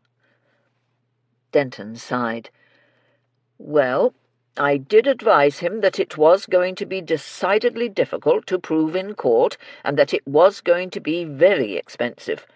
He said he was tired of Brunel's slanders, that he'd done nothing wrong with the estate, and certainly hadn't conspired with Leon Brunel to cheat Arthur out of his share." "Did Arthur Brunel know that McCourt was going to sue him?" Barnes asked. Denton's mouth flattened into a thin line. "He did. I told Daniel to be discreet about the matter, but apparently he wasn't." Witherspoon thought of what he should ask next. "How did you find out Arthur Brunel knew about the pending lawsuit?" "Daniel told me when I ran into him last month at my club." Denton shook his head in disgust. "One hates to speak ill of the dead, but he was laughing about the matter, and saying that Brunel had come to him, gotten down on his knees, and begged him not to sue. Now Daniel's dead—" He broke off. "I'm certainly not implying that Arthur Brunel murdered him. I was simply making a comment about what I had observed of McCourt's character." Denton was back in full legal mode. It amused him to have people under his thumb. He pulled the file box over, untied the black ribbons on the side, and flipped open the lid. "Now, I don't wish to keep you longer than necessary, so let's get to the contents of his will." He reached in, drew out a sheaf of documents, and began rifling through the pages. Witherspoon wanted to ask more questions, but he had the feeling that this particular well had run dry. However, there was one additional thing he had to ask. "I take it that Mrs. McCourt was aware of the pending lawsuit against Arthur Brunel?" Denton looked up. "Yes, she was. She had to be. She was going to have to pay for it. McCourt had no money of his own. He lived off a marriage settlement when he married, but his investments weren't always wise, and that money is almost gone. He was desperate for more cash. As I'm sure you know, he'd become a fanatical collector of Oriental artifacts and needed money to keep buying. Actually, I might as well tell you, despite McCourt's insistence we sue, if he'd not died, I wouldn't have done any more work on his behalf without payment." "Why is that?" the inspector asked. "Because I have it on good authority that his wife had already made it clear she wasn't going to give him any of her money, and I know how much a suit like this will cost." "So who inherits his estate?" Barnes asked. "Or does he even have an estate?" "Now that he's dead, he does." Denton picked up the sheaf of papers and scanned the contents as he spoke. "He is the sole owner of his Oriental art and artifact collection, and it's very valuable." He picked up one of the sheets and handed it to the inspector. "Here's an itemized list. I've had my clerk make a copy. Except for his personal property and his clothes, this constitutes his entire estate." "Who gets it?" Barnes asked bluntly. "And what's the current estimated value?" "Except for a few pieces from his collection that are bequeathed to his cousin Leon Brunel, McCourt left everything to his wife, and a conservative estimate would be in the area of £30,000. Looty grinned at John Widdows as she took the chair opposite his desk. Behind him, the view of the Thames was magnificent, and she knew that was why the head of Widdows and Walthrop, merchant bankers, kept his back to it. "Thanks for seeing me without an appointment. I know you're a right busy man." Widdows smiled back at her. He was a handsome man of middle age, and beneath his perfectly tailored blue suit jacket were broad shoulders and a muscular build. He had thick greying blonde hair, a neatly trimmed beard, and dark brown eyes. "Even if you hadn't switched some of your business my way, I'd still take time to see you. Your visits are always, shall we say, interesting. By the way, how are Inspector Witherspoon and his household?" Looty laughed. Widdows was one of the few bankers she trusted. On a recent case, she'd come to him and tried to wheedle information out of him. He'd seen through her ruse, but helped her because it was the right thing to do, and he made it clear he was honest and ethical in his business dealings. "He's just fine, and I'm sure you already know he caught that McCourt murder case." His clerk entered carrying a tea-tray, which he put down on the edge of the desk. He grinned at Looty and then withdrew. "I'll pour," Widdows offered. "Sugar or cream?" "Both," she replied. She waited patiently till he fixed the tea and handed her the cup and saucer. "Now, about that McCourt murder." "I'm afraid I don't know anything about Daniel McCourt." He picked up his cup and took a sip. "But when I heard your inspector got the case, I made a few discreet inquiries, just in case you dropped by to see me." "Bless your heart. What did you hear?" she asked eagerly.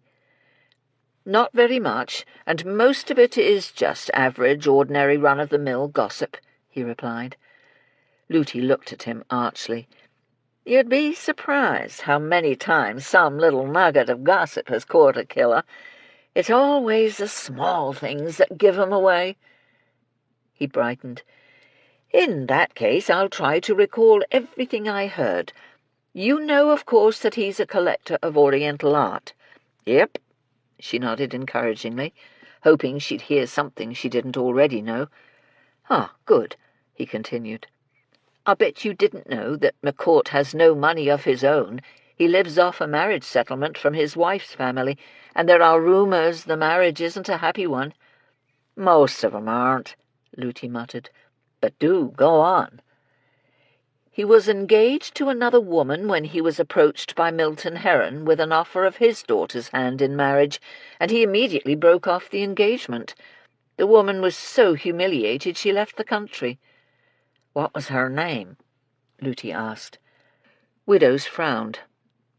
"Now that my source didn't know, but he did know that the woman's brother was so outraged by the shabby way his sister had been treated that he accosted McCourt at the opera in front of his new bride and vowed revenge. But I don't think he's your killer. It was over 15 years ago." "There's a huge difference between the mind of a collector and the mind of an artist," Reginald Manley told Hatchett. Hatchett had come to the elegant Mayfair mansion of Reginald and Myra Haddington Manley. They were not only two of his favourite people, they were also a source of information. The three of them were having morning coffee in front of a cosy fireplace in one of the smaller sitting rooms of the house. The couple had known immediately why Hatchett had come to see them, and were, as always, delighted to be of help in the cause of justice. Hatchett, for his part, knew they were discreet and could be trusted. "And what would that difference be?" Myra smiled at her husband. She was a middle-aged woman with a narrow face and brown hair greying at the temples. She was always dressed in the most flattering and fashionable of clothing, and today was no exception. She wore a fitted turquoise blue dress with an elaborate onyx and gold brooch, coupled with a single strand of pearls and matching earrings. Myra was from one of the wealthiest families in England, and she'd braved substantial disapproval from her own set when she'd married Reginald Manley, an artist who'd spent most of his life being supported by willing women rather than selling his paintings. But the marriage was a happy one. Once he was wed, Reginald Manley had devoted himself to his wife, and Hatchett had observed that he genuinely loved her. "To begin with, artists aren't insane," Reginald said with relish. "Once we finish a piece, we're quite content to sell it, if we can find someone to buy it, or we stuff it in the back of a cupboard, or paint over it if we can't. But a collector, on the other hand, once he's acquired something, he's loath to let it go." "Would you say that Daniel McCourt was that kind of collector?" Hatchett reached for his coffee cup and took a sip. "Good Lord, yes.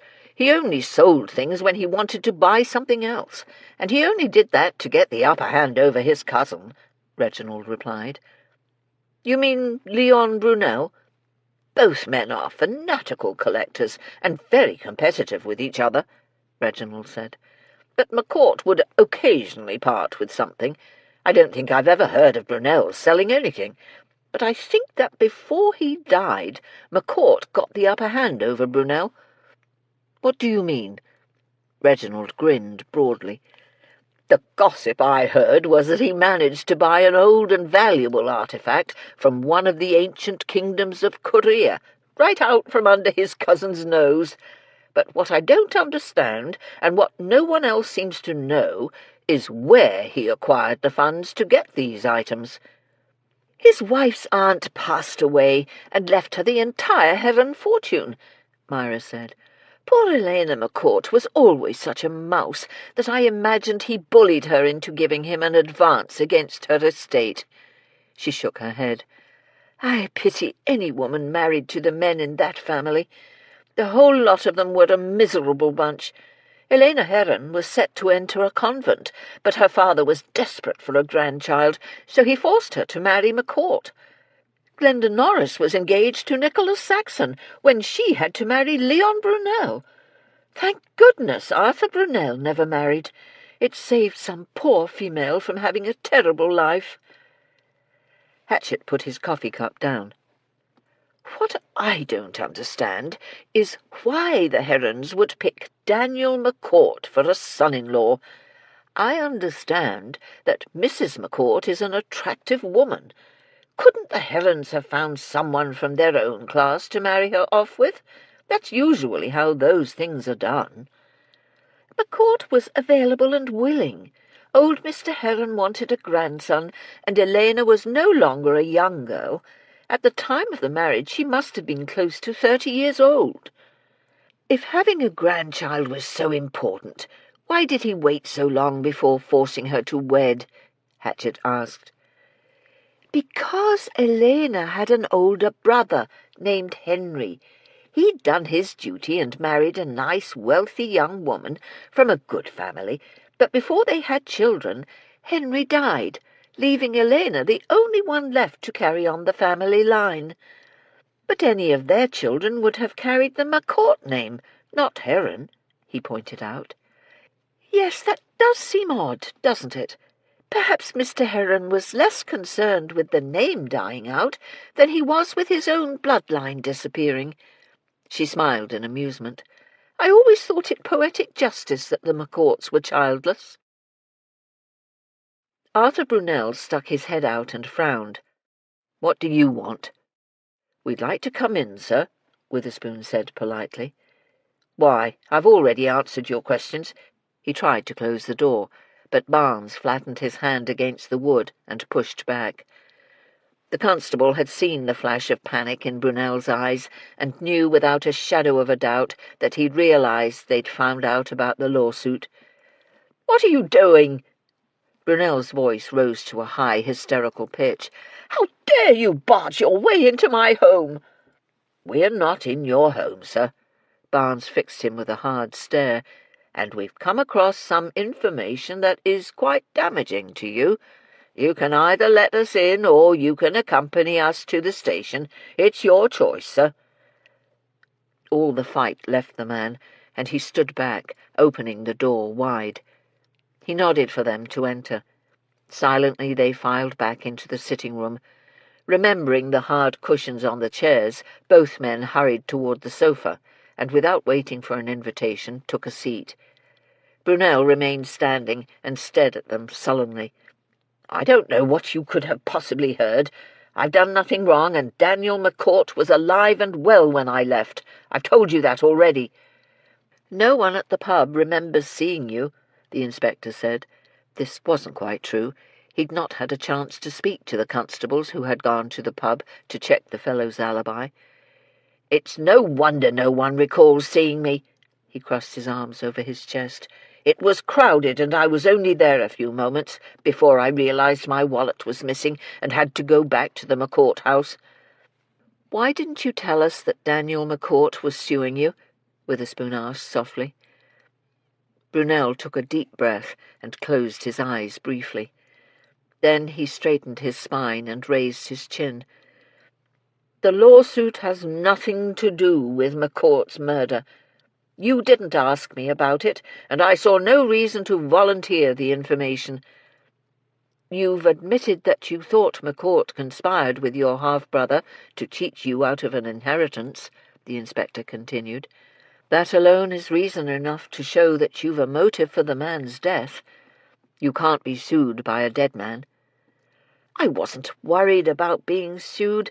He'd agreed not to go ahead with it, and even if he'd changed his mind, I wasn't worried about being dragged into court by him." "He told you this?" Barnes asked, his expression deliberately incredulous. "He was just going to drop the suit out of the kindness of his heart." "Of course not. Daniel didn't have a heart." Brunel laughed harshly. "He agreed to drop the suit because I blackmailed him into it." "Blackmailed him? How?" Witherspoon demanded. "I saw him with another woman, Inspector, and not just any woman. I saw him with Lydia Kent, and I threatened to tell his wife," he replied. "Lydia Kent?" Barnes inquired. "Who is she?" "She was once engaged to Daniel. He broke it off with her so that he could marry Elena. McCourt always kept poor Elena under his thumb because he controlled the money. But she just inherited a fortune, and this time she's the one in control. Daniel hated it, but there was little he could do about the situation. He didn't dare let her know he'd been seen in a London hotel, going into a suite of rooms with an old paramour." "Is this woman in London?" Barnes asked. He shrugged. "I have no idea, but if she is, you might want to ask her what she was doing when he was murdered." "Are you implying she might know something about his death?" the constable pressed. "Oh, I wouldn't go that far." Brunel was clearly enjoying himself now. His entire demeanour had changed since he'd seen them on his doorstep. "But I imagine it's likely. Daniel's always been a fool when it comes to understanding human beings. I'm no saint, Constable, but I never took pleasure in watching another human being debase himself, no matter what he'd done to me. But you asked about Lydia Kent, not me. I'm sure she hated him. He publicly humiliated her, and no matter how much time passes, one never forgets that. I saw her on the day of the tea. I had to walk there, you see. I couldn't afford a hansom cab, and I saw her standing on the corner staring at the McCourt house." Witherspoon said, "Did you see her after you came out of the house?" "No," he admitted. "But then again, if she killed Daniel, she'd have taken care to make sure to stay out of sight." "When did you see Mr. McCourt and Miss Kent together?" the constable asked. "A few days before the murder," he replied. "I was in Knightsbridge and saw him and Lydia coming out of the Alexandra Hotel. There was a Chinaman with them, carrying a large flat box." "I thought you said you saw them going into a suite of rooms," the constable repeated Brunel's own words. "Oh, that's what I told Daniel when we had our little chat later that afternoon, and of course it must have been true, because he immediately agreed that the lawsuit was a terrible idea." "Did you have any other reason for not worrying about the lawsuit?" Barnes asked. He laughed again. "He had no money, Constable, and his wife assured me that despite his foolish threats she'd make certain she didn't pay for a lawyer to drag me into court. You see, after I had my little chat with Daniel, I made it a point to run into his wife the very next morning when she was out shopping." "Will Mrs. McCourt verify your statement?" Witherspoon's head was spinning as his mind tried to process all the information he'd learned thus far. "I expect so, but you'll really need to ask her yourself." Mrs. Jeffries looked around and made sure no one was watching before she shoved open the gate and stepped into the passageway. She'd come back to Victoria Gardens for two reasons. One, to inspect the damage she might have done to the Crandalls' gate, and two, because she couldn't get the thought of mistletoe out of her mind. She eased the gate toward the post without closing it, so she could take a good look at the lock. Dark clouds had drifted in and blocked the feeble winter daylight, so she bent close and stared at the mechanism sticking out of the side. She touched the protruding stub of metal that inserted into the post plate. It wiggled easily. Closing the gate all the way, she tugged it gently back and realized it was so loose that it wasn't holding at all. She jiggled the gate and heard what sounded like metal bits rattling around in the lock proper. It was broken, but had she done it? She really had no idea.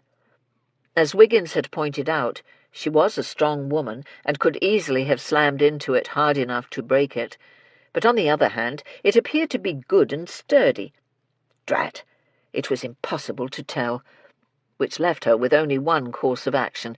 She had to think of a way to pay for repairing the wretched thing without anyone knowing she was responsible for its destruction. She sighed heavily and put the problem out of her mind. Right now she had other fish to fry, so to speak. Turning, she walked purposely up the passageway toward the garden. Respectably dressed in her best bonnet and her good brown cloak, she doubted any of the residents would accost her. Her only concern was being spotted by a constable who might recognize her. But she didn't think that likely to happen, as this morning Barnes and the inspector both confirmed the lads had completed all the local searches and house-to-house inquiries. The path across the garden was worn with long use.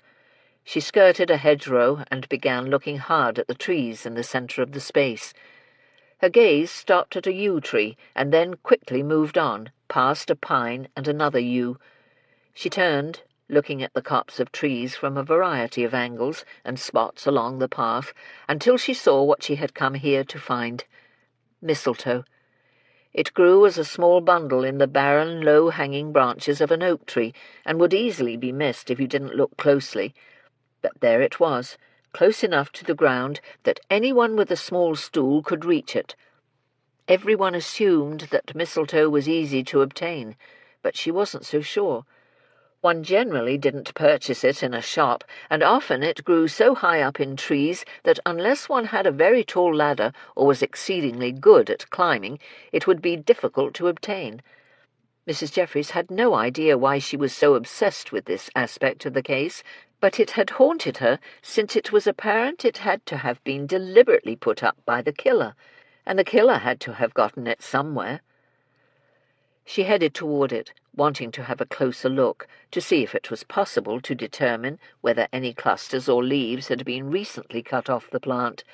But just as she started toward the oak, she heard voices coming from the McCourt home, and a moment later she recognized the distinctive tone of Constable Griffiths. "We'll have one more quick hunt around the garden, lads," Griffiths said cheerfully. "The Home Office is putting pressure on our inspector to have this one solved by Christmas, so we'll have a final look here, just in case we've missed something. We need to be sure we've been thorough." She didn't waste any time dodging toward the trunk of the thickest tree she could see, and then making a quick and hopefully silent run back the way she'd just come. Chapter 7. Barnes struggled not to smile as he caught sight of the hotel manager's expression when he and Witherspoon stepped through the double oak doors of the Alexandra Hotel. It was an elegant and expensive establishment on a quiet street off the King's Road in Knightsbridge. The manager gawked at them, his eyes widening with horror at the sight of a uniformed policeman crossing the marble floors of the lobby. Two bellboys, one of them loaded down with luggage, froze and stood gaping at them as the policeman skirted a brown velvet circular tuffet with an enormous fern sprouting from its centre. Witherspoon smiled politely as they reached the reception desk. "Is there a Miss Lydia Kent registered in your hotel?"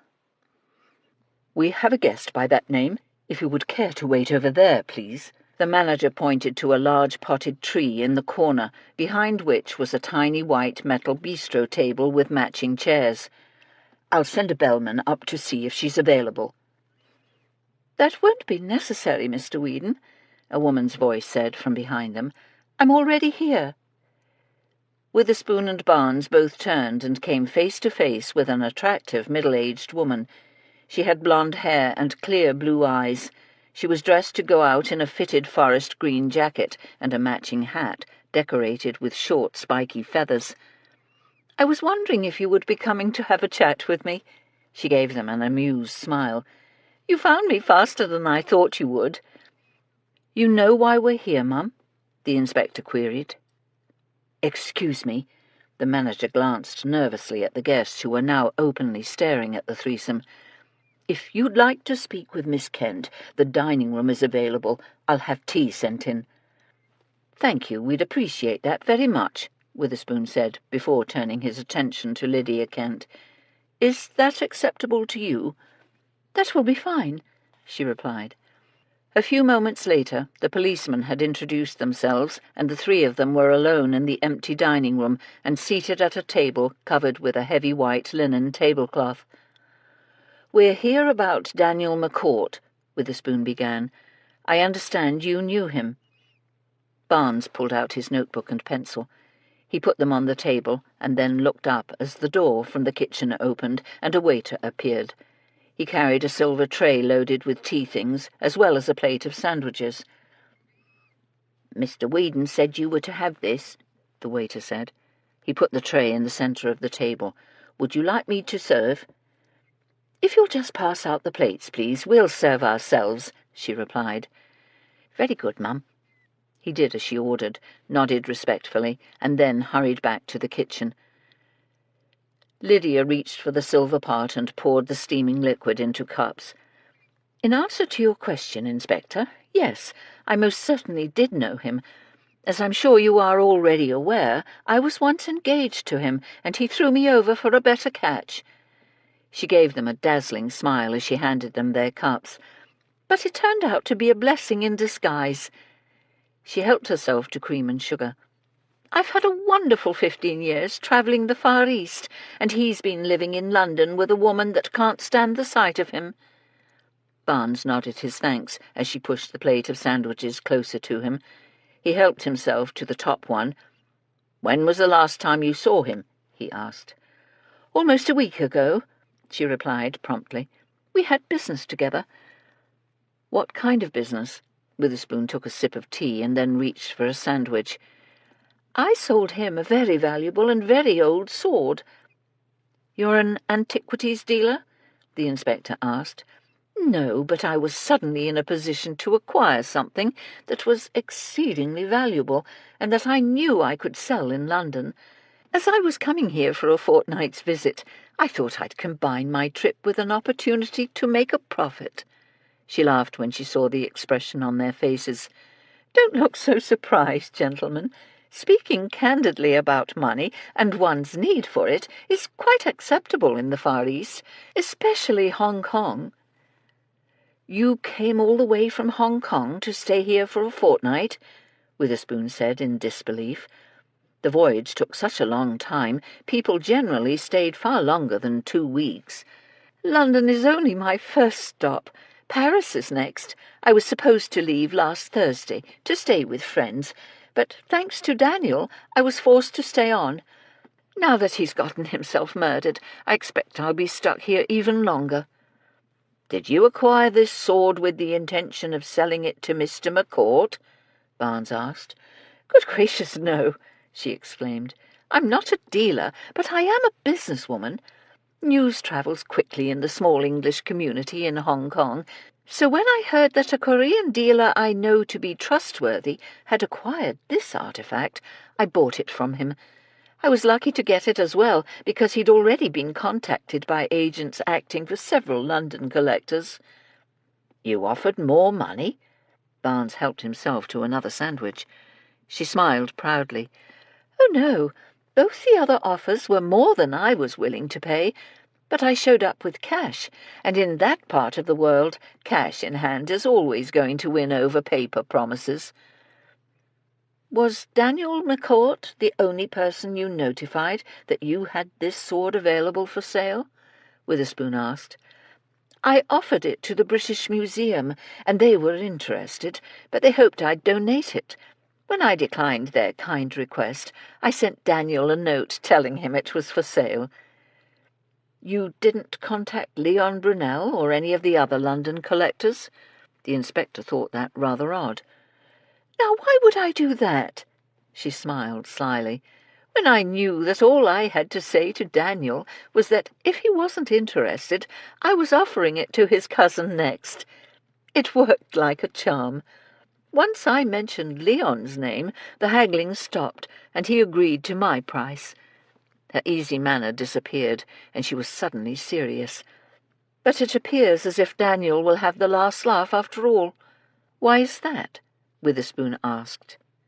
"Because I assumed that, despite his many faults, Daniel cared about his reputation as a collector. I was wrong. I foolishly let him take the sword with him without taking payment. He promised to bring me the money within a day or two. He offered me a letter of credit, but I wanted cash, so he signed a promissory note, and I let him take the sword. When Daniel didn't appear with my money, I decided to stay and find out what had happened." "Did you go to his home?" the inspector asked.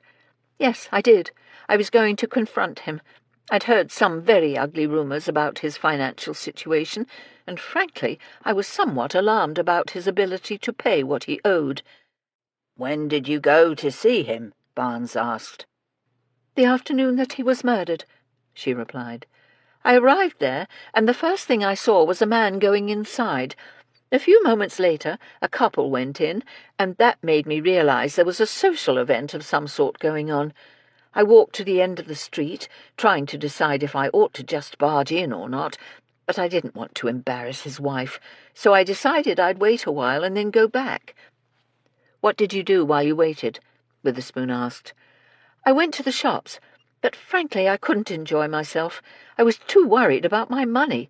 You see, when Daniel hadn't shown up with the payment, I'd made some inquiries and hadn't liked what I'd heard. So as much as I was not in favour of making a scene, I went back to his house, but by that time it was obvious something dreadful had happened." "How did you know he'd been murdered?" Witherspoon asked. "There were constables, and I heard someone in the crowd that had gathered say he'd gotten his throat slit with a sword. At that point it seemed rather tacky to harass the widow for the money." The inspector tried to keep it all straight in his head. They'd learned so much today that he was getting confused. "How much did he owe you?" Barnes asked. £5,000. Wiggins hadn't had any luck at the Alexandra Hotel. He'd managed to speak with 2 bellboys in the mews behind the building, but had learned nothing, so he decided to try his hand at speaking to Annie, the McCourt housemaid. Unfortunately, his luck there was just as bad. He'd walked up and down the street a half-dozen times, but no one had come out of the servants' entrance. He was determined the day wouldn't be wasted, so he'd taken the advice he'd given Phyllis and moved along, heading to Leon Brunel's street. There wasn't much traffic besides a hansom cab dropping off a fare and a grocer's delivery van pulling up to the pavement ahead. He moved casually, checking the addresses as he walked, until he found the Brunel house. He continued past it until he got to the end of the road, where he crossed to the other side and went back in the direction he'd just come. He did this twice, taking care to keep his attention on the servants' entrance. On his third pass, he noticed a stern-faced old woman watching him from the second-floor window of a house. "Blast a Spaniard," he thought to himself. It looked as if he'd have nothing to report. He couldn't hang about here any more with that old biddy watching him. He was almost at the end of the street when a young girl came out of the side of the Brunel house. His spirits soared. She was a housemaid. He could see the brown broadcloth dress hanging from beneath the girl's three-quarter-length black coat. He ducked around the corner and crossed the road out of the sight of prying eyes. Bending down, he pretended to be tying his shoelaces. The maid rounded the corner and headed in the direction of the local shops. Wiggins stood up and followed her, taking care to stay far enough back so that she wouldn't spot him, while also taking the added precaution of remaining on the opposite side of the street. He saw her turn onto the local high street, and she disappeared from view. Not wanting to lose her in one of the shops, he charged toward the corner, emerging onto a street crowded with well-dressed ladies, housewives with shopping baskets, street urchins, and vendors. Wiggins stood on tiptoe, looking frantically up and down the high street before spotting his quarry less than 15 feet from him.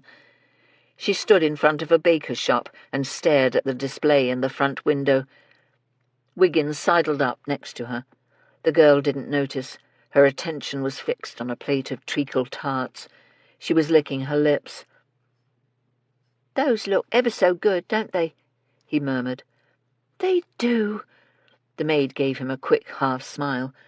She was a thin girl with dark blonde hair tucked up beneath her green knitted cap. "Are you going in there to do a bit of shopping?" He gave her his best smile. She gave him a sidelong glance, her expression wary. "I'm not supposed to speak to strangers." "Sorry, miss."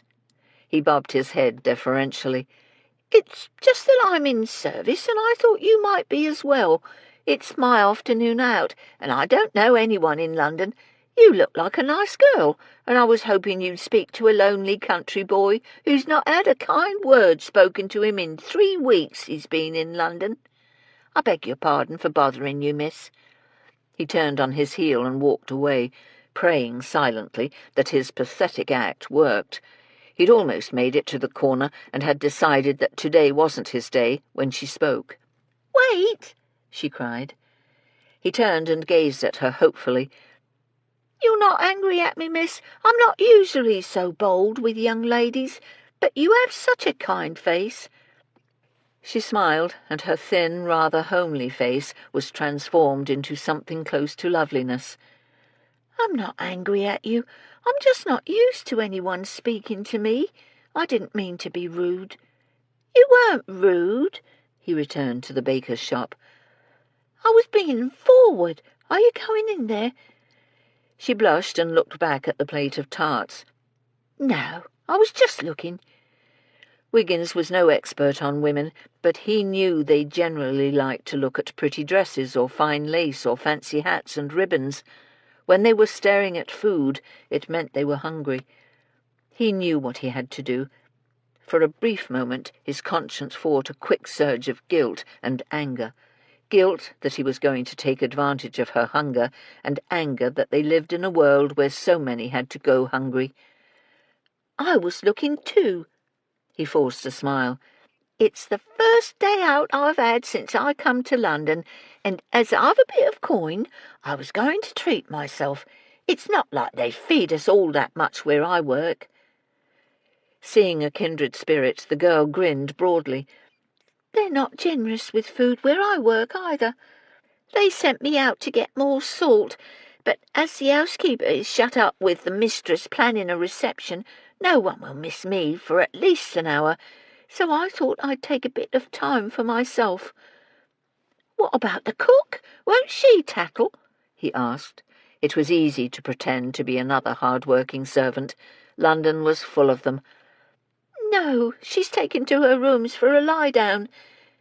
"My name's Abigail Cross. What's yours?" "I'm Albert Jones." He put his hand in his pocket and fingered the shilling piece he always carried. "It's wonderful to have someone to chat with. There's a small park with benches on it not far from here. What do you say I get us a couple of treacle tarts and we'll go have a sit-down and a chat?" Abigail looked doubtful. "I don't know. It's been ages since I've had anyone young to talk to," he pleaded. "I promise I'm a decent sort. It's just a couple of buns and a bit of company that I'm after." "All right, then," Abigail grinned. "I'll wait here while you go in and get the tarts for us." 5 minutes later the two had found a dry bench and were munching on their pastries. "This is ever so nice of you," Abigail said. "It's a real treat for me. It's been horrible at my household. No one is even looking forward to Christmas or Boxing Day." Wiggins swallowed the bite he'd just taken. "I'm sorry to hear that.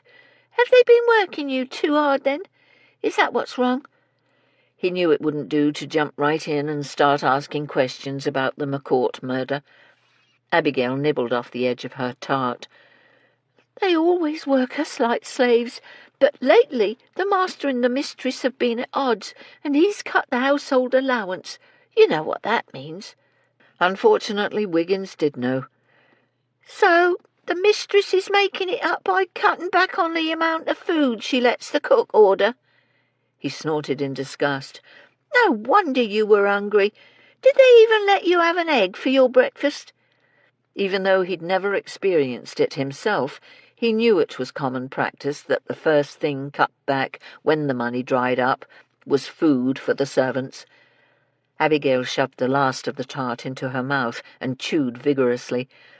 "We're eating porridge these days, except for Sundays, when they let us have an egg, but no bacon. The housekeeper told us that come January we've got to start paying for our own tea and sugar as well. It's not fair. Why should we be punished because Mr. and Mrs. Brunel can't get along?" Wiggins was genuinely upset for the girl, but he had to find out if the discord between the Brunels had anything to do with McCourt's murder.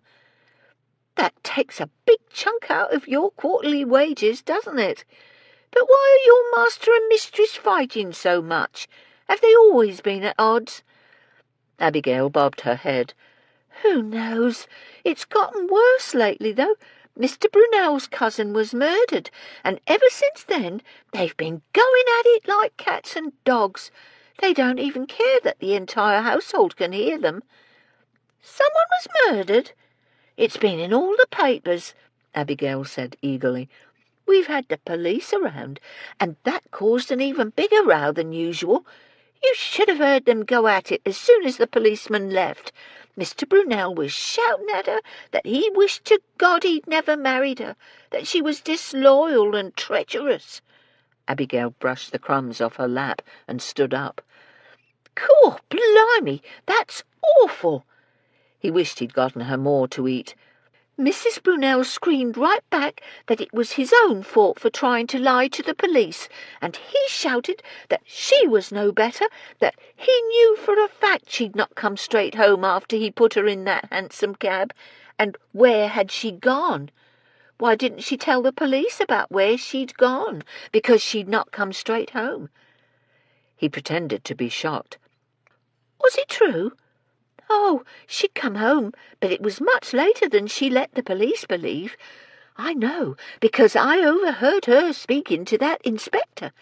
Just before he and the constable left, the constable asked what time she got home, and she said she wasn't sure, but she thought it was close to 5:15.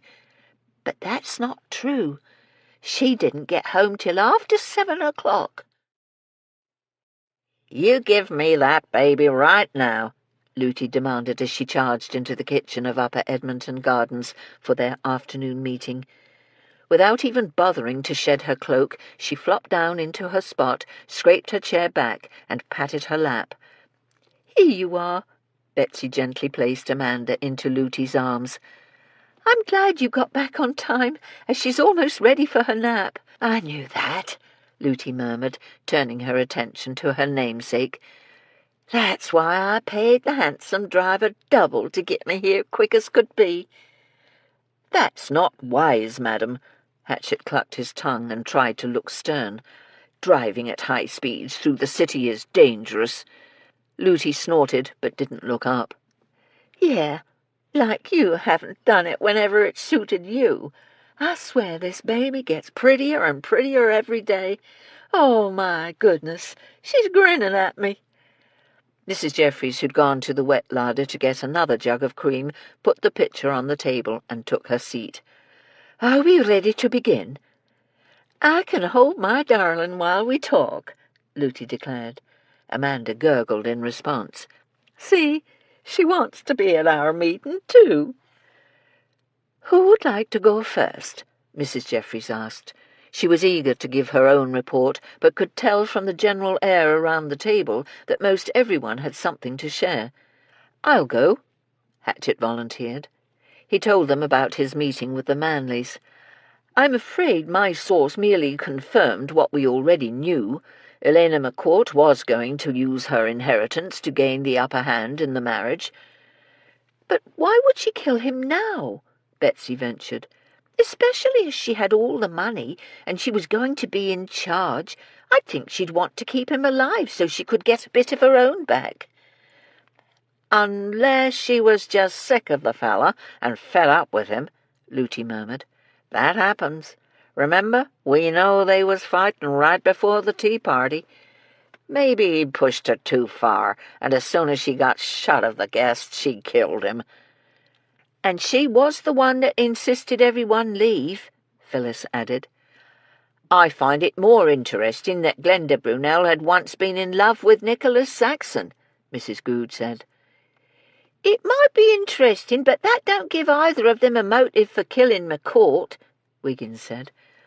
"We don't know that for a fact," Ruth said. "What if Mrs. Brunel and Mr. Saxon were planning on running away together, and McCourt found out about it? He could have threatened to tell Leon Brunel, and from the gossip I heard from my sources, Leon Brunel never lets something go once it is his." "Oh, dear." She broke off and flushed in embarrassment.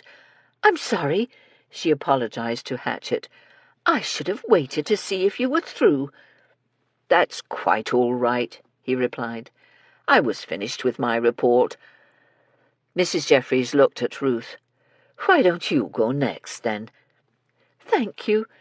As I said, I did hear some gossip, but I don't know if it's going to be useful or not. I had tea today with an acquaintance of mine whom I felt sure would have heard of some of our principles in this case, and I got very lucky. She didn't know much about Daniel McCourt, but she knew the Brunels socially. Like Brunel, she and her husband are collectors. When they were having dinner at the Brunel home, she showed them a carved jade pagoda from the Ming dynasty." "When was this?" Mrs. Jeffries asked quickly. "Sometime in October," Ruth replied. Olivia couldn't recall the exact date, but what's interesting is that her husband specializes in collecting jade. He's advised the British Museum on some of their acquisitions for the Oriental collection. As they were driving home that night, he told Olivia that he didn't think the carving was a genuine Ming at all. He said it was a badly done reproduction and certainly not old. She stopped and took a breath. "I don't know what this could possibly have to do with McCourt's murder, but I thought it worth repeating." "All information is worth repeating," Mrs. Good stated firmly. "If Ruth is finished and no one has any objections, I'll go next." She told them about her visit from her Molly Dubé. "He proposed to her under the mistletoe," Betsy murmured when the cook had finished. "And Mrs. Jeffries told us that Constable Barnes had reported the McCourt butler made it clear that the victim couldn't stand the sight of mistletoe. I wonder if there's a connection." "Course there is," Smythe grinned at his wife. "It probably reminds him of the silly way he asked her to marry him. They didn't exactly become an happy couple now, did they?" He glanced at Looty, pushed back from the table and got up. "Looks like the lass is sleeping. Let me take her. Your arms must be about ready to fall off." Looty kissed Amanda's forehead and handed him the baby. He headed off toward the cook's quarters. But Betsy has a point, Mrs. Goode continued. Why was that mistletoe hanging over the body? Mrs. McCourt wouldn't have put it up. It points too much toward her as the killer. Maybe she did it just to spite him, Wiggins suggested. It sounds as if now that she didn't have to depend on him for money, she was getting a bit of her own back. Yes, but then the question would be, when did she put it up? Before he died, just to niggle him, or after he died because he was dead? Ruth mused. Mrs. Jeffries felt as if they'd all stolen her thunder, but then she told herself not to be childish. Just because she'd been worrying about why that mistletoe was there didn't mean the others hadn't considered the question as well. Would you like to go next, Lootie? Indeed I would. She hesitated, waiting until Smythe returned to his seat at the table. I had a nice chat with a banker friend of mine, and I'm sorry to say that most of what I heard was what we already know. She told them about her visit to John Widow's. The woman that he humiliated, the one he was engaged to, Betsy said. Your source said her brother threatened McCourt. That was 15 years ago. Lootie brushed that aside.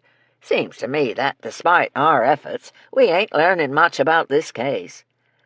Yes, it seems like the only thing we've discovered of any value is that everyone in London knew that Elena McCourt now controlled the money, and she wasn't going to share it with her husband, Mrs. Jeffries said. So why kill him when she could make him dance to her tune like she's had to do for him all these years? Wiggins said thoughtfully. But then again, sometimes I think married people do a lot of things just to spite each other, not because it makes any sense. Today I had miserable luck.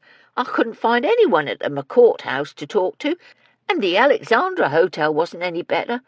But I did have a nice chat with a maid from the Brunel house. Which Brunel? Lootie asked.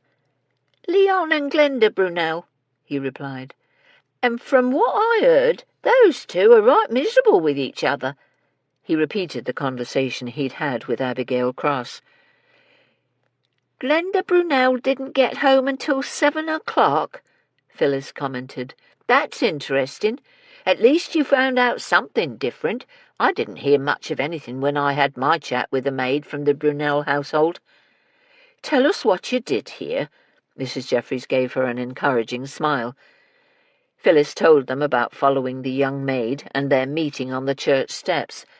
I'm sorry, she finished.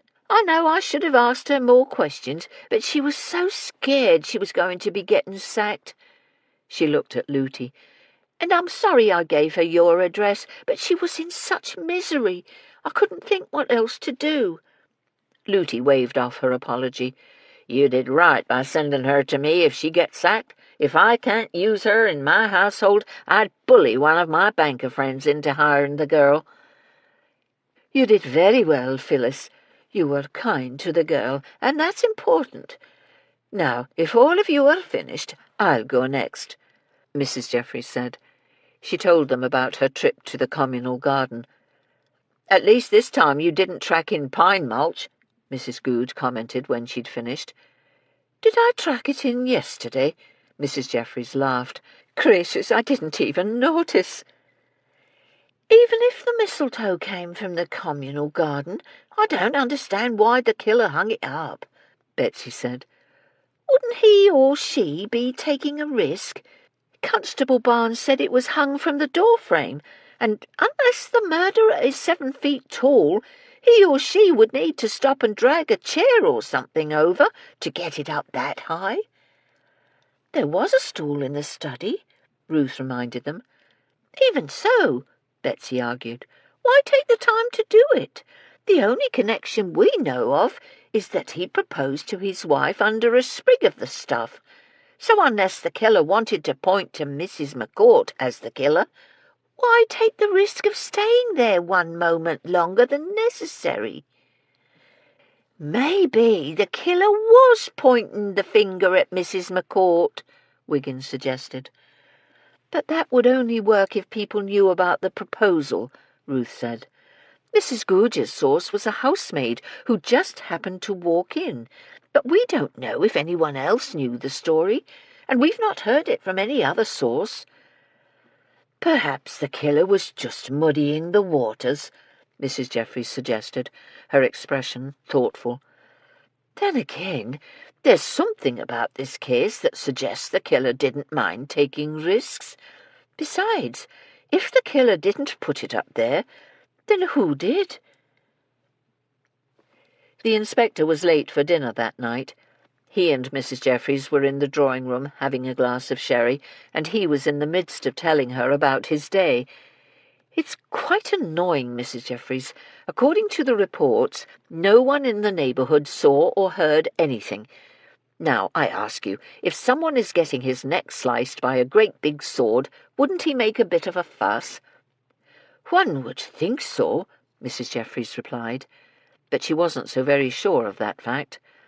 The truth of the matter was, she really should have gone to speak with their good friend, Dr. Bosworth. She'd no idea how someone would react upon having an artery or a vein severed. She made up her mind to go along to St. Thomas Hospital the next morning. But then again, perhaps a body goes into shock and is quite unable to utter a sound when such an injury occurs. Have you spoken to the police surgeon about it? Witherspoon frowned. No, I haven't, but that's a jolly good idea. Mind you, I'm not sure the neighbours would have noticed anyone lurking about the area in any case, not with all the comings and goings of the tea guests. And none of the neighbours saw anything?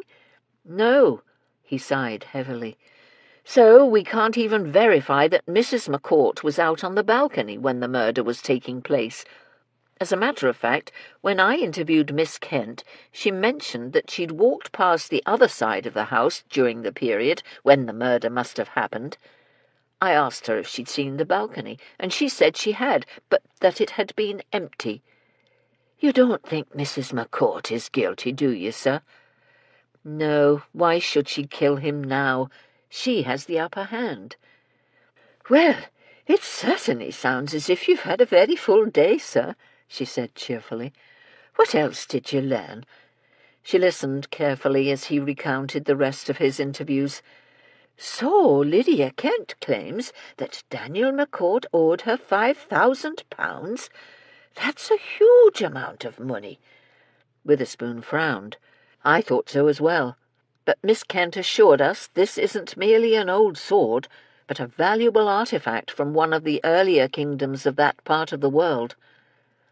Something nudged at the back of her mind, but was gone before she could grab the wretched thing and make sense of it. He put his empty glass on the table. Nonetheless, whatever we might think about the value of the Huando, it does give her a legitimate excuse to have been in the area. Mrs. Jeffries rose and picked up his glass. Would you like another sherry, sir? Mrs. Goodge has supper in the warming oven, so there's no rush. She wanted him to keep talking. The more he spoke, the more likely it was he'd recall additional details of his day. I'd love one, he smiled.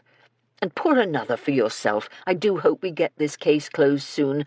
I don't know why we always seem to get a difficult investigation at this particular time of the year. It's most unfair. I want to enjoy the season, he complained.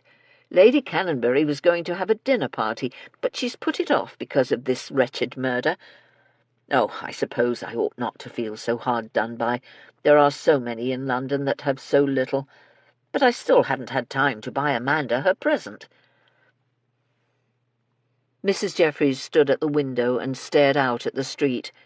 The house was silent, as the others had gone to bed. She told Wiggins she'd do the locking up and sent him and Fred up to their room at the top of the house. She tried to marshal the facts of this case into some kind of cohesive order, but it was difficult. They were learning the same few facts over and over. Everyone had found out that Elena McCourt had been dominated by her husband, but now had control of her own money because of an inheritance.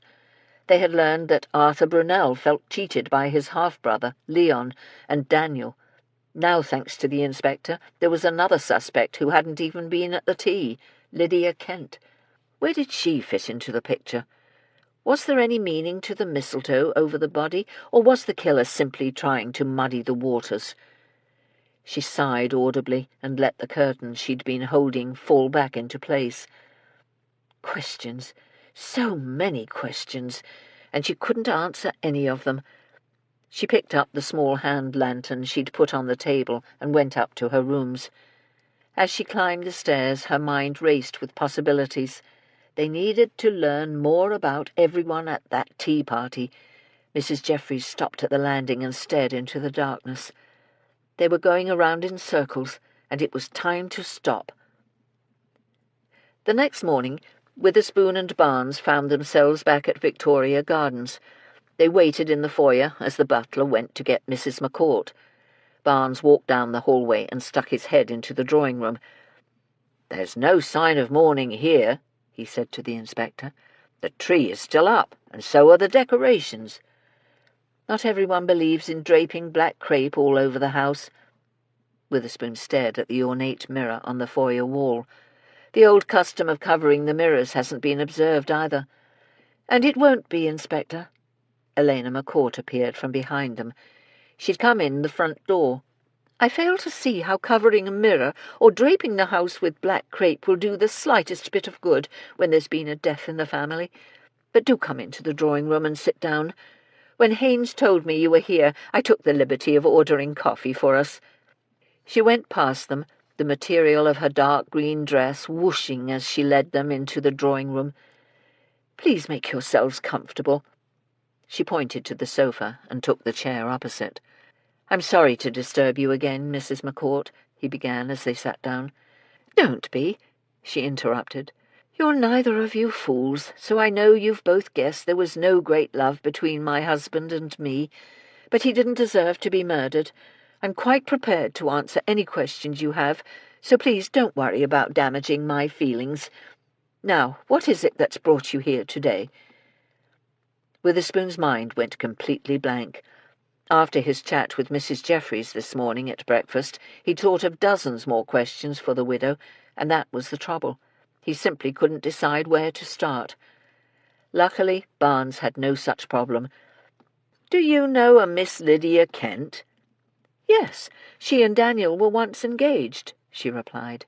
"I believe when he broke off the engagement, she went to the Far East with her brother." The inspector smiled gratefully at the constable and then asked, "Were you aware she'd recently sold your husband a sword?" "No, I wasn't. But it doesn't surprise me. Daniel bought items from lots of different sources," she mused. "But that's quite odd, really." "Why is that?" Witherspoon asked. "Well, he told me that he'd acquired the sword through Jeremy Raleigh, not Lydia Kent." The inspector wasn't quite sure how to phrase his next comment. Perhaps he thought he was sparing your feelings. Some women wouldn't appreciate their husband having business dealings with a former fiancé." She laughed heartily. "Don't be absurd. Daniel never bothered to spare my feelings in anything, and lately he's been so angry at me that if he could hurt me, he'd have done so with relish." Witherspoon stared at her wordlessly. He shouldn't be so surprised. After all the murders he'd investigated, he knew it was often the case that family members ended up loathing one another. Nevertheless, he was still shocked. "Why was your husband angry with you?" Barnes asked. The butler entered, pushing a trolley with a silver coffee service on it. He stopped next to Mrs. McCourt. "Would you like me to pour, madam?" She waved him away. "No, I'll do it. How do you take your coffee, Inspector?" "With cream and sugar, please," he replied. She poured out 3 cups and glanced at Barnes. "Constable?" "Cream and sugar as well," he said. She fixed their coffee and handed round the cups. They were delicate paper-thin white porcelain with blue flowers and a gold rim. Witherspoon held his saucer carefully as he waited for the drink to cool. She took a quick sip and then sat back in her chair. "In answer to your question, Constable, Daniel was furious with me because I wouldn't agree to let him control my money. He wasn't used to me standing up to him, but then again, men rarely are." Barnes smiled slightly. Has something changed recently in your circumstances, Mum?" "How very coy you are," she laughed. "I'm sure our solicitor has already told you that I've recently come into an inheritance from my late aunt. She was very rich, and Daniel naturally assumed I'd hand everything over to him. He was furious when I didn't."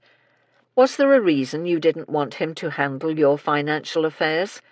The inspector took a sip of coffee and then struggled not to make a face. He didn't care for it at all. She put her cup on the table and sat up straight. All traces of amusement had vanished from her face. "When we married 15 years ago, my family settled this house and a huge amount of money on us. It was enough for us to live comfortably for the rest of our lives, but Daniel made one foolish investment after another, and if I hadn't inherited from my family, we'd have been out on the street. So I ask you, why should I have given him my money?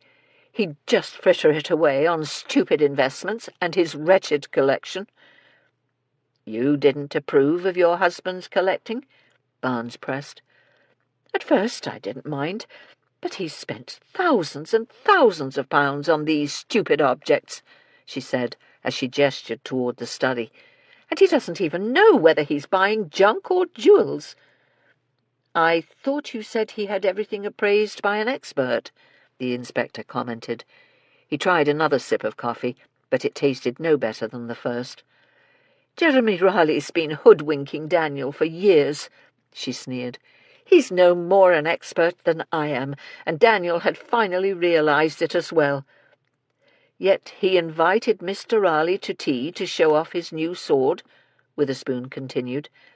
"No, he invited him here to expose him as the fraud he was, and I think the man knew it. He was decidedly nervous. Daniel kept watching him and going on and on about his latest acquisition. He only did that because he'd acquired it without Raleigh's help." "So he didn't have the newest item he'd acquired appraised by an expert?" Barnes was getting a bit confused as well. "Oh, he did," she replied. "But it wasn't Raleigh. It was someone else.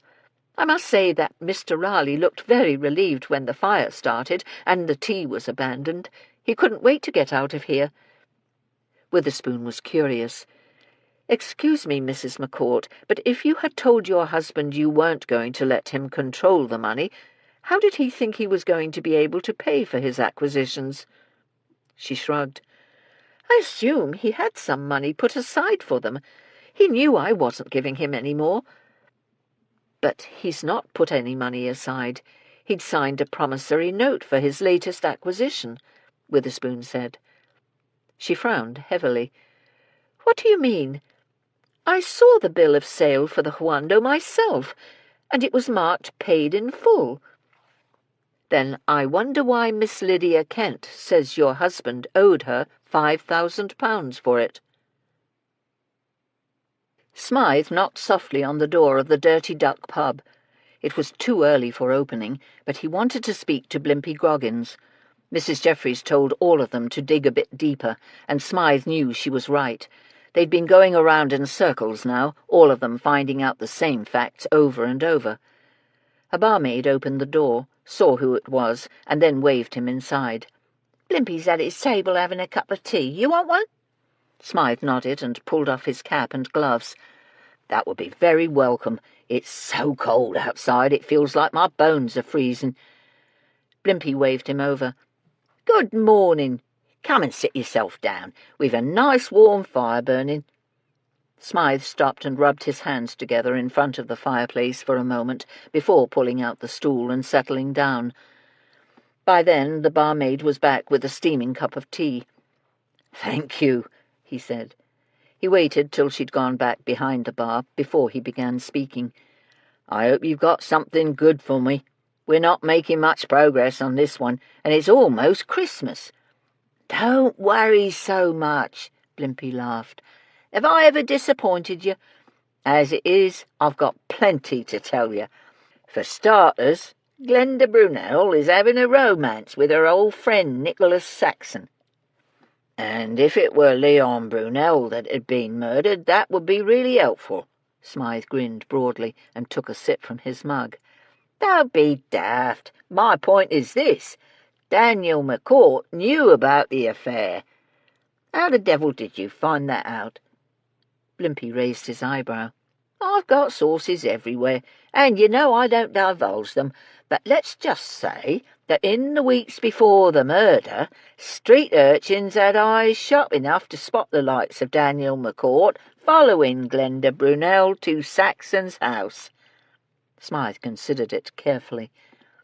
"Which could mean that either Glenda Brunel or Nicholas Saxon murdered McCourt to keep him from telling her husband about the affair. But we've heard that Mrs. Brunel doesn't care much what her husband thinks of her." "Don't believe it," Blimpie scoffed. "A woman may scrap with her husband and indulge in a bit of name-calling, but she'd not want to be out in the streets. Saxon's got a big house and part of his collection left to sell, but the house is encumbered with a mortgage, and once the word about the fake antiquities hits the market, no one will pay much for his collection, even if it's genuine." "What fake antiquities?" Blimpie chuckled. Jeremy Raleigh hadn't just made a mistake with those wine vases. He's been selling fake bits and pieces to McCourt for some time now, and McCourt had found out about it. He was going to go public with it and have Raleigh prosecuted, which means that Saxon wouldn't be able to sell diddly squat to anyone for a decent amount of cash until the scandal died down. Chapter 8. Mrs. Jeffries walked into St. Thomas Hospital and stopped at the porter's station in the main hall. "Is Dr. Bosworth here today?" The porter, a burly man with a ruddy complexion, gave her a quick, assessing glance and then opened the ledger on his desk. "Let me check for you, Mum," he said. She'd worn a gold and brown plaid day dress rather than her brown bombazine housekeeper's attire under her good brown cloak. She had also put on her best hat and had taken the added precaution of wearing her amber and gold brooch to ensure the hospital staff cooperated readily with her inquiries. People were always far quicker to help when you were well dressed. She waited while his pudgy fingers ran down a list of names. She'd been here many times before and could easily have gone to Dr. Bosworth's office, but the truth was she didn't want to walk down 2 flights of stairs unless she knew for a fact he was in the building. "He's here today, Mum." The porter stood up and started to come around the desk.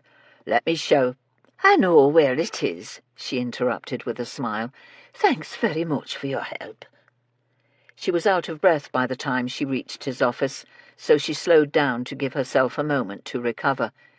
His door stood open, and he was seated behind his desk reading a file.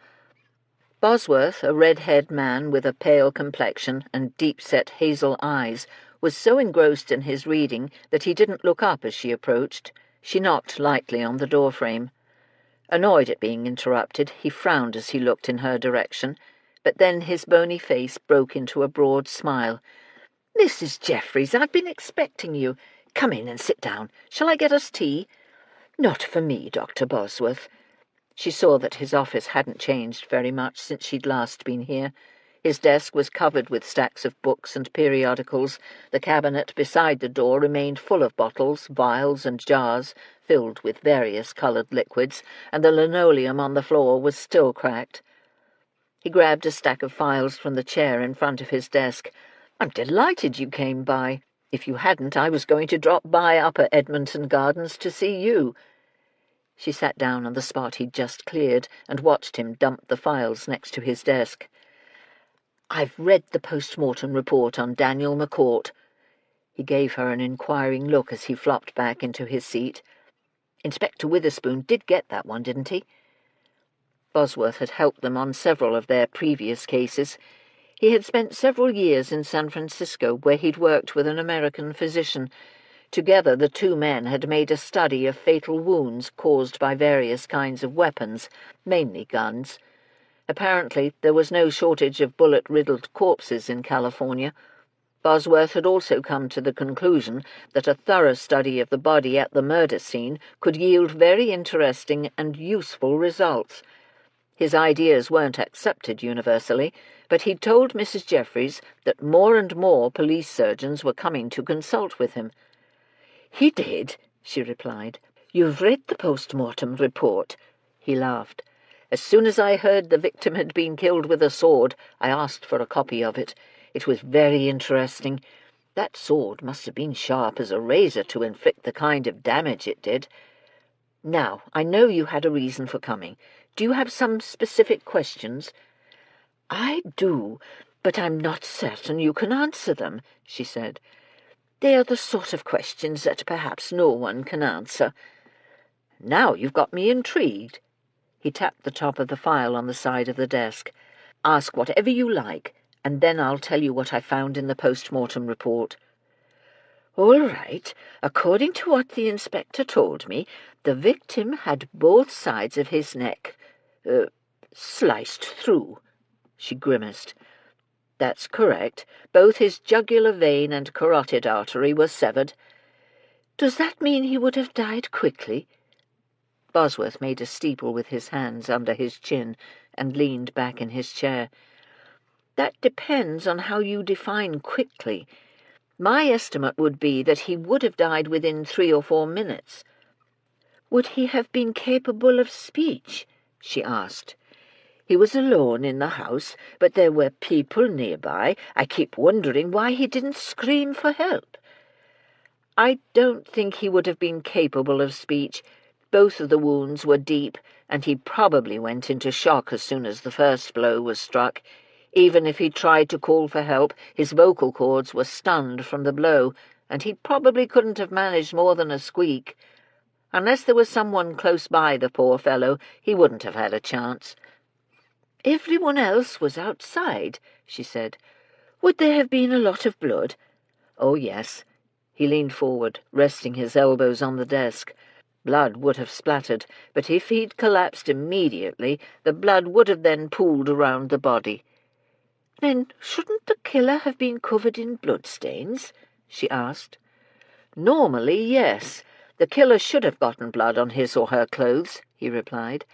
"However, I understand this weapon is a sword called a long huando. When I read the post-mortem, I contacted a friend of mine who knows something about Oriental swords, and he claims that the long huando was exactly as the name implied, long, and also very heavy." "Too heavy for a woman to use?" He looked uncertain. "I doubt that. I've seen some very strong women. Furthermore, my friend said that if the killer wielded the sword correctly when he or she murdered the victim, then the culprit could have been standing far enough away to avoid any blood that spurt from the wound." "But how does one learn to wield a sword correctly?" she asked thoughtfully. "Come now, Mrs. Jeffries," he chided. "Surely you're not serious? Fencing is very popular, and I believe the Queen's household guards still carry swords." "Of course they do," she agreed.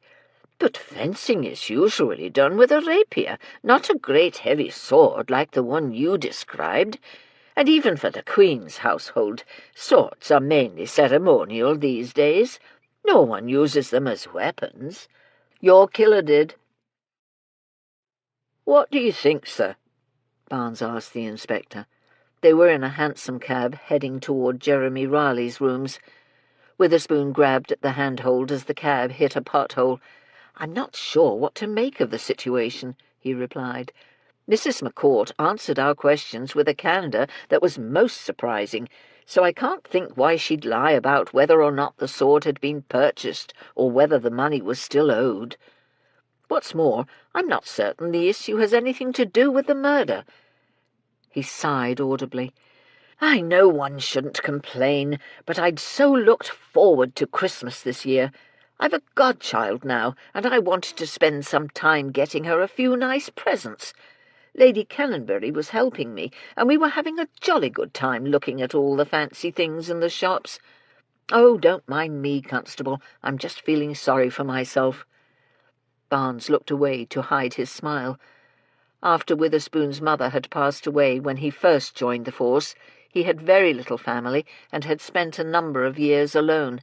But his life had changed greatly, and now he had a family of sorts, a godchild, a household that cared about him, and a dear lady friend who was becoming increasingly important to him. The good inspector was now no different than the rest of the working people in London. It was Christmas, and he wanted to spend time with the ones he cared about. "You're entitled to complain a bit, sir," he remarked. "It's not something you do very often." Witherspoon laughed and shoved his spectacles up his nose. "Ah, well, I never expected to have a baby goddaughter, and to enjoy it so very much. But I mustn't grouse about my circumstances. The sooner we get this case solved, the faster I can be back with Lady Cannonberry, buying presents and planning a wonderful holiday for my entire household. But let's return to our case. It's too bad that Mrs. McCourt didn't know how her husband had found out that Raleigh was allegedly selling fakes." They discussed the case for the remainder of the ride. Barnes took care to drop tidbits of both the gossip and the facts he'd gotten this morning from Mrs. Jeffries and Mrs. Goode into the conversation. "I must say, Constable, you do have a vast network of informants," the inspector said approvingly as they approached Raleigh's door. "You must introduce me to them sometime."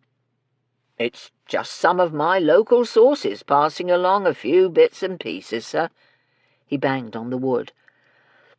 "Nonetheless, it's come in useful any number of times," the inspector said as the door cracked open and Jeremy Raleigh peered out at them. "May we come in, sir?" Barnes asked politely. He kept his tone just harsh enough for Raleigh to understand he didn't have a choice. He stepped back and waved them inside. "I don't know why you can't leave me alone," he complained. "I've told you everything I know." "You didn't mention that Daniel McCourt was getting ready to publicly accuse you of selling fakes," Barnes remarked casually.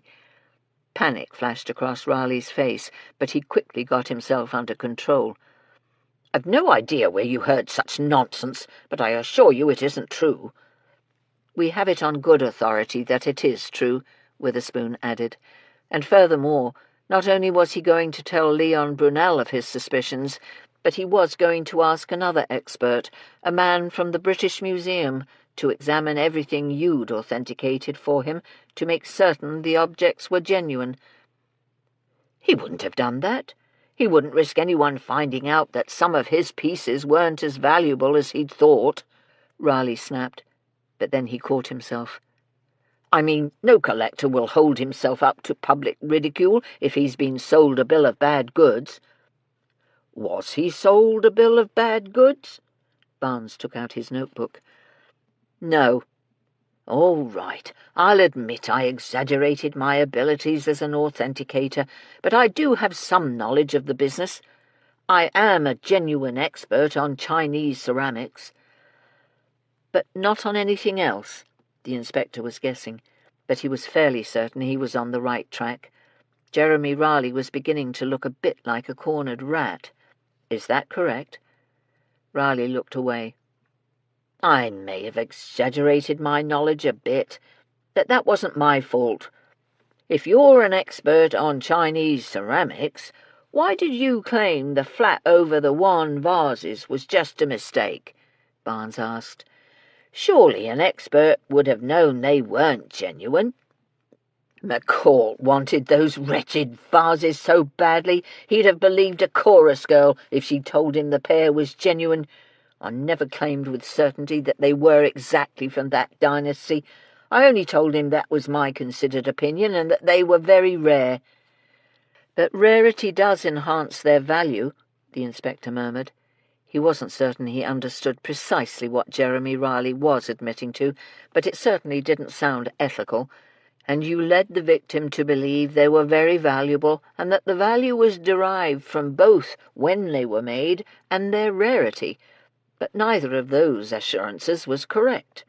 Mr. McCourt found out what you'd done and was going to expose you. Furthermore, just in the event you managed to evade prosecution, McCourt deliberately chose to expose you at a public social occasion, so the gossip would soon be all over London." "That's not true," Raleigh claimed. "We were going to work something out. I was going to give him his money back. Daniel was desperate for money, and he agreed not to go to the police and accuse me of fraud." "Is that why you hung around and sneaked into his study after everyone else had left? To offer him money?" Barnes was taking a wild guess. "That's a lie." He flopped down on the couch and put his head in his hands. "I wasn't sneaking anywhere. Daniel was expecting me. But the moment I told him I didn't have the money yet, that he wasn't getting his precious £5,000, he showed me the door." Barnes hid his relief behind a stern expression. He'd taken a shot in the dark, and it had hit the target. "How long were you there after the others had gone?" Witherspoon pressed. "No more than 1 or 2 minutes." Raleigh didn't raise his head. "I waited till everyone had gone before I went into the study, but Daniel didn't even let me sit down. He just stood there and asked where his money was. When I said I didn't have it, he grabbed my arm and marched me to the front door. I kept pleading with him to give me more time. I told him I could get the money, but he wouldn't listen. He just opened the door and shoved me out." Barnes sat down on the chair opposite him. "Why didn't you tell us this before?" "Because he was murdered, and I was afraid," he admitted. "But he was still alive when I left. I swear it."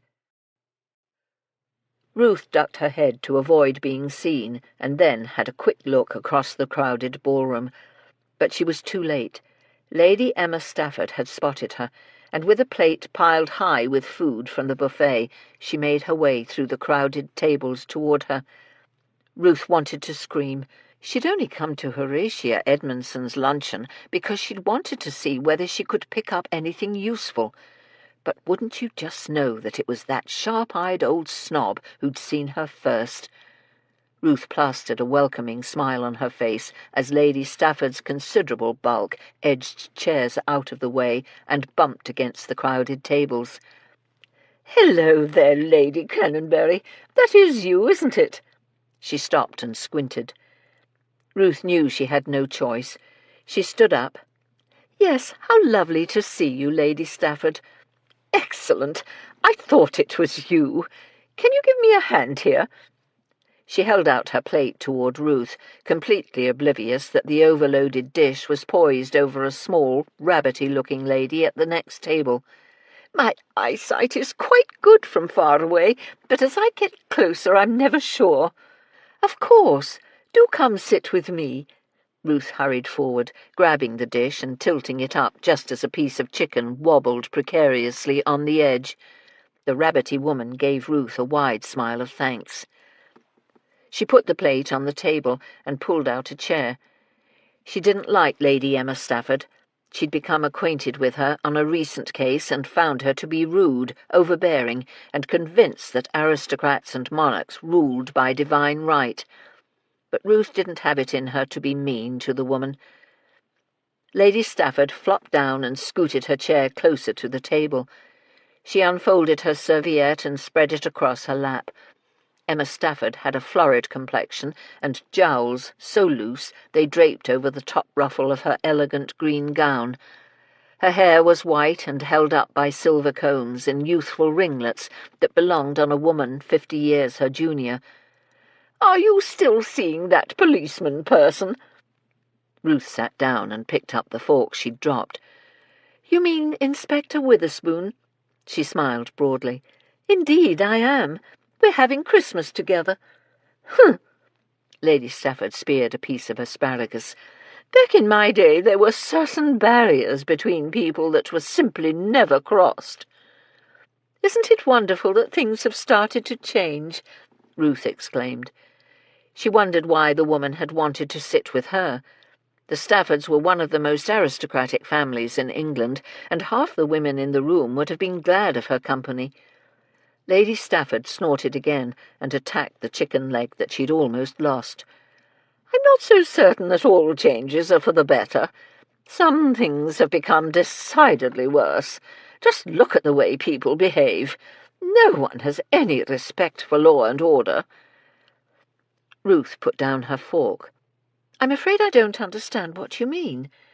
"You know very well what I'm talking about." Lady Stafford glared at her. "Every time one reads a newspaper there are people demanding one thing after another, labour unions and people claiming everyone should have an education, and women parading about with ugly signs.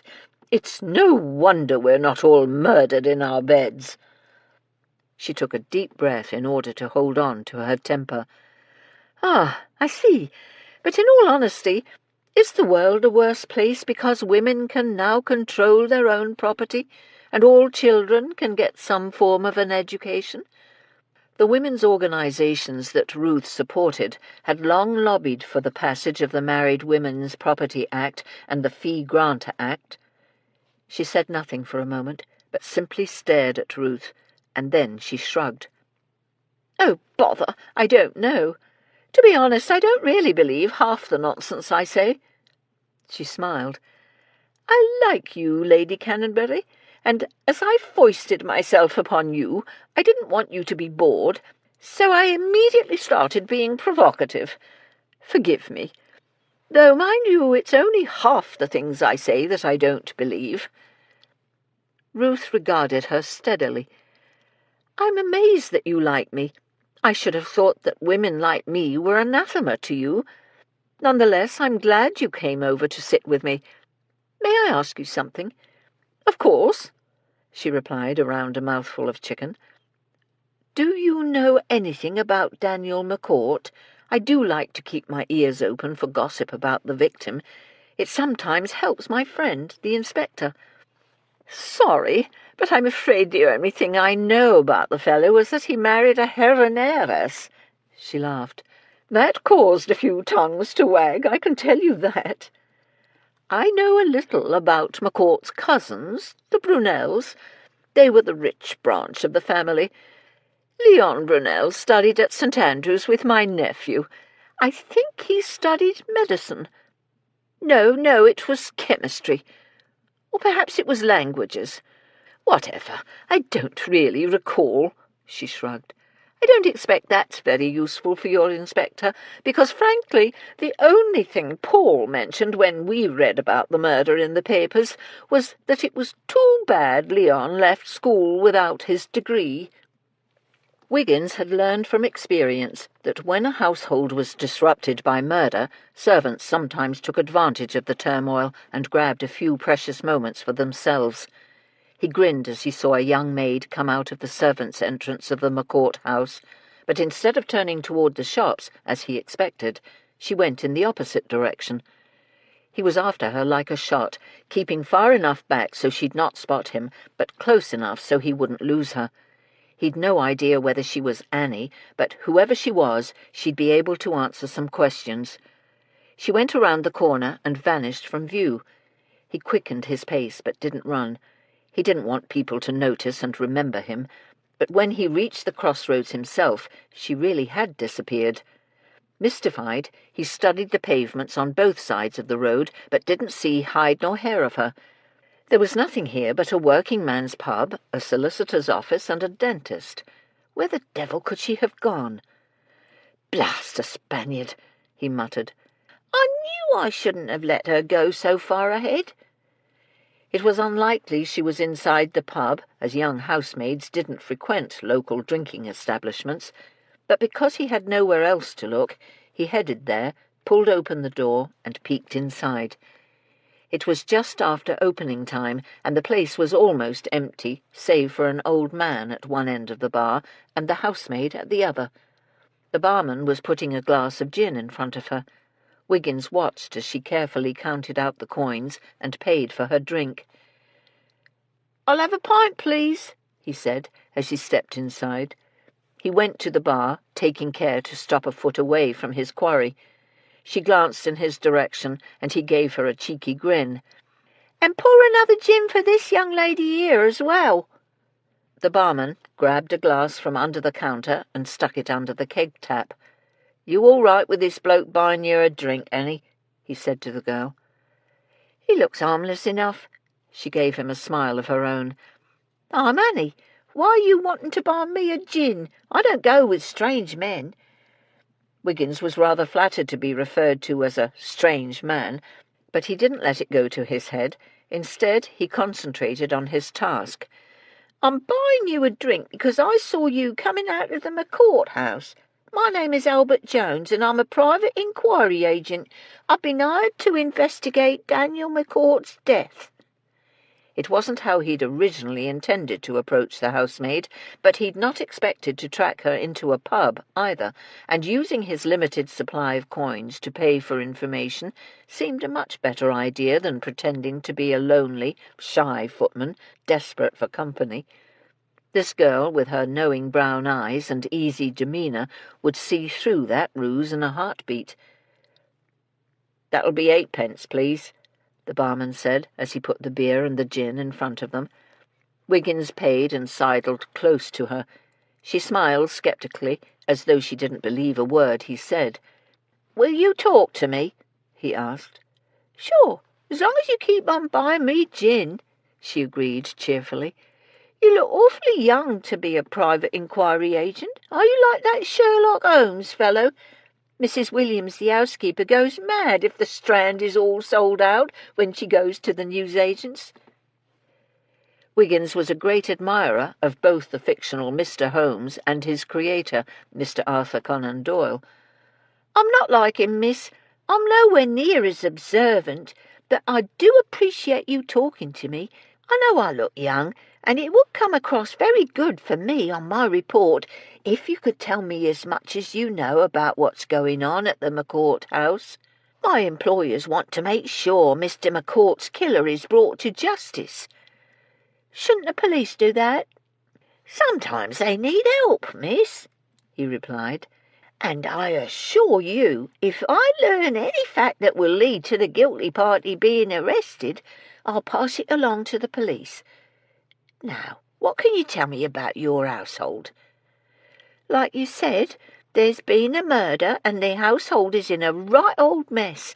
That's the only reason I was able to slip away today. The mistress had gone to speak to the vicar about the funeral arrangements.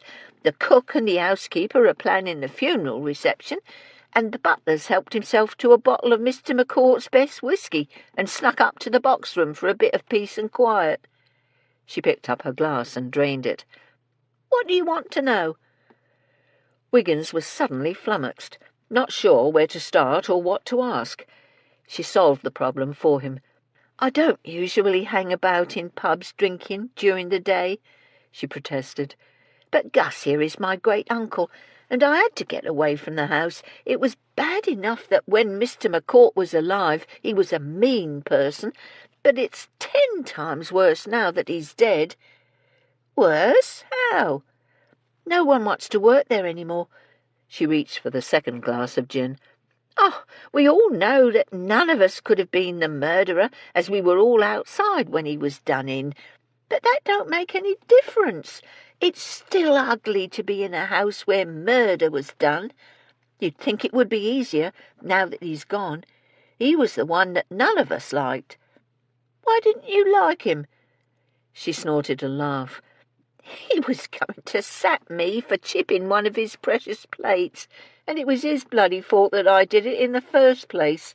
He collects all this ruddy stuff from the Orient, plates and swords and heathen statues, and he keeps them in his study. He only allows us to clean in there once a week, when he's out at his club. I went in this past week at my usual time, and I'd just picked up this plate to give it a good dust when he come thundering in, scaring the life out of me, because he's usually at his club until the late afternoon." She took a sip. "He startled me so that I almost dropped the ruddy plate. I thought it'd be fine, as I caught it, but the gold rim had chipped." "Did he realise what had happened?" Wiggins asked. "Course not. He just ignored me and went on over to his armoire. He was carrying this big flat case. He put it down and told me to get out. He didn't ask me to leave politely or anything. He just shouted at me to get out." She wrinkled her nose at the memory. "I'd not talk to a dog like that. But that's the way he always spoke to us. I knew I'd chipped his stupid plate, but he was in such a foul mood I was scared to say anything, so I just scarpered off." Wiggins gazed at her sympathetically. "Working there must have been hard." "It was, and still is," she declared. "Even with him dead, they ignore anything we have to say. They don't think we've got a brain in our heads." "Why do you say that?" "The mistress is having us clean the house from top to bottom for the funeral reception, and yesterday they did the crystals from the sconces in the drawing-room. I was carrying the clean ones back up to the housekeeper, and I dropped one of the small pieces on the stairs. We had a little paraffin fire right before the master was killed," she explained, "and when I bent down to find the crystal, I smelled paraffin. Now, the fire was at the bottom of the stairs, not the top. So I ask you, how could the smell of paraffin still be in the carpet?" "Doesn't it hang about for a long time?" he asked. "Not that long. Like I said, we've been airing the house for 3 days now, and that's not all." She picked up her glass and knocked it back. "When I told the housekeeper, she said it must be my imagination, and for me not to bother the mistress with such things." "Did she go have a smell at the carpet herself?" he asked curiously. "She did not. She just looked at me like I was making up tales." "Has anything else happened that was odd or out of place?" he probed. "Can I have another gin?" she asked. "I've got to get back soon." He caught the barman's eye and pointed to her empty glass. "Go on, then. Has there been anything else you can remember?" he asked. "On the night that he was murdered, I heard someone walking about outside," she said, and smiled as her drink was put in front of her. "Thanks, Uncle Gus." Wiggins pulled another coin out of his pocket and put it on the counter. "Are you sure about that? You couldn't have just been imagining it because you were half asleep?" "That would be hard to do, as I was downstairs by the servants' door and not in my bed," she replied. "I'd gone down to get a drink of water. I don't like going downstairs in the middle of the night. For one thing, it's dark and cold, but there's a lamp left at the top of the staircase for us if we need to use the water closet, so I took it and went down to get a drink. I'd started back and was just outside the door when I heard a rustling sound, and then footsteps." "Right outside the door?" he pressed. She frowned in confusion. "That's just it. I was standing right there, and it didn't sound like it was right outside, but it was close. You didn't look?" She drew back, staring at him as if he were an idiot. "Course not. We'd had murder done in that house. I went back to bed and pulled the covers over me head. I told the housekeeper the next day, and she said it was probably just my imagination." Phyllis couldn't help herself. She had to find out whether Harriet Adamson was still employed. She crept up the side entrance to the Brunel house and knocked softly on the door. She didn't want to get the girl in trouble, so she'd come up with a plan. As the door opened, she pulled an envelope out of her jacket pocket, but she needn't have bothered, for Harriet stood there. Her eyes widened in surprise. "What are you doing here?" "I'm sorry. I was so concerned about you that I wanted to come by and see if you still had a roof over your head," she said. "How do you know where I worked?" Phyllis smiled. "I followed you home yesterday. I wanted to make sure you were all right." Harriet drew back and then smiled in return. "You're a really nice person. No one's bothered about me in ages. I've still got my job. As a matter of fact, they seem to have forgotten all about me." "That's wonderful. I don't want to get you in trouble, so I'd better go." She turned to leave. "Can you wait for me up on the corner?" Harriet asked, looking over her shoulder. "I just heard the cook tell the mistress we're out of sugar. I'll offer to go and fetch it from the grocer's." Phyllis wasn't sure that was a good idea, but she didn't want to hurt Harriet's feelings. "All right, I'll meet you there."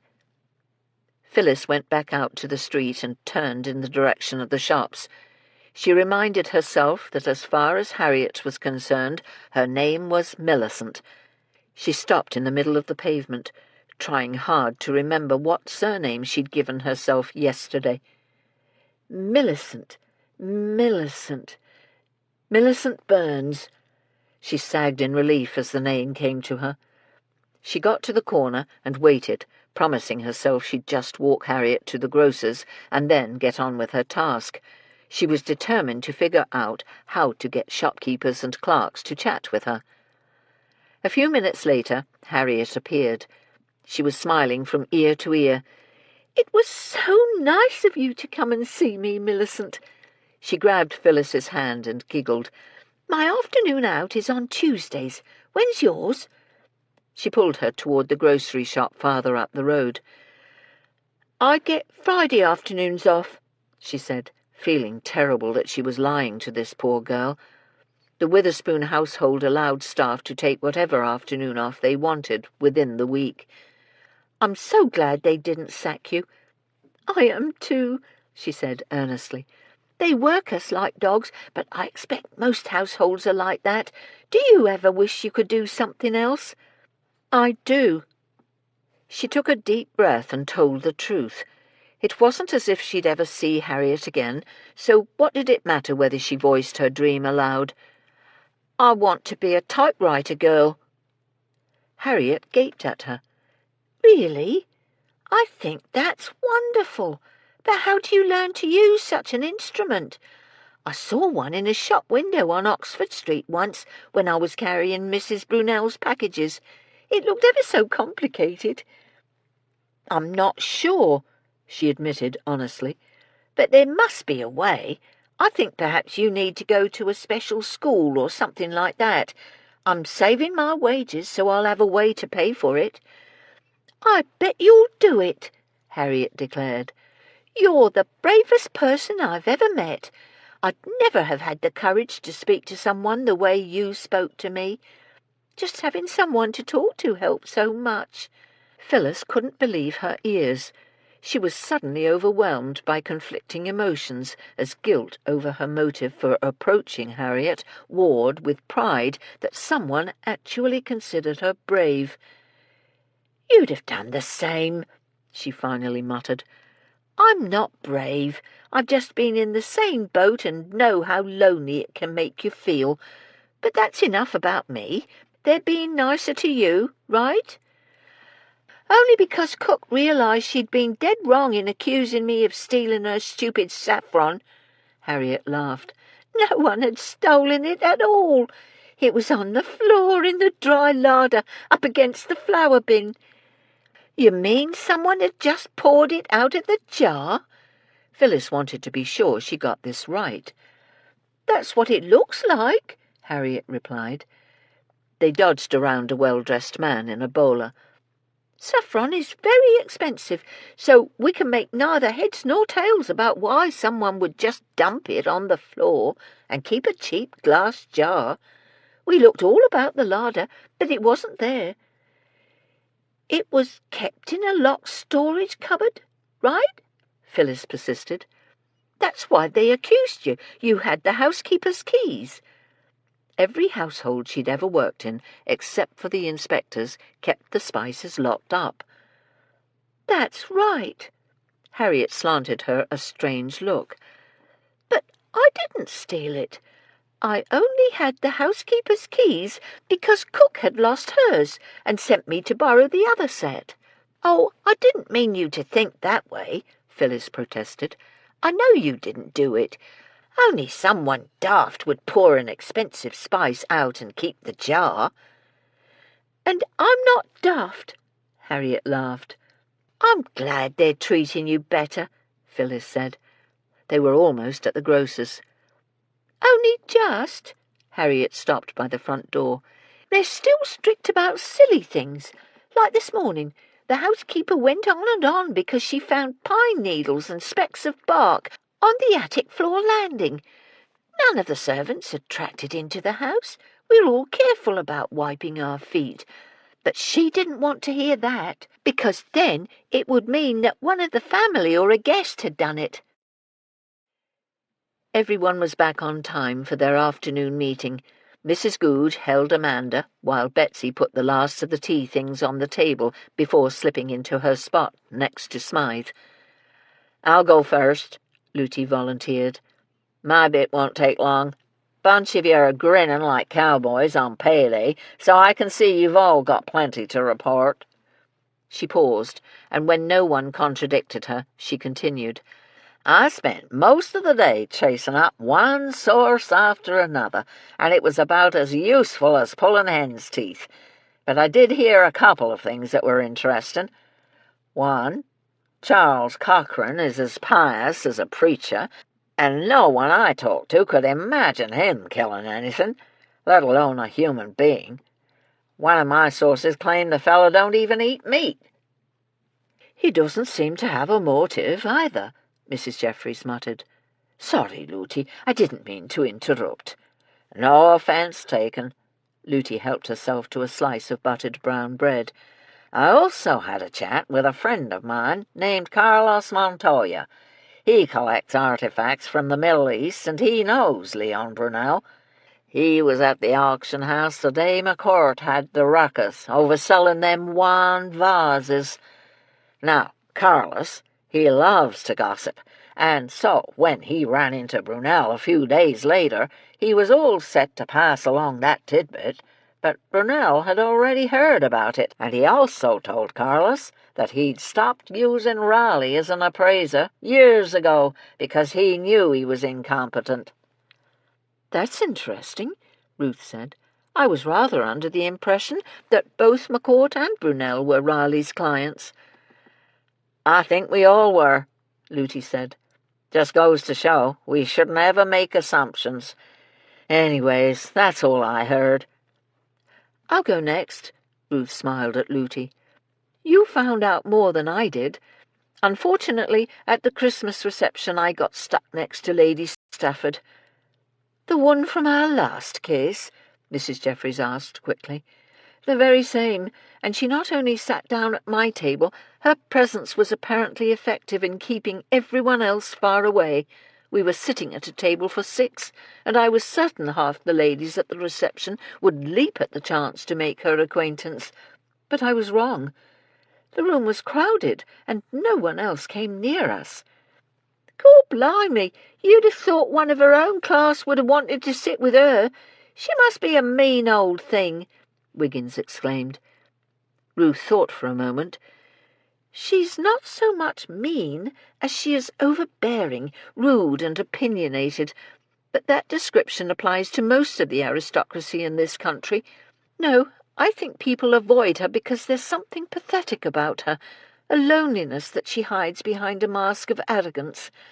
It was obvious she didn't want to go home, as she said there was never anyone there but the servants. I felt so sorry for her that I offered her a ride, and I'm glad I did, because I learned a little more about one of our suspects during the drive. She claims that Saxon's uncle, the one that left him the Oriental collection, didn't get the entire collection from his business in the Far East. Lady Stafford says that a good portion of it was picked up cheap at bankruptcy auctions here in England. She also mentioned that Arthur Brunel's grandparents, his mother's family, lost all their money and were forced to sell everything. They had an extensive collection of Oriental ceramics and a number of items from Japan." "Isn't Arthur the only one in the family that wasn't interested in collecting?" Mrs. Goodge asked. "That's what he told the inspector," Mrs. Jeffries confirmed. "And neither Inspector Witherspoon nor Constable Barnes saw anything when they were in his home. In fact, they both said the drawing-room was bare of anything except the most basic of furnishings." Lady Stafford had never heard of Arthur Brunel taking any interest in collecting. The only fanatic in that family was his half-brother, Leon, Ruth added. She told them the rest of what she'd heard that day. When Ruth had finished, Hatchett looked at Looty. Was your source sure of his information about Leon Brunel?" "He seemed to be. Why? What did you hear?" she demanded. "My source, and it is an impeccable source, told me that a few days before the murder he saw Leon Brunel and Raleigh having a drink together at Brunel's club." "Just because they was drinking together don't mean that Brunel trusted Raleigh's judgment," Looty argued defensively. "My informant was sitting close enough to overhear part of their conversation. Brunel was talking to Raleigh about Oriental artifacts, asking him if he'd heard of anything interesting coming in from Hong Kong." He smiled triumphantly. "That doesn't mean that Looty's information is wrong," Betsy interjected. "Only that you've heard different things." Mrs. Jeffries gave her a grateful smile. "That's very true. Who would like to go next?" "I will," Phyllis volunteered. She wanted to get it over with. "I didn't have much luck with the shopkeepers." She smiled hopefully at Betsy. "We'll have to go together sometime so I can watch how you do it. But I made contact with that maid at the Brunel house." She told them the few bits of information she'd heard from Harriet. "I'm sorry," she said when she'd finished. "I know I shouldn't have gone back to see her, but I was so worried about her getting tossed into the street." "We're all glad that she still has her position," Mrs. Jeffries said. "And you did learn a bit." Something tugged at the back of her mind, but again the idea faded before she could grasp it. "Let me have my go, then," Wiggins said cheerfully. He told them about his meeting with Annie, taking care not to mention that he'd met her in a pub and then kept buying her drinks. "She's sure she heard someone outside the house that night," he finished. "Which would be useful if she'd heard someone outside on the night before the murder," Mrs. Good complained. "But the killer isn't likely to have come back to stomp about the passageway now, is he?" "I told you she wasn't sure the person was in the passageway," he corrected. "Look, I know it don't make sense, but that's what she said, and she's got no reason to lie about it." Again, Mrs. Jeffries felt a nudge in her mind, as if something was right under her nose, but she couldn't see it. "All we can do is report what we learn, and hope the pieces help us to sort out the puzzle." "Are you figuring it out?" Phyllis asked eagerly. "Are the bits coming together for you?" "Sometimes I catch a glimmer of an idea, but it disappears before I can start moving the pieces together into any sort of reasonable theory," she admitted glumly. "Not to worry, you'll suss it out," Mrs. Good declared. "You always do." "Maybe my information might help," Smythe offered. He told them about what he'd learned from Blimpie. He took care in the telling, making sure that everyone understood the implications of his information. "Nicholas Saxon and Glenda Brunel never stopped loving each other," Betsy mused when he'd finished. "How sad. She should never have been forced to marry Leon Brunel." "Don't be too sympathetic, love," Smythe said. "She could have refused to marry Brunel, but she didn't. So instead of living in poverty with the man she loved, she lived in luxury with a man she didn't love. Strikes me that she's the kind of woman that wants it easy, which means she'd not take kindly to Daniel McCourt blabbing to her husband that she was being unfaithful." "Which means she had a motive to want McCourt dead," Mrs. Good said. "So did Nicholas Saxon," Betsy argued. "Once it was known that a good part of McCourt's collection was either fake or worth less than valued, the entire market for Oriental antiquities would be hurt for the next year or two. Isn't that what your source claimed?" "True," he agreed. "He said that all the other dealers would be put off until the scandal died down." "So it appears that now we know Nicholas Saxon, Glenda Brunel, and Jeremy Raleigh all had a reason to want McCourt dead," Mrs. Jeffries said. Now we've got to find out which one of them killed him." Chapter 9. Witherspoon leaned back in his comfortable chair and took a quick sip of sherry. "We learned an interesting number of facts today," he said, "but to be truthful, I can't be sure what, if anything, it all might mean. I certainly don't feel any closer to determining who might have murdered McCourt." Mrs. Jeffries felt the same, but she could hardly admit it. Instead, she decided to focus on keeping his confidence high. Witherspoon's faith in his abilities had improved greatly as the years passed, and the number of homicides he'd solved increased, but he was still very much prone to bouts of self-doubt. She waited till he looked at her, and then she gave him an indulgent smile. "Now, now, Inspector, I know it's Christmas, but you really mustn't tease me so." "Whatever do you mean?" He looked genuinely puzzled. She laughed gaily and took a sip from her own glass before she answered. "You know very well what I'm talking about. This happens every time, and with every one of your cases. You work so hard taking statements, following up on leads and gathering information, that you lose sight of what your inner mind is doing. Now, come on, sir, do tell me about your day." "Does it really happen with every case?" he asked hopefully. "Truly?" "Of course it does, sir." She pretended to be exasperated. "You know good and well that while one part of your mind is analysing statements, looking for inconsistencies, and verifying alibis, the creative, intuitive side of your brain is making connections and seeing patterns of behaviour that will undoubtedly lead you to the killer." He smiled broadly. "Gracious, I certainly hope so, because right now I can't seem to see the forest for the trees, as the saying goes."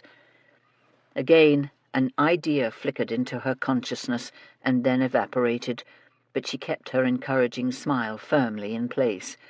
"But you will, sir. Now, who did you see today?" "We had a rather interesting chat with Mrs. McCourt again today." He took another drink. "I don't quite know what to think about her. She definitely had no love for her husband, and as I told you before, we can't find anyone who saw her on the balcony, so she'd have had time to commit the murder before the servants came in from the garden. But on the other hand, she doesn't seem to have a motive."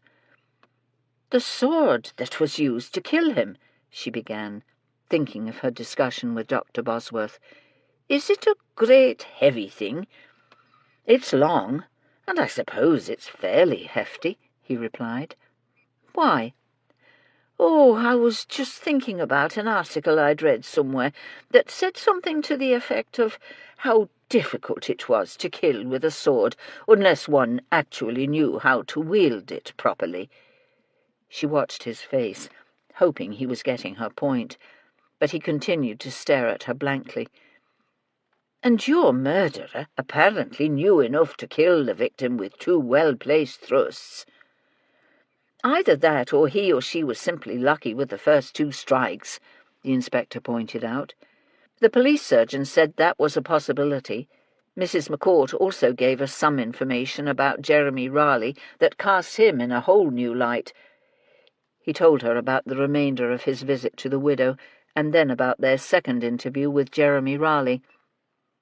While he spoke, Mrs. Jeffries listened carefully as she got up and refilled their glasses. Occasionally she interrupted his narrative for a point of clarification or to ask a question. £5,000, Mrs. Jeffries mused. "Isn't that the amount of money that Lydia Kent claims McCourt owed her for the sword she sold him?" She knew very well that it was. "Yes, and the constable and I were going to go back to the Alexandra to have another talk with Miss Kent, but we got called to Chief Inspector Barrow's office, so we'll have to do that tomorrow." "Why do you need to see her again?" she asked quickly. "Oh, didn't I tell you? Mrs. McCourt said she'd seen the bill of sale for the Huando, and it was marked paid in full. I want to see if Miss Kent can shed some light on that issue. She claims she only went to the McCourt house on the afternoon of the murder because she had not been paid for the sword. He'd not mentioned it, and she was suddenly grateful that they had Constable Barnes' kitchen visits every morning. But she didn't fault the inspector. It was impossible to recall every single detail of one's day. "Will she still be in London tomorrow? I thought you said she was meeting friends in Paris." "She's said she's going to stay until she either gets her sword returned or gets paid for it. But just to be on the safe side, we've got a constable watching her hotel. He'll notify us if she tries to leave. I rather like her. I do hope she's not a murderer." He sighed. "And I suppose you can imagine what the Chief Inspector wanted." "Yes, sir, I'm afraid I can." "They're getting pressure from above," he said softly. "Apparently someone at the Home Office wants the case solved by Christmas." "Don't they always, sir?" Mrs. Jeffries reached into the bottom of her wardrobe and pulled out a large wicker basket filled with parcels wrapped in brown paper.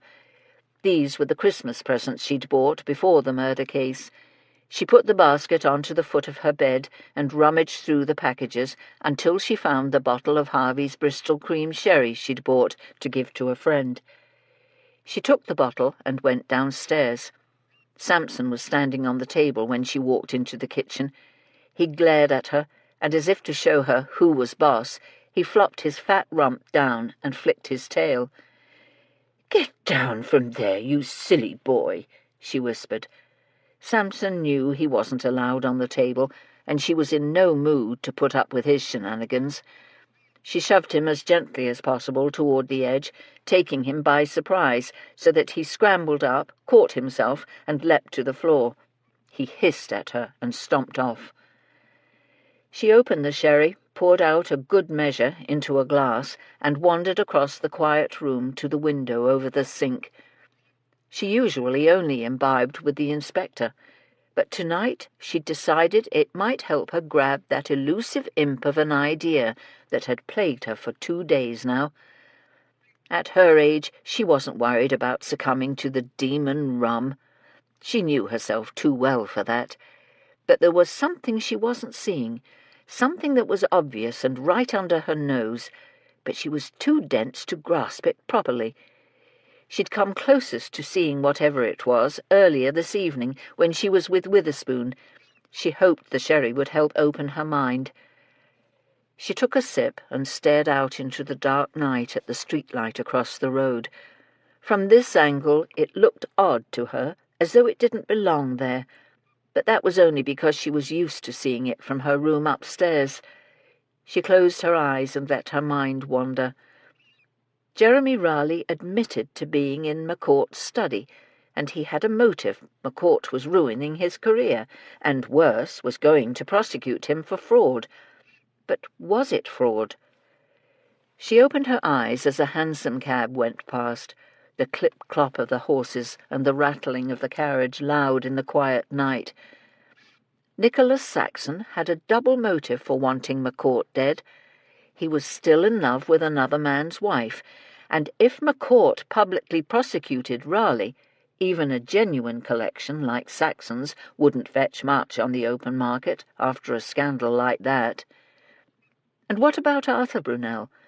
Even if the lawsuit had been put to rest, maybe his hatred of his cousin was so great that when he had the chance, he decided to whack at the fellow's neck with a handy sword. Perhaps he'd been pushed over the edge by having to convert his last asset, his home, into rented flats just to keep a roof over his own head. But if that were the case, if his motive were out-and-out hatred because he'd been cheated of his inheritance, then why just murder McCourt? Surely Leon Brunel would be even guiltier, since he was the one who ended up with the bulk of the Brunel estate. She thought of Leon Brunel seeking out Jeremy Raleigh and asking his advice. She wondered why he'd done so if he'd already knew the fellow was incompetent. She sighed and took another sip. Thus far, the sherry wasn't helping. She decided to be more systematic about her task, and mentally she went through their suspects, looking at the ones who had a motive and the ones who didn't. But when she'd finished, she knew that hadn't enlightened her either. "Maybe the killer is someone who wasn't even there that day," she muttered glumly. "Maybe it's someone we don't even know about." Despite the cold, a fog came in off the nearby river. She sipped and watched as it rolled in, floating gently and softening the hard-edged shapes of the stairs and houses along the row. Wispy fingers swirled in front of the street lamp, obscuring it one moment and then drifting off the next, so that she had a clear view. She took another sip and realized her glass was empty. "Well, blast a Spaniard," she said to herself as she glared down at her empty glass. "This hasn't helped one bit, and now I'll have to buy Mrs. Rollins another present." She was shaking her head, dismayed at her own foolishness, when her gaze was caught by the lamp again, only this time someone had stopped right in front of it. He was big and hunched over, his head bent down, forming a silhouette. For a split second it appeared as if the lamp and the person were one, and together they looked like a sword pointing toward heaven. The man was the rounded hilt, and the lamp-post the blade. Then he straightened, and she could see he'd been lighting his pipe. "I've got swords on my mind," she told herself. It was time to go to bed, but she'd not gone 2 steps before she stopped, turned, and went back to the window. The fog had parted, and she could see the lamp-post clearly. It looked exactly as it should. But she'd suddenly seen what her mind had been trying to show her. Ye gods! Was it possible? She looked down at the glass she'd still clutched and wondered whether it was just the liquor that put this idea into her head. But she didn't think so. She took a deep breath, put her empty glass in the sink, and went upstairs, pausing only long enough to grab the sherry bottle. If she was going to prove she was right, she had a lot of thinking to do. Despite getting very little sleep, Mrs. Jeffries was the first one up in the morning. She had a pot of tea on the table as Mrs. Goode came into the kitchen. "You're up early." "I've got an idea," she blurted out, "but it's so far-fetched that I'm not going to tell anyone yet. There's a number of things we've got to find out today. Let's hurry and get breakfast on the table and pray that no one is late for our morning meeting." "What about Constable Barnes?" Mrs. Goode asked. "Do we need to put a flea in his ear about anything?" The cook knew it was pointless to try and get the housekeeper to reveal who she thought was the killer until she was good and ready. Sometimes Mrs. Goode considered the idea that Mrs. Jeffries had a flair for the dramatic, but of course she kept that opinion quiet. She considered herself fortunate and blessed to have found such a good and loving friend in her old age, so she'd never even hint to the housekeeper that she ought to have gone on the stage. "Goodness, yes, we've a number of tidbits for him," she replied eagerly. "The inspector said they were going to the Alexandra Hotel to speak with Miss Kent again, and we should get Barnes to ensure he sees Nicholas Saxon again and the Brunels. We'll tell him what we heard about Saxon and Glenda Brunel being lovers." The others arrived for their meeting only moments after Witherspoon and Barnes left by the front door. As soon as everyone had a cup of tea in hand, Mrs. Jeffries plunged right into the heart of the matter, telling them everything she'd heard from the inspector. She let Mrs. Goode share the bits and pieces they'd gotten from the constable. "Now that you're all aware of everything, we've got some things we must do." "That means you've got an idea who the killer is." Lootie clapped her hands together. "I knew you could do it." "I don't know that I have," she replied. "It's just a notion, and frankly, it rests on the flimsiest of evidence." In the cold light of day she wasn't quite as certain as she'd been last night. "You always say that," Wiggins complained. "And even if you get the killer wrong, it comes out right in the end." "When have I got the killer wrong?" she demanded. "Oh, yes, I suppose you're right. There has been a time or two when I've been incorrect about the exact identity. which is all the more reason to keep it to myself until I'm sure." "When will you be sure?" Phyllis asked. She didn't feel she'd done her part, and as she didn't much like Christmas, she was quite happy to keep on investigating. "That depends on what we find out today," Mrs. Jeffries replied. "But before we start our discussion, there's something I forgot to tell you at our last meeting. Dr. Bosworth explained to me that if McCourt hadn't been murdered, he'd have died within months anyway. He had a huge growth in his stomach." "Does that mean he had cancer?" Looty asked. "The post-mortem didn't report whether or not the growth had been examined in detail, only that it was present," she explained. "But Dr. Bosworth is certain that it was cancer, and that McCourt must have been having some rather awful symptoms." "I wonder if he went to a doctor," Betsy murmured. "That's one of the things we need to find out today," the housekeeper said. "Dr. Bosworth said the growth was large enough that any reasonably competent physician should have discovered it. We need to find out if McCourt knew how ill he was, and, more importantly, if he'd told anyone." There was a nodding of heads and a murmur of agreement from everyone around the table, except Phyllis. "Maybe I'm thick as two short planks, but I can tell from all your faces that there's something about this that I don't understand," she blurted out. "What difference would it have made if he told anyone?" "Because whoever he told wouldn't have a reason to murder him," Wiggins explained. "All that person had to do was wait him out." "So if we found out that he'd gone to a doctor and told any of our suspects he was dying, we can cross them off our list," the cook added. Phyllis looked incredulous. "Just because you know someone is ill doesn't mean you know for certain they're going to die. My last mistress waited for ages for her husband to die. He had a bad heart and diabetes, and the old tartar outlived her and the rest of his family." "Phyllis is right," Mrs. Jeffries said quickly. "Nonetheless, we do need to find this out if we can.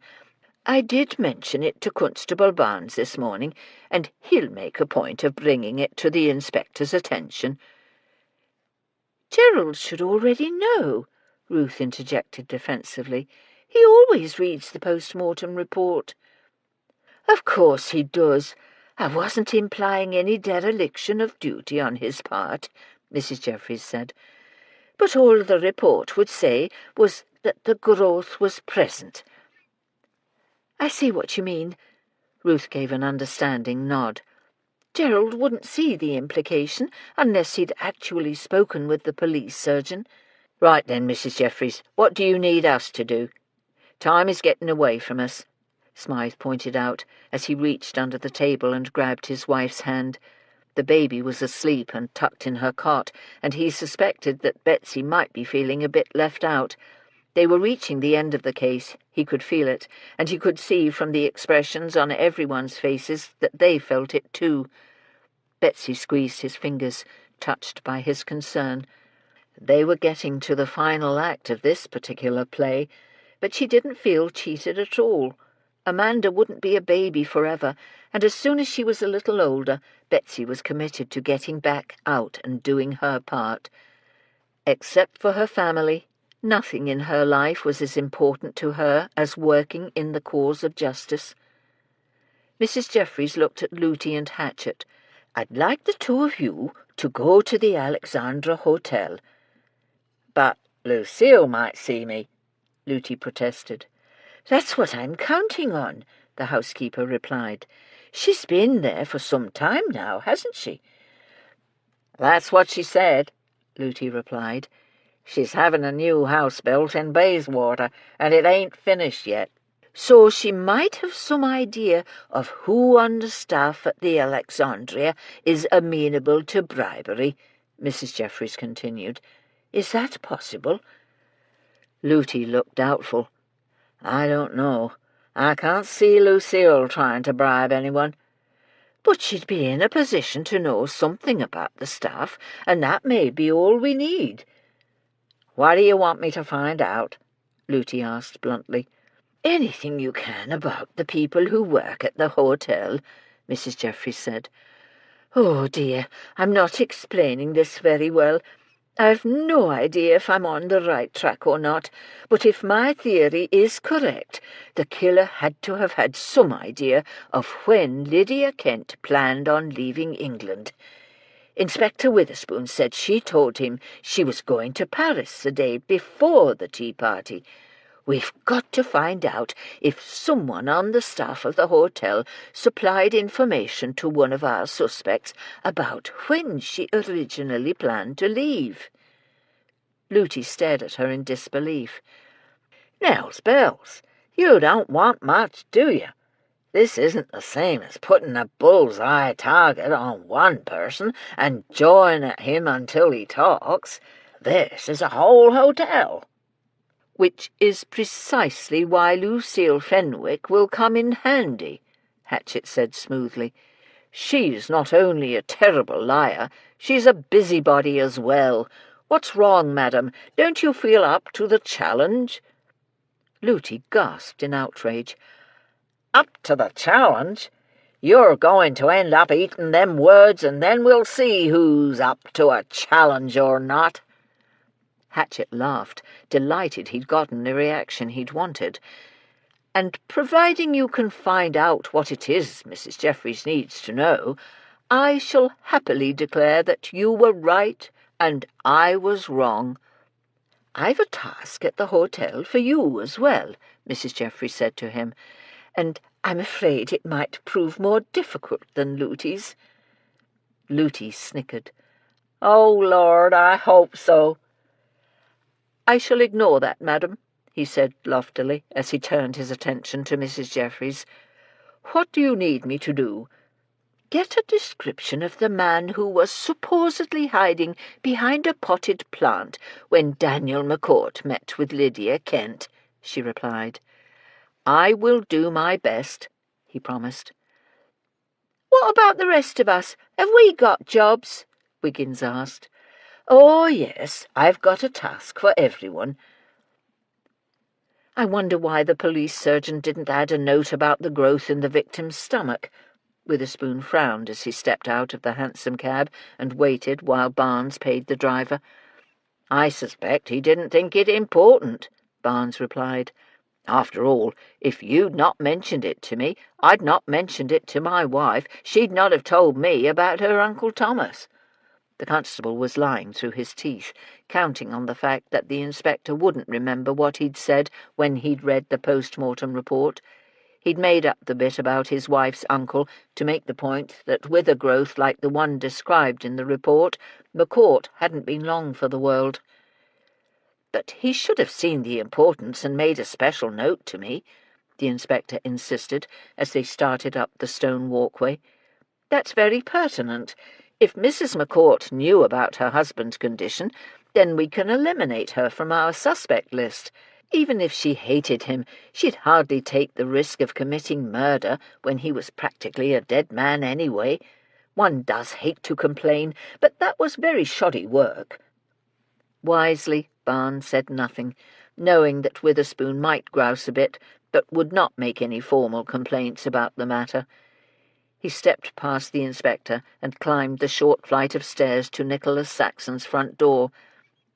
"Let's hope Mr. Saxon is home this morning." He lifted the knocker and let it drop against the plate. "Are you certain your informant is right about this?" Witherspoon asked him anxiously. "After all, it could be just gossip." "My source was sure. He said he saw it with his own eyes," Barnes replied truthfully. Saxon had a smile on his face as he opened the door, but it disappeared the instant he saw his visitors. "Oh, it's you two. I was expecting someone else." "May we come in, sir?" Witherspoon said. Saxon opened the door wider and stepped back so they could enter. "Of course, but do make this as quick as possible." "Expecting guests, are you, sir?" Barnes commented as they trudged into the drawing-room. Saxon nodded at the settee by the fireplace. "Make yourselves comfortable." He sat down on the love-seat opposite. "As a matter of fact, Constable, I've a very busy day, and yes, I am expecting a guest. Now, what brings you gentlemen here?" "We've some follow-up questions, sir," Witherspoon said. "When we spoke with you previously, you mentioned that you knew Jeremy Raleigh and McCourt were somewhat at odds over his incorrect evaluation of a set of Chinese vases." "I remember what I said, Inspector." Saxon regarded them warily. "What of it?" "It's come to our attention that it wasn't simply an incorrect evaluation that had upset Mr. McCourt, but that he believed that Raleigh wasn't just an incompetent appraiser. He had knowingly sold him fakes," Barnes said. "Would you be aware of anything about that?" Saxon said nothing for a long moment, and then shrugged. "Why would I? As I told you the last time you were here, Raleigh had never cheated me. I do my own evaluations." Witherspoon tried another tactic. "As an expert, if you wanted to determine if what you owned was fake or had been wrongly dated and evaluated, who would you go to for that?" "Either Henry Franks or Edmund Lassiter," he replied. "Franks advises every major auction house in London on Oriental antiquities, and Lassiter is retired but spent years in the Far East and gifted his own collection to the British Museum. Both men live in London." He glanced at the carriage clock on the mantel. "Now, if there's nothing else—" "Where in London?" Barnes asked quickly. "I don't have their addresses," he snapped irritably. "You can contact Franks through any of the major auction houses, and I imagine the British Museum can get you Lassiter's address." "Thank you, sir, we'll do that," Witherspoon said. Saxon got up and looked at them expectantly, but both policemen kept their seats. "Inspector, Constable, I hate to be rude, but if you're finished with me, I've a lot to do today." "We're not finished, sir." This time it was Barnes who interrupted him. Saxon stood where he was, crossing his arms over his chest and staring at the men with an impatient, annoyed look on his face. "What is it, then?" "Mr. Saxon, we've had it on good authority that you're involved in a friendship with Mrs. Brunel." Witherspoon hoped he wasn't blushing as he said this. "Of course I'm involved in a friendship with Mrs. Brunel. I've known her for years." "You were engaged to her once, weren't you?" Barnes said. It was a comment, not a question.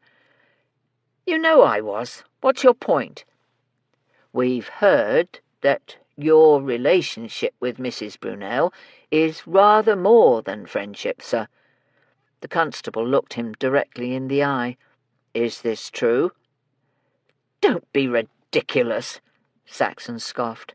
"Mrs. Brunel is the wife of a business acquaintance and a friend, that's all. Now, I don't see what on earth this has to do with McCourt's murder." "Last week, Daniel McCourt followed Glenda Brunel to this house," Barnes said bluntly. "As he is now dead, and she's a married woman, you can understand why this might be of interest to the police." Panic flashed across his face for a brief moment, but Saxon quickly brought himself under control. "Mrs. Brunel did come to see me, that's true," he replied. "So you admit you're lovers?" Barnes pressed. "Don't be ridiculous," Saxon scoffed. "If you give me a moment to finish, I'll tell you why she was here. She came to ask my advice about a Japanese tea set she'd seen on Bond Street." "We weren't aware that Mrs. Brunel collected Oriental ceramics," Witherspoon put in. "She was going to buy it for her husband," he insisted. "It was a very expensive item, and she wanted my advice." His voice trailed off as they heard the front door slam, and a second later Glenda Brunel rushed into the room. "Oh, darling, darling!" She dropped her rust-coloured cloak on the floor and ran toward him with her arms outstretched. "I knocked, but you didn't answer. It's awful, just awful. I told him I wanted a divorce. He was so angry, but he knows he can't stop." Her voice trailed off as she saw the horrified expression on Saxon's face. She stopped in her tracks, looking first at Witherspoon and then at Barnes as they rose politely to their feet. "Oh, my God," she moaned as the colour drained from her face. "I didn't know you were here." "Then we're all surprised, Mrs. Brunel. We didn't expect to see you either," Barnes said cheerfully. Wiggins glanced quickly to his left and right before pushing open the gate to the Crandall property and slipping inside. He closed it carefully, not wanting to make any noise. From the front, the house still looked empty, but he wasn't taking any chances. He stood where he was, surveyed the windows, and was satisfied that he couldn't see any light. It was a dark, overcast day, and if anyone had been home, someone would have lighted a lamp. Cautiously, he moved forward, taking care to be as quiet as possible. Even if the Crandalls were still in Scotland, he didn't want to risk someone from the McCourt house hearing him. Walking slowly, he examined the wooden fence that separated the two passageways. The fence was a good 7 feet tall, sturdy and painted grey. Between the fence and the walkway was a row of bare rose bushes that had been mulched for the winter with a heavy layer of bark chips and pine needles. When he got to the spot he thought might be directly opposite the servants' door on the McCourt house, he dropped to his knees for a closer look. There was a gap between the ground and fence of at least 6 inches, and he saw that he'd been right. The door was directly across the way. He studied the ground beneath the bush and then looked farther up the row. The mulch here had been disturbed. The bark and pine were piled in little heaps under the branches of the bush, while the mulch on the other plants was neatly flattened against the earth. Wanting to know how deep it went, he stuck his hand in it and made a face as he continued in all the way to his wrist before hitting solid earth. Wiggins stood up. He now knew why Mrs. Jeffries had sent him here. He also knew that she'd not been the one to smash the lock on the Crandall gate.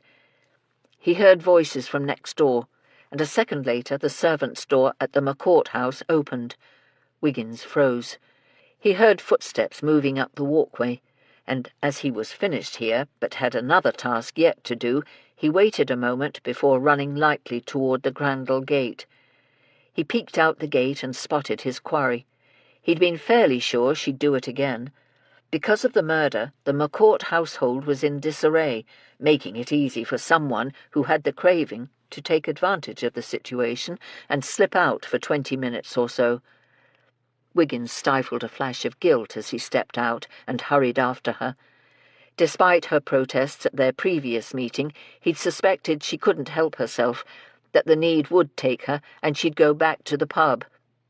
Wiggins had seen the need before and knew it was like a beast that wormed its way into a person's soul, demanding to be fed. As a lad, before the inspector had come, he'd watched the need destroy Euphemia Witherspoon.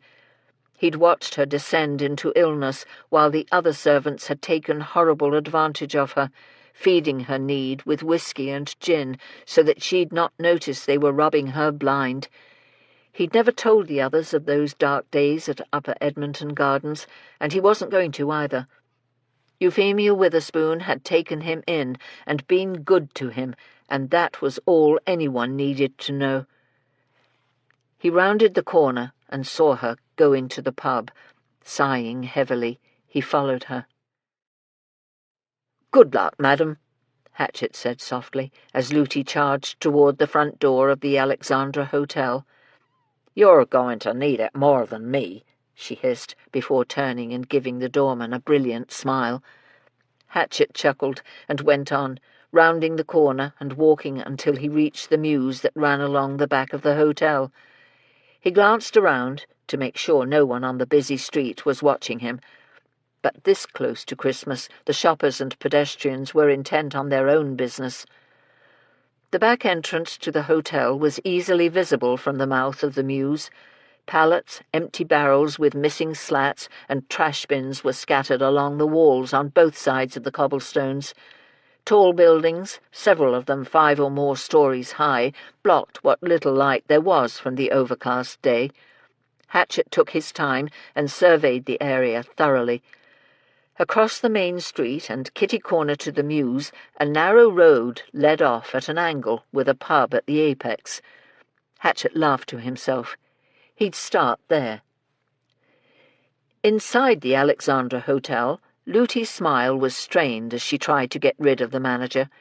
He'd taken one look at her expensive clothing and the diamonds hanging from her ears and come faster than a bat out of hell to see whether he could be of assistance. No, that's all right. You don't have to send anyone up to Mrs. Fenwick's room.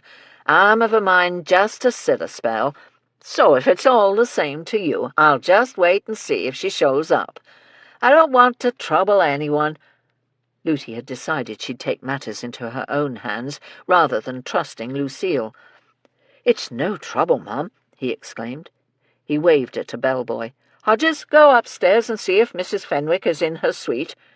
The boy bobbed his head respectfully before shooting off at a run. "Sometimes Mrs. Fenwick forgets to leave her key at reception," the manager explained to Luty. "Would you care to wait over there?" He pointed to the circular tuffet. "I'll be happy to send for some refreshment." Luty knew her plan wouldn't work with him hovering around, that there was one place where she might have some luck. "If it's all the same to you, I'd like to wait in your dining room. A pot of tea would be nice." "Absolutely, madam, it's right this way," he gushed. A few minutes later, Luty sat alone at a table. She'd gotten rid of the manager and saw neither hide nor hair of Lucille. She hoped the woman was out shopping and stayed gone for a long time. She surveyed the other diners.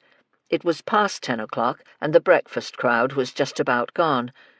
A man in a dark blue suit sat at a table by himself, reading the newspaper, and 2 well-dressed middle-aged women were sitting near the entrance. "Here you are, Mum." The waiter put a serving tray on the table. He unloaded a silver teapot, cream, sugar, and a porcelain cup and saucer. "Shall I pour, Mum?" Luty gave him her best smile. He was a nice-looking young man with dark brown hair and blue eyes. "That would be nice, and I'd sure appreciate it." She deliberately exaggerated her American accent. "Very good, Mum." He picked up the pot and poured the tea into the cup without so much as a splash. "Have you worked here long?" 6 months, Mum." He put the pot down. "Do you like it?" His eyebrows shot up in surprise. "Well, I've never thought about it." "Oh, come on, you can tell me," she guffawed. "Ain't no reason you should like your job. I get to meet a lot of nice people." He picked up the silver sugar tongs. "Sugar?" 2 lumps, please." She looked around, making sure that the manager was safely out of sight. "Look, I need some help, and I'm willing to pay for it." Alarmed, he gaped at her. "What sort of help, Mum?" Luty pulled her hand from under the table, revealing a £5 note. "I just need some information, so if you think you can help a poor old woman, you better start moving just a little slower.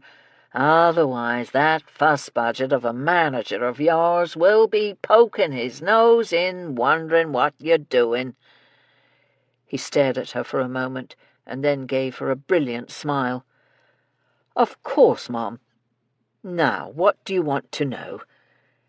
"Do you know if anyone who works here has been asking questions about one of your guests, a Miss Lydia Kent?" "I'm not sure what you mean." He looked confused. "What kind of questions?" Luty decided to take the bull by the horns. "Did anyone get paid to find out when she was leaving? You know, when she was supposed to check out?" She saw his eyes widen in fear and knew she had her man. Nels bells, today was her lucky day. She couldn't believe she'd struck gold so fast. "Come on, fess up. I ain't going to go tattling on you. I just need to know." "Are you going to tell the police?" he asked anxiously. "They've been here to talk to her, you know. If I'd known the police were going to get involved, I'd never have done it. But he offered me £5 to find out when she was going, and I needed the money. I ain't running to the police." She tapped her finger against the note, which was now on the tabletop. "So, tell me what you know, and you'll get another £5. Do you know who this fellow was?"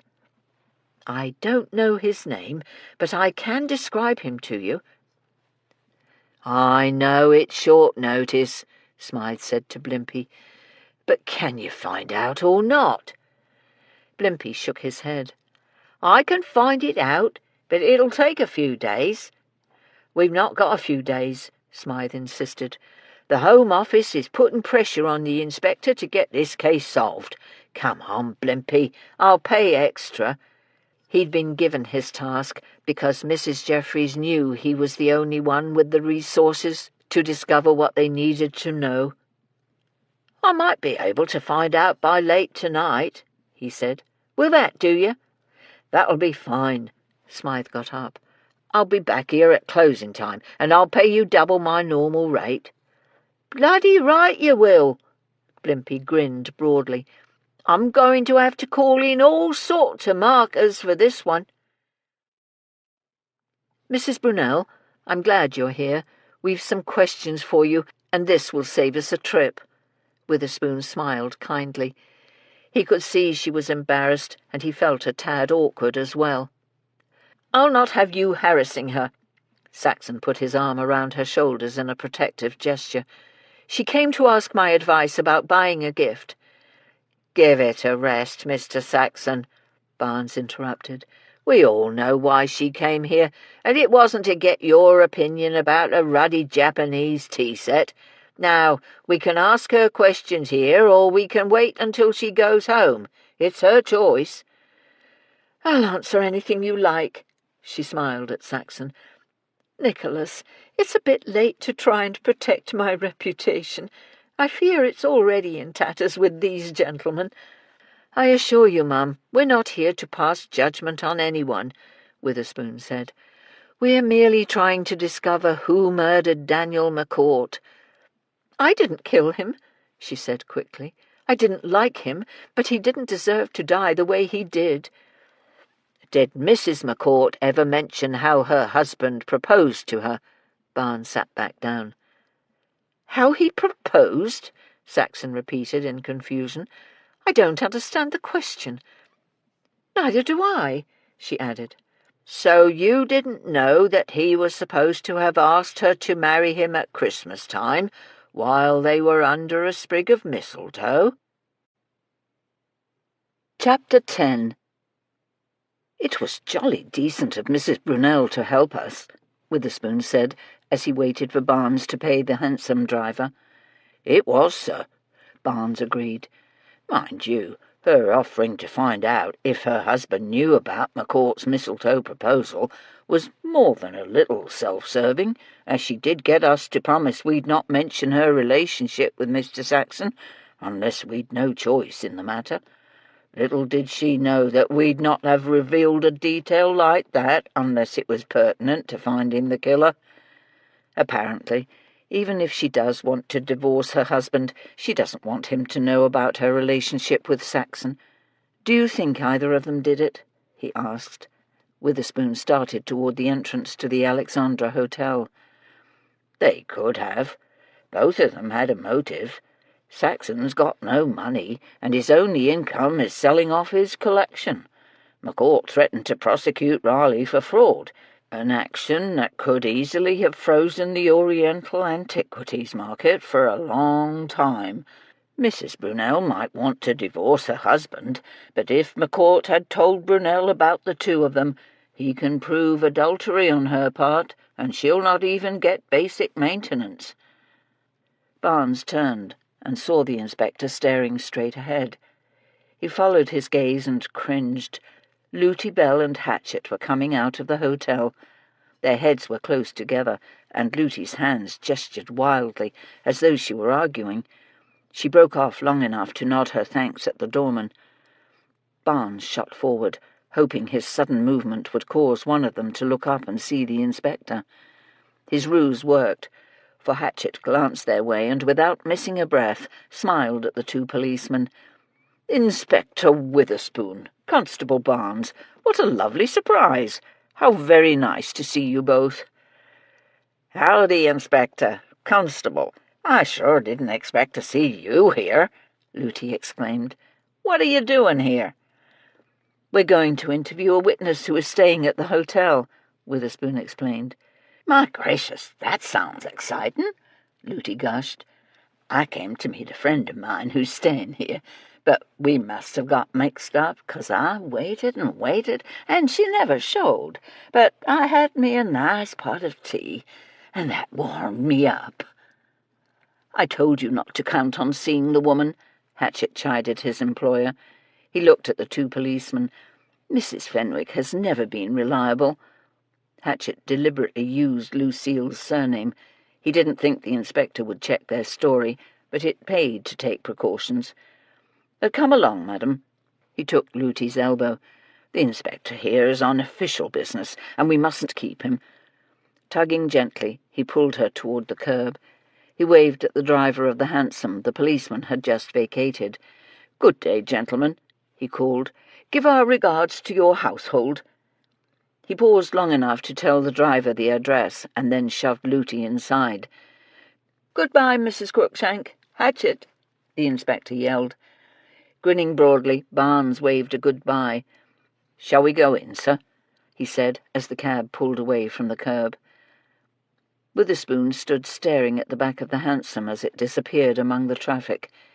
He had a quizzical, puzzled expression on his face. "Sir, is everything all right?"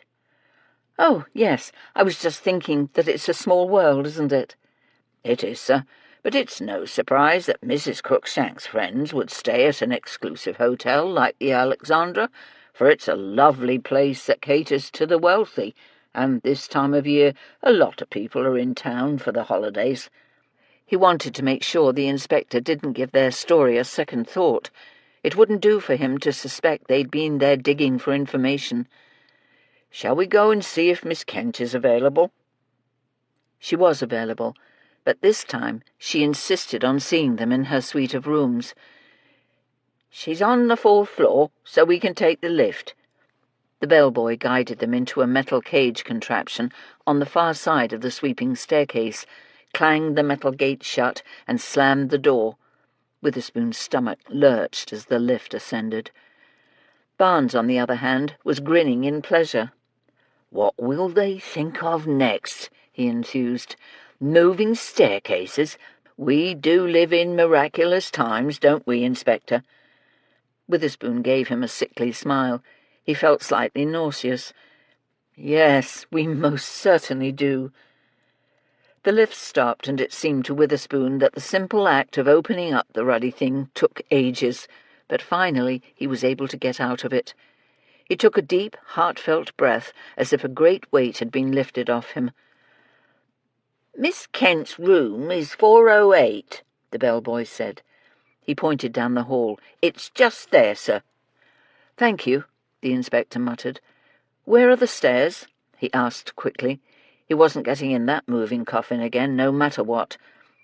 "At the end of the corridor, sir." He slammed the grate shut and closed the door. "You didn't like it, sir?" Barnes asked as they made their way to room 408. He knocked quietly on the wood. "No, to be truthful, I hated it. I'm not fond of small spaces." The door opened, and an Oriental man wearing a floor-length green robe with a high-neck collar bowed politely. "Miss Kent is expecting you," he said, as he stepped back and motioned them inside. The sitting-room furnishings were as elegant and luxurious as those in the lobby. The floor was carpeted with a blue, green, and grey rug. The walls were covered in pale green silk paper, imprinted with a fleur-de-lis pattern, and blue and green velvet curtains hung from the 3 windows. A blue sofa and 2 balloon-backed chairs were clustered around a small, low table, on top of which was a silver coffee pot complete with service and a plate of biscuits. Lydia Kent sat on the sofa. "Thank you, Wang," she said. "I'll call if I need you." "Very good, Mum," he replied. He bowed politely to the two men and then disappeared through one of the doors on the far side of the room. "Come and have some coffee, gentlemen," she offered. She gestured at the two chairs, indicating they should sit down, and then picked up the coffee pot. "I've just had it sent up, and it's a cold day outside." Witherspoon's stomach lurched, but he nodded agreeably as he and Barnes sat down across from her. The lift ride had been bad enough, and he didn't like coffee, but she was being gracious, so he'd do his best not to be sick all over the carpet. "Is that gentleman your personal servant?" Barnes asked. "He is. A woman travelling alone needs protection, and some countries frown on carrying guns, so I have Wang. He's been with me for years. Constable, do you take cream and sugar?" "Both, Mum." She fixed his coffee and then looked at Witherspoon. "Inspector?" "I'll have the same, Miss Kent," he said. "This is very nice of you. Most of our witnesses don't offer any refreshment." She put 2 lumps of sugar and poured a hefty measure of cream into his coffee. "It's my pleasure, Inspector." She handed him his cup and looked at him expectantly. "What brings you here today? More questions?" "There are always more questions, Mum," Witherspoon said. "When we were here before, you mentioned something to the effect that the dealer who sold you the sword had other offers." Barnes frowned, trying to recall her exact words. "That's correct." She sipped her coffee. "And all 3 of them were for more money than I paid. But, as I said, Constable, I was there with cash in hand, and in Hong Kong that always beats a paper promise." "Did the seller happen to mention who else had made offers?" Barnes took a drink. He loved coffee, and this was particularly good. She looked askance, and then gave a slight shrug. "I can't imagine what that has to do with Daniel McCourt's murder, but I suppose you've a reason for asking." "I do," he assured her, though in truth he'd no idea why Mrs. Jeffries felt the identity of the other potential buyers might be important, yet her instincts and ideas hadn't failed them yet. "I bought the weapon from Park Jin-jae, a well-known antiquities dealer from Pyongyang," she said slowly, as though she were trying to recall the encounter. "Let me see. It's been some time since I bought it, but I do remember Mr. Park commenting that he'd received telegrams from a client in Berlin, and that a museum in New York had expressed an interest in acquiring it." "No one from London?" Barnes pressed. She started to shake her head, and then caught herself. "It wasn't exactly from London, but he said that he'd received a visit from Mr. Thomas Mack, of Mack and Hartley, who was acting on behalf of a client in England. He said his client was definitely interested in the sword, but he wasn't authorized to make an offer.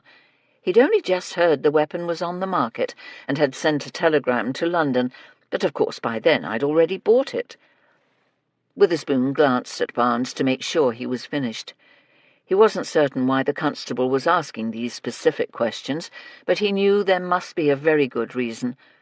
The constable nodded, leaned back in his chair, and sipped his coffee with apparent pleasure. "We'd like your help in clearing up a matter," the inspector said. "There's a discrepancy between the statement you gave us and Mrs. McCourt's account regarding payment for the sword." "A discrepancy?" she repeated. "I don't understand. I answered all your questions truthfully." "I'm sure this is just a simple misunderstanding," he replied. "Miss Kent, you said you went to the McCourt home on the day of the murder in order to get your money." "That's correct," she grimaced. "And unfortunately, I'm now stuck in the position of asking either for the sword to be returned or for Mrs. McCourt to give me £5,000. I imagine the poor widow is quite distraught over her husband's death, but I can't stay in London much longer. My friends are waiting in Paris." "We've spoken to Mrs. McCourt about the matter, and she insists she saw the bill of sale for the Huando, and it was marked paid in full." "Huando?" She cocked her head to one side and stared at him in confusion. "What on earth are you talking about?" "The Huando sword," he explained. "The one that was used to kill him. Mrs. McCourt has a bill of sale." She smiled slowly. "Inspector, I'm not sure what you're talking about, but I assure you I didn't sell Daniel McCourt a Juando. I sold him an extremely rare 13th century sword from the Correa dynasty." Everyone was early for the afternoon meeting, which didn't sit well with the cook. "These scones need to cool for a few more minutes," she complained, as she put them on the table. "It's only gone 4:15. I wasn't expecting to see any of you back here until 1:30. What if I'd had a sauce in the kitchen? Would you have barged right in then?" "Don't be cross, Mrs. Googe. It's too cold to hang about outside." Wiggins licked his lips as he stared at the plate. "And butter melting off them nice warm scones is a rare treat." Mollified, the cook laughed. "You can always get round me by complimenting my baking. Go on, then, sit down and have at it. But if you burn your tongue, don't come whining to me." "They smell wonderful." Phyllis slipped into her chair. "And I'll admit right off that I didn't have much luck today." She spoke quickly, trying to get all the words out, because once again she felt like she'd failed them. "I'm so sorry, but I couldn't do what you asked me. I couldn't find any sign of my sauce. I spent hours lingering about the area. I'm so sorry. I know you were counting on me." The room went silent as everyone reacted to the panic in her voice. Lootie, who happened to be walking past, stopped and patted her on the shoulder. "Now, don't be silly, girl. You've done your fair share," she continued on to her chair. "Just because you had a bad day don't mean you didn't do your best. We all have times when we don't have much luck." "Don't feel bad, Miss Phyllis." Hatchett swept past and pulled out his elderly employer's chair. "I wasn't able to accomplish my task either, and I'm certainly not going to apologize. We do the best we can, and that's that." "Sometimes you get lucky, Phyllis." Smythe gave her a cheeky grin as he flopped down next to his wife and scooped the baby up into his arms. "And sometimes you don't. I'm not going to find out much if my sauce doesn't come through tonight."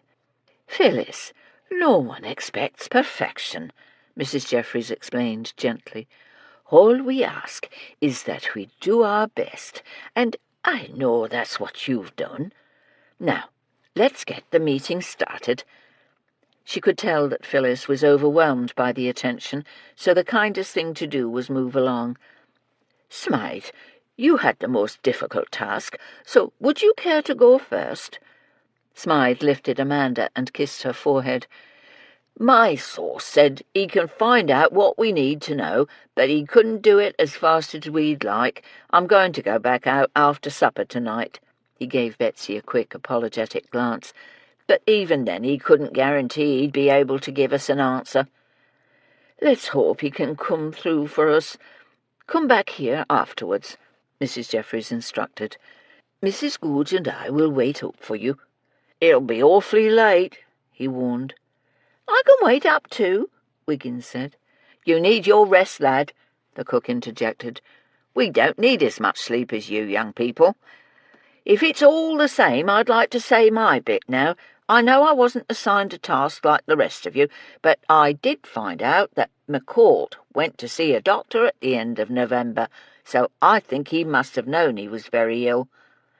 "Well done, Mrs. Googe." Mrs. Jeffries gazed at her with admiration. "How on earth did you learn that?" "It was easy," she grinned. "An old colleague of mine dropped by today, Doris Atherton. She's the one that used to work for Dorian Kettering," she said, referring to a suspect in one of their previous cases. "Well, she read about the McCourt murder, and when she saw his address, she realised the murder was in the inspector's district. She's a sharp one, is Doris, so she stopped in to tell me that McCourt had been to see this doctor on Harley Street. Her cousin is housekeeper to the doctor.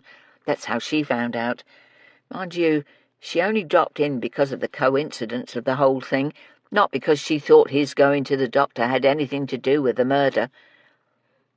"But still, even if he knew he was ill, who would he tell?" Betsy said. I've been thinking about it, and it seems to me his relationship with his wife was so bad he'd not confide in her, and no one else seems to have liked the man, so it's doubtful he had any friends."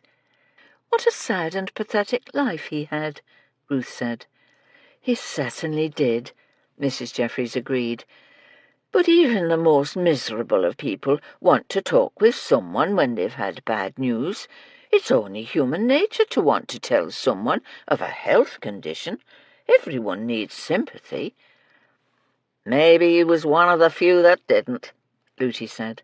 "But I've never met anyone who didn't love jawing about their aches and pains till the cows come home. Anyways, if Mrs. Googe is finished, I'll go next." "That's all I have." "I found out that a man bribed a waiter at the Alexandra to find out when Lydia Kent was originally supposed to leave London."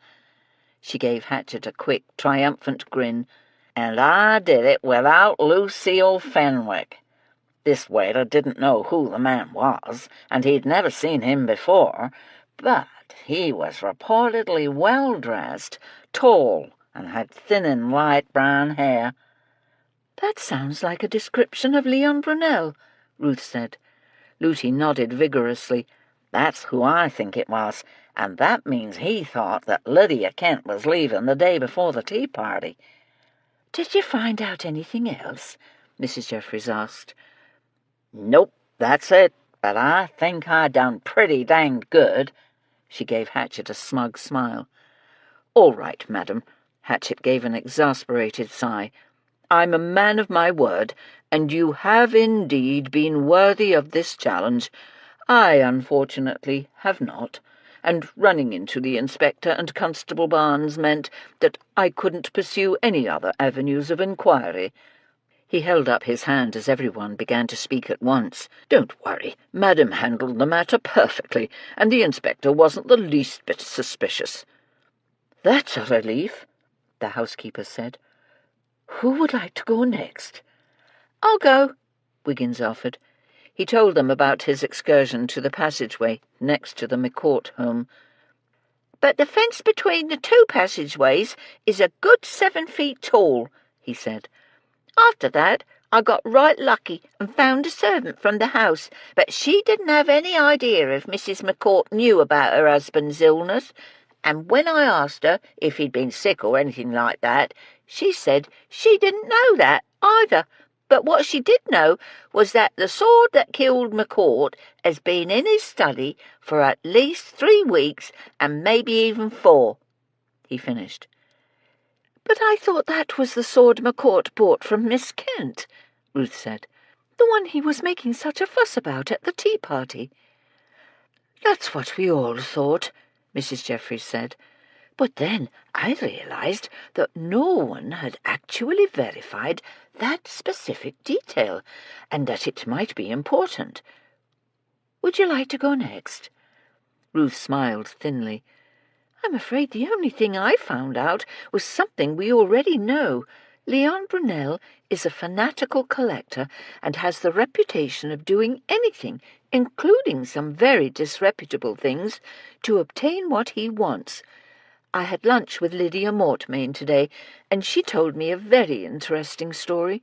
She'd heard that last year Brunel had actually disabled a rival collector's carriage, so he couldn't get to an estate sale in Kent. Apparently some very rare Buddhist statues were on the auction block, and Brunel was determined to get them and succeeded." "How did he disable a carriage?" Mrs. Googe asked curiously. "I'm afraid Lydia didn't have the details. I'm sorry." She smiled at Mrs. Jeffries. "I know that's not what you wanted me to learn, but that was the best I could do. Lydia was the only person I managed to speak to today, and she'd never heard the story about McCourt proposing under the mistletoe.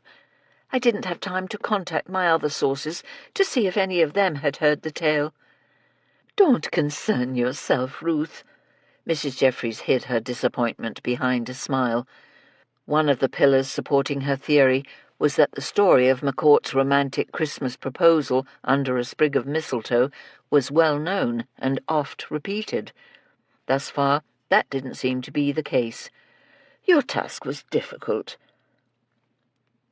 "If you'll wait a moment, I'll tell Mrs. McCourt that you're here," Haines said to Witherspoon. "She's in the drawing-room with Mr. Brunel." "Mr. Leon Brunel?" Barnes clarified. He didn't think she would be having tea with Arthur, but it never hurt to make sure. "Correct, sir." Haines disappeared down the hall. "I wonder what Leon Brunel is doing here," the inspector muttered in a low voice. "McCourt was his cousin. Maybe he's here to help her with the funeral arrangements." Witherspoon shook his head. "I don't think there's any love lost between Mrs. McCourt and Leon Brunel. As a matter of fact, I got the distinct impression she thoroughly disliked him." Haines reappeared.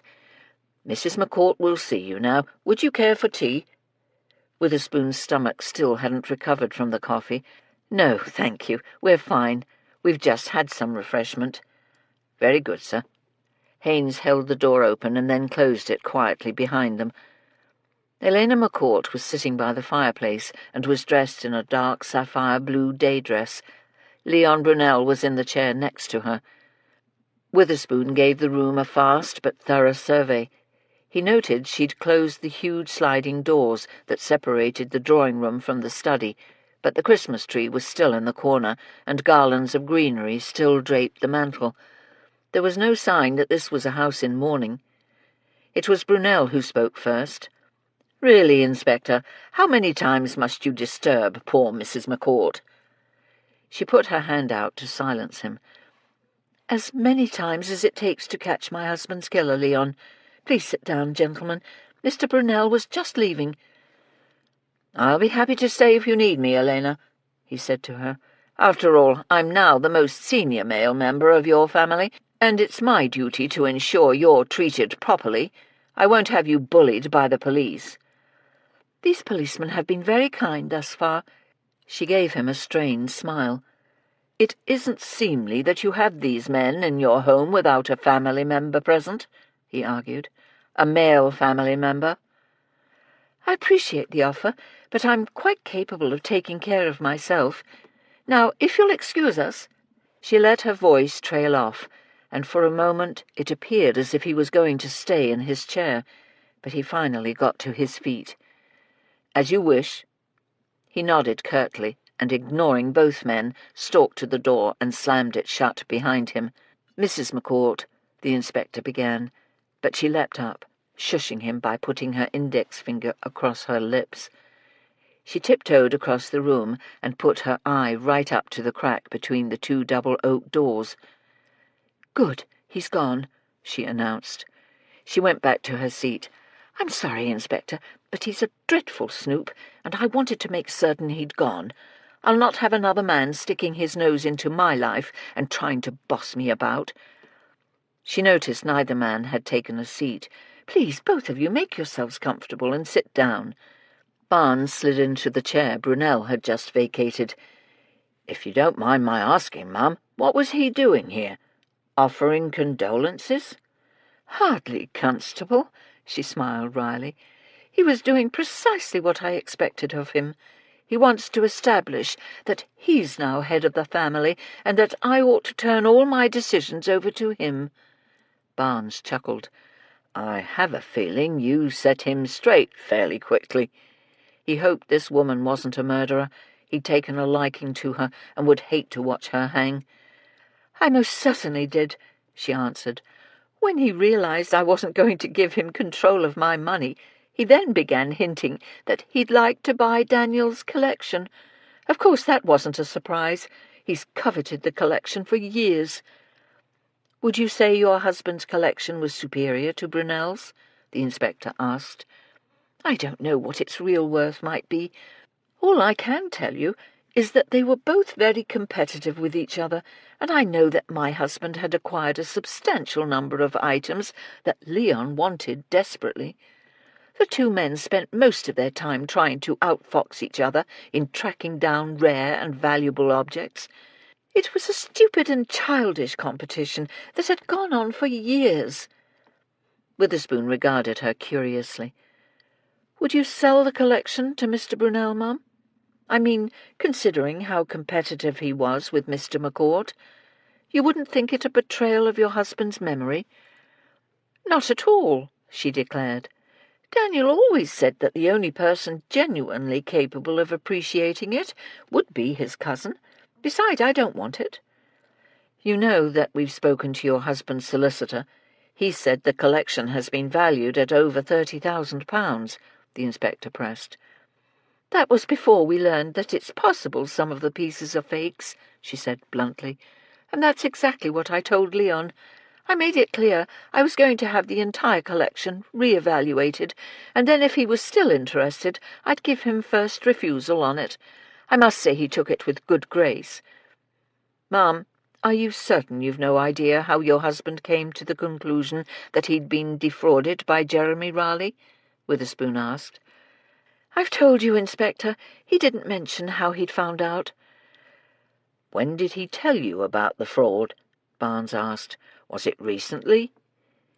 She put her palms together and touched her chin with her entwined fingertips as she thought for a moment. "I'm not sure. No, wait. I am sure. It was the day he came home from Goodison and Bright with the One Dynasty vases. He was utterly furious when he got home. Mrs. Williams and I were doing menus downstairs. But I sat there listening to him slam doors and scream at the housemaids until we finished our business. Then I went up to see what was wrong." "You weren't alarmed enough by his behaviour to go up immediately?" Barnes asked curiously. "No, I was used to it," she smiled bitterly. "He not only had a bad temper, but he couldn't abide being thwarted in any way. It's a trait all the men in the family have. Leon and Arthur are the same.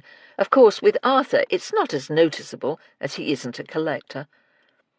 "What happened when you went up?" Witherspoon asked. "He'd poured himself a whisky and was venting his rage, kicking the footstool. I got him to calm down enough to tell me what happened, and then he said he was going to bring in a real expert to reappraise some of the pieces Raleigh had advised him to buy." "Do you know who he brought in?" "I'm afraid not. The next day I left for my aunt's home in Buckinghamshire. I was there until she passed away. I know he'd brought someone here, because he was crowing to me that the damage wasn't as bad as he'd feared, but he was still going to make Raleigh's life miserable." "He said he was going to prosecute?" Witherspoon said. "He said he wouldn't if Raleigh would pay him back for the items he'd overvalued. Otherwise, he was going to have the man put in jail." "Could Mr. McCourt have actually proved fraud?" Barnes glanced at the inspector. "He claimed he could," she smiled wearily. "But I was only half listening to him. I'd just lost the only remaining member of my birth family, and though I was very distraught, I knew that her death would free me from Daniel's tirades." "How so, Mum?" the inspector asked. "As soon as I got my inheritance, I was going to move into my late aunt's home." "Did he know you planned on leaving this house?" Witherspoon wondered whether this fact had anything to do with the murder, and then realized he'd no idea what, if anything, they'd learned thus far was going to be useful. He silently prayed that Mrs. Jeffries was correct, and that his inner voice was putting two and two together to make four, because his outer voice certainly wasn't giving him any answers. "He knew, and he was very upset about my plans. We'd quarrelled on a number of occasions, but there wasn't anything he could do to stop me," she replied. "He didn't care if I left. What he cared about was gaining control of my money. He had none of his own, you see, but despite his threats I wasn't going to stay here." "What kind of threats?" Barnes asked. "He said if I left he'd take me to court." She snorted delicately. "Apparently there's some sort of law pertaining to conjugal rights." Witherspoon glanced at the constable and saw from his expression that he'd also realized the woman had just admitted to a motive. Lady Canonbury had pointed out to him on many occasions that the law courts were notoriously biased against females when marital cases went before a judge. The judges were male. Blast! Why did these things always happen when he was so tired he couldn't think straight? "Were you concerned about that?" Barnes asked. "Not really," she smiled. "The court could order a restoration of conjugal rights, but there was no way to enforce it, and Daniel could only obtain such an order by a long and very expensive court battle. Daniel could be ruthless, but I had something he didn't have." "What was that, Mom?" The constable shifted slightly. "Money to pay a solicitor and court fees. I'm not a monster, Constable. I wasn't going to live in the same house as my husband, but I made no plans to divorce him. I fully intended to pay for the upkeep of this house," she said, "and I was going to give him an allowance." Witherspoon decided to change tactics. "Mrs. McCourt, you said you saw the bill of sale for the Huando, and it was marked paid in full. Is that correct?" "That's right. I'll get it for you." She started to rise, but he waved her back to her seat. "Don't trouble yourself, Mum," he said, "because we spoke with Miss Kent, and she claims she didn't sell him a Huando. She sold him an ancient and very valuable sword from the Correa period." "Here's your sherry, sir." Mrs. Jeffries handed Witherspoon his glass and sat down opposite him. He looked terrible. His eyes were red, his mouth gaped slightly open, and his hair stood up in small tufts. "You look very tired, sir. Perhaps you should retire as soon as you've eaten your dinner." "I'm exhausted. I had the most peculiar day." He put his head against the back of his chair and closed his eyes for a moment. "On the one hand, we learned quite a bit, but on the other, I've no idea what, if anything, it might mean." "Perhaps it will help if you talk about it, sir," she encouraged. "Your dinner won't be ready for another half-hour." He nodded mutely and took another sip. "That's an excellent idea. Sometimes discussing it helps me to keep it all straight in my mind." He told her about his day, beginning with the visit to the Saxon house and Mrs. Brunel's unexpected arrival there, and ending with his odd conversation with Elena McCourt. Mrs. Jeffries listened to his recitation, breaking in only occasionally to ask a question or to get him to supply a bit more detail.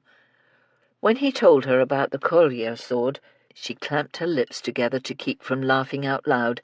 She was so relieved she'd been right that she wanted to dance a jig, but she forced herself to sit still and pay attention. "It wasn't the Huando that he'd bought. It was some ancient thing from the Correa period," he explained. "Gracious, sir, that's a surprise." "It most certainly was, and I'm not entirely sure what it might mean to the investigation." "Oh, but I think it must be important," she interrupted. It wasn't just important, it was the crux of the killing. "And I'm certain you'll soon ascertain precisely how it fits into the murder." "I do hope so," he admitted, his expression glum. "What did Mrs. McCourt have to say about it?" "When I asked her, she was sure she'd never seen nor heard of it. Honestly, Mrs. Jeffries, I don't know what to think." He drained his glass. "You searched the house and the grounds of the communal garden thoroughly on the night of the murder," she commented. "But are you certain the sword wasn't there?" "I think so." He frowned and pushed his spectacles, which were slipping down, back up to the bridge of his nose. "Miss Kent gave us a good description of the sword, and it's not a thin, rapier-like weapon. It's quite sizable, and she'd given it to McCourt in a large, flat case. We found nothing like that when we searched." "Did any of the servants at the McCourt home recall seeing Daniel McCourt bring such an object into the house?" she pressed. A vague course of action was forming in her mind, one where Witherspoon would have a reason for questioning the servants. "I didn't think to ask," he said. "Perhaps I ought to inquire. Miss Kent claims that McCourt took the sword 3 days before he was murdered." "That's an excellent idea, sir," she encouraged. There were still 1 or 2 missing pieces of the puzzle, but she was fairly certain she was correct. She only hoped she could come up with a way to prove it. "Are you sure about this information?" Smythe asked. He was back at the Dirty Duck. It was past closing time, and he and Blimpie were alone in the pub. Exasperated, Blimpie pursed his lips. "Don't be daft. Of course I'm sure, and this is going to cost you an arm and a leg. I had to rouse one of my sources at the telegraph office out of bed, and he was none too pleased. But this source is sure of his facts, right?" "Of course he is. Otherwise I'd not use him. Do you know how much it costs to get one of them telegraph people in your stable? Those are blooming good jobs, and they know if they get caught passing on information like this, they'll get the sack. But he's sure of his facts. He says it was the only message that came in from the Far East for the Kensington district that day, and he remembers it well enough. Right then, if you're sure, I've got to go. They're waiting up for me." He stood to leave. "We'll settle up once this case is over. I may need your services again." "I want your word you'll not complain about the bill," Blimpie warned. "Like I told you, it's going to be the biggest one I ever gave you. But my information is golden." "And that's why you'll not hear a peep out of me," Smythe grinned. "I just want us to get this one over and done with, so we can enjoy the season." He left by the back door and hurried over to the hansom he had waiting. He rarely used the inspector's carriage because the two horses, Bow and Arrow, were both getting old, and Smythe didn't like taking them out in the cold. "Get me to Upper Edmonton Gardens as quickly as you can," he told the driver as he climbed aboard. They made good time through the deserted late-night streets, and Smythe was soon back in the kitchen with a hot cup of tea in front of him. Wiggins, Mrs. Goode, Mrs. Jeffries, and even Phyllis had waited up to see whether he'd been successful or not. "Go on, then. Tell us what you heard," Wiggins said. "Give the man a moment to have his tea," Mrs. Goode chided the footman. "It's cold out there, and he's half frozen." She patted the big orange cat that was curled in her lap. Samson cuddled closer and butted his big head against the cook's rib cage. Fred, who'd not let the cat get near the table without him being there as well, put his head on Wiggins' leg, and the footman idly scratched him behind the ears. "My source was able to find out what we needed." Smythe blew on the top of his tea to cool it down. "Brunel did receive a telegram from Hong Kong." "So he knew Miss Kent was in town, and that she had the Goryeo sword with her to sell?" "Yes, but he found out too late. The telegram arrived the day she arrived here, but by the time he got to the Alexandra, she'd already made a deal with McCourt." "I don't understand," the cook frowned. "What does that sword have to do with McCourt's murder?" "If my theory is correct, it's the whole reason for the murder," Mrs. Jeffries said. The idea she'd had earlier had proved to be a dead end. The inspector could interview the servants at both the McCourt and the Brunel households until he was blue in the face, and it might not make any difference. He'd learn what they already knew, but those few facts wouldn't be enough to convict a rich man of murder. "Unfortunately, I can't think of any possible way we can prove it." "What does that mean?" Wiggins demanded. "Are you saying the killer is going to get away with it?" "I'm very much afraid he might," she replied. "Unless the inspector actually finds the sword in his possession, there's absolutely no evidence to convict him that couldn't be interpreted in a dozen different ways by a good lawyer." "Then the inspector had better find that blooming sword," Smythe declared. "Blast the Spaniard, Mrs. Jeffries, we're not giving up." "I didn't say that we were," she replied. "But I very much fear that he's taken the sword out of the city and hidden it. We may never find it." "We've not heard of him going out of town," Phyllis said quietly, "and I think one of us would have stumbled across it if he'd gone to the train station or another place like that." No one said anything as they considered her words. "I think she's right," Mrs. Goode said. "We'd have heard if he'd left town." Mrs. Jeffries considered the idea. "Perhaps," she finally said. "But there's always the chance he managed to slip out without our knowing, and it's of the utmost importance that the inspector find that sword." "Then let's hope it's somewhere in his house," Smythe said. "I'm going home. We'll be here bright and early tomorrow." Wiggins walked him to the back door, and their low voices faded as they went down the hall. Mrs. Goodge stared at Mrs. Jeffries. Her lips were flattened together in a worried frown, and her brow wrinkled in thought. "What's got you so worried?" she asked. "I don't know that I'm right," the housekeeper replied. "I think I'm right, but then I have moments when the evidence seems flimsy and silly. Everything rests on the characters of the suspect and victim and a specific sequence of events. But if I've gotten even one small part of it wrong, then my whole theory collapses." Chapter 11. Mrs. Jeffries had tossed and turned the entire night, but still hadn't come up with a way to point the inspector toward an arrest. She was now certain she was right. It was the only sequence of events that made sense, but convinced as she was, she had grave doubts about how to prove her idea. There simply wasn't enough physical evidence. She went downstairs and made a pot of tea. Mrs. Goodge, yawning and carrying Samson, appeared as she put the mugs on the table. "You look like you've not slept very much," Mrs. Goodge remarked as she put the cat down. "I haven't. I'm almost certain I know who committed the murder, but for the life of me I can't think of a way to get the evidence to make sense enough for an arrest." "You'll think of something." The cook turned her head and looked down the hall as they heard a soft knock on the back door. "Ah, there's Constable Barnes. Let's see what he has to say. Maybe he'll have an idea."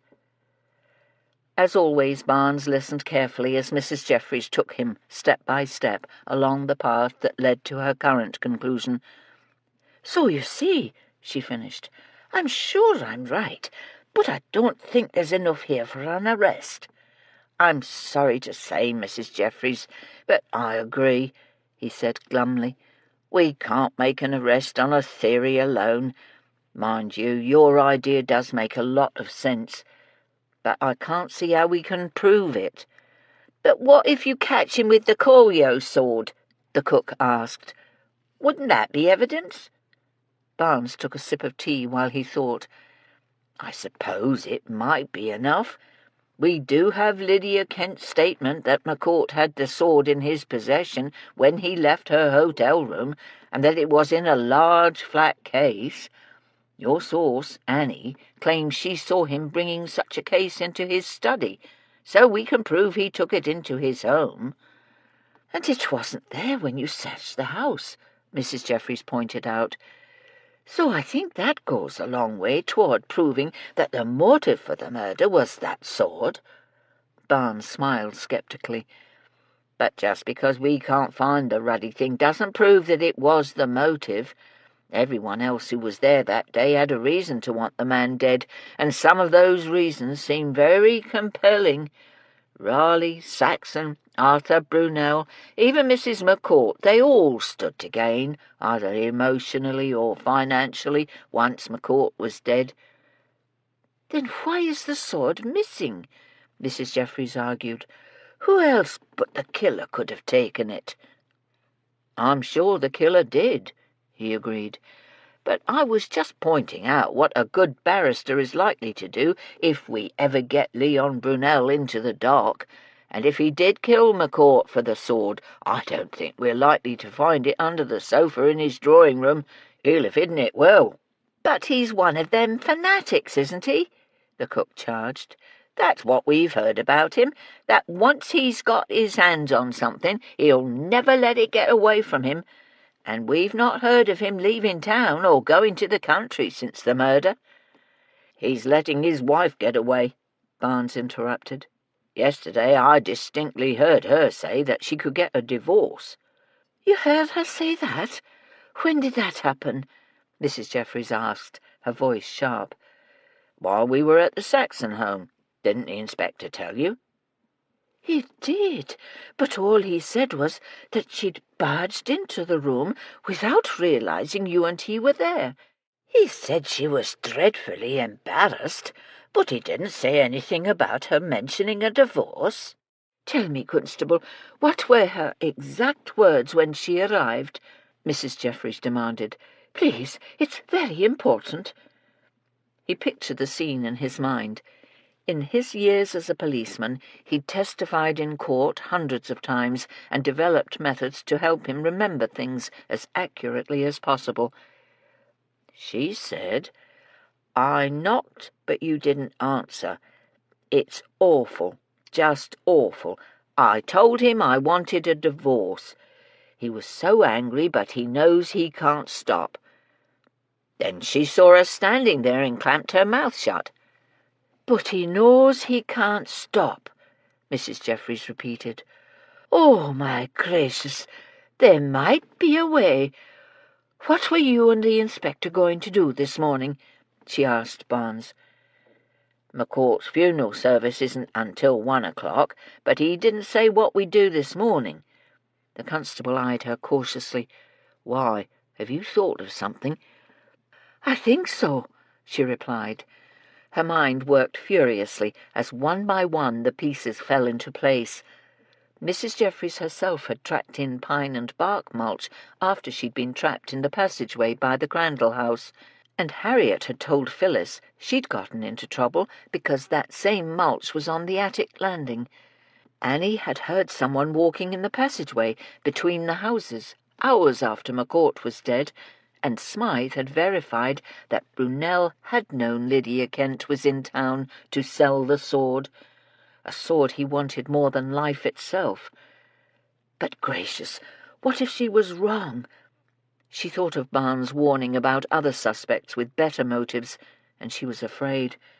Ye gods, she thought, if I'm wrong, then not only will the killer get a chance to bury the evidence so deep it would never come to light, but the inspector would have the worst kind of black mark on his record. Neither the Home Office nor the newspapers would accept anything less than perfection from Inspector Gerald Witherspoon. All these thoughts whirled through her mind in an instant, but despite the risks, she knew there was no choice. Can you get the inspector to the Brunel household? I think so, he replied. What do you want me to do once I get him there? Give me a moment to think. She tapped her finger against the side of her tea mug as she discarded one idea after another. Finally, she looked at the constable. Once you're there, tell Leon Brunel you've a witness that saw him carrying a large flat case into his house on the night that Daniel McCourt was murdered. He'll deny it, and we don't have such a witness, Barnes pointed out. We don't have a witness that saw him, Mrs. Jeffries smiled, but we do have one that heard him. Who? Annie, the housemaid at the McCourts, the cook said eagerly. She heard someone walking around outside on the night of the murder, and if Mrs. Jeffries' theory is right, that must have been the killer. Excellent, Mrs. Jeffries cried. That's the first thing you ought to do. Get the inspector to verify her statement, and while you're there, take him to the Crandall passageway so he can see the pine and bark mulch. You can use that as a pretext to question Brunel again. And how will I have heard about either thing these girls said? Barnes asked in frustration. I can't keep coming up with mythical sources that tell me bits and pieces we don't hear in the official interviews. I got my information from Annie at the Black Horse pub, Wiggins said as he stepped into the kitchen. Isn't that the sort of place you'd expect an informer to hang about? Annie, don't be alarmed. We're only here to ask you about something that has been brought to our attention, Witherspoon said to the young girl. He and Barnes were in the butler's pantry of the McCourt home. Upstairs, the household was preparing for the victim's funeral, so the two policemen had slipped in unobtrusively. We'd like to verify a detail with you. Annie clasped her hands together nervously. Is this going to take long? I don't want to get in trouble, and Mrs. Williams wants me to bring up the linens for the reception. It's not till late this afternoon, but she wants everything ready before Mrs. McCourt leaves for the church. "It won't take any time at all," Witherspoon said kindly. "On the night that Mr. McCourt was murdered, did you hear anything out of the ordinary after the household had gone to bed?" Barnes held his breath. If she denied it, they'd be in trouble. She gave a quick, frightened glance at the closed door of the pantry before looking back at them. "I did, but when I told them, they said it was just my imagination. I'd come down to get a drink of water, you see, and I heard a loud rustling sound outside, and then I heard footsteps." Relieved, the constable asked, "Was it right outside the servants' door?" "It sounded like it was, but then again it didn't sound close enough," she replied. "It scared me so bad I went right upstairs and put my head under the pillow." "Let's hope that Mr. and Mrs. Brunel don't object to our speaking to their servants," Witherspoon said, as he and Barnes waited in the foyer. The housekeeper had gone to fetch Leon Brunel. "I don't see why they should, sir. Now that we know someone was in that passageway, we've a perfect right to determine if any of our suspects were seen going in or out of their houses late that night. We've only come here because this home is closest to the McCourt house." This was exactly as he'd planned it with Mrs. Jeffries. "Do you really think the killer hid the Courier sword in the mulch at the Crandall house?" the inspector mused. "I can't see anyone doing murder over a sword, but as you pointed out, it is the only item missing." "It's a perfect hiding place, sir," Barnes pointed out. "The killer couldn't take the sword with him because there was too many people on the street, so shoving it into the mulch of the house next door was a good solution. Then he or she waited a few hours until everyone was in bed and then sneaked back and retrieved it. I showed you that the lock on the Crandall gate was broken. I think that's how the killer got in and out so easily." "But there were police constables on duty," Witherspoon protested. "Surely they'd have heard someone." "There were constables patrolling the road, and just one in the communal garden. It wouldn't have been difficult for the murderer to avoid them."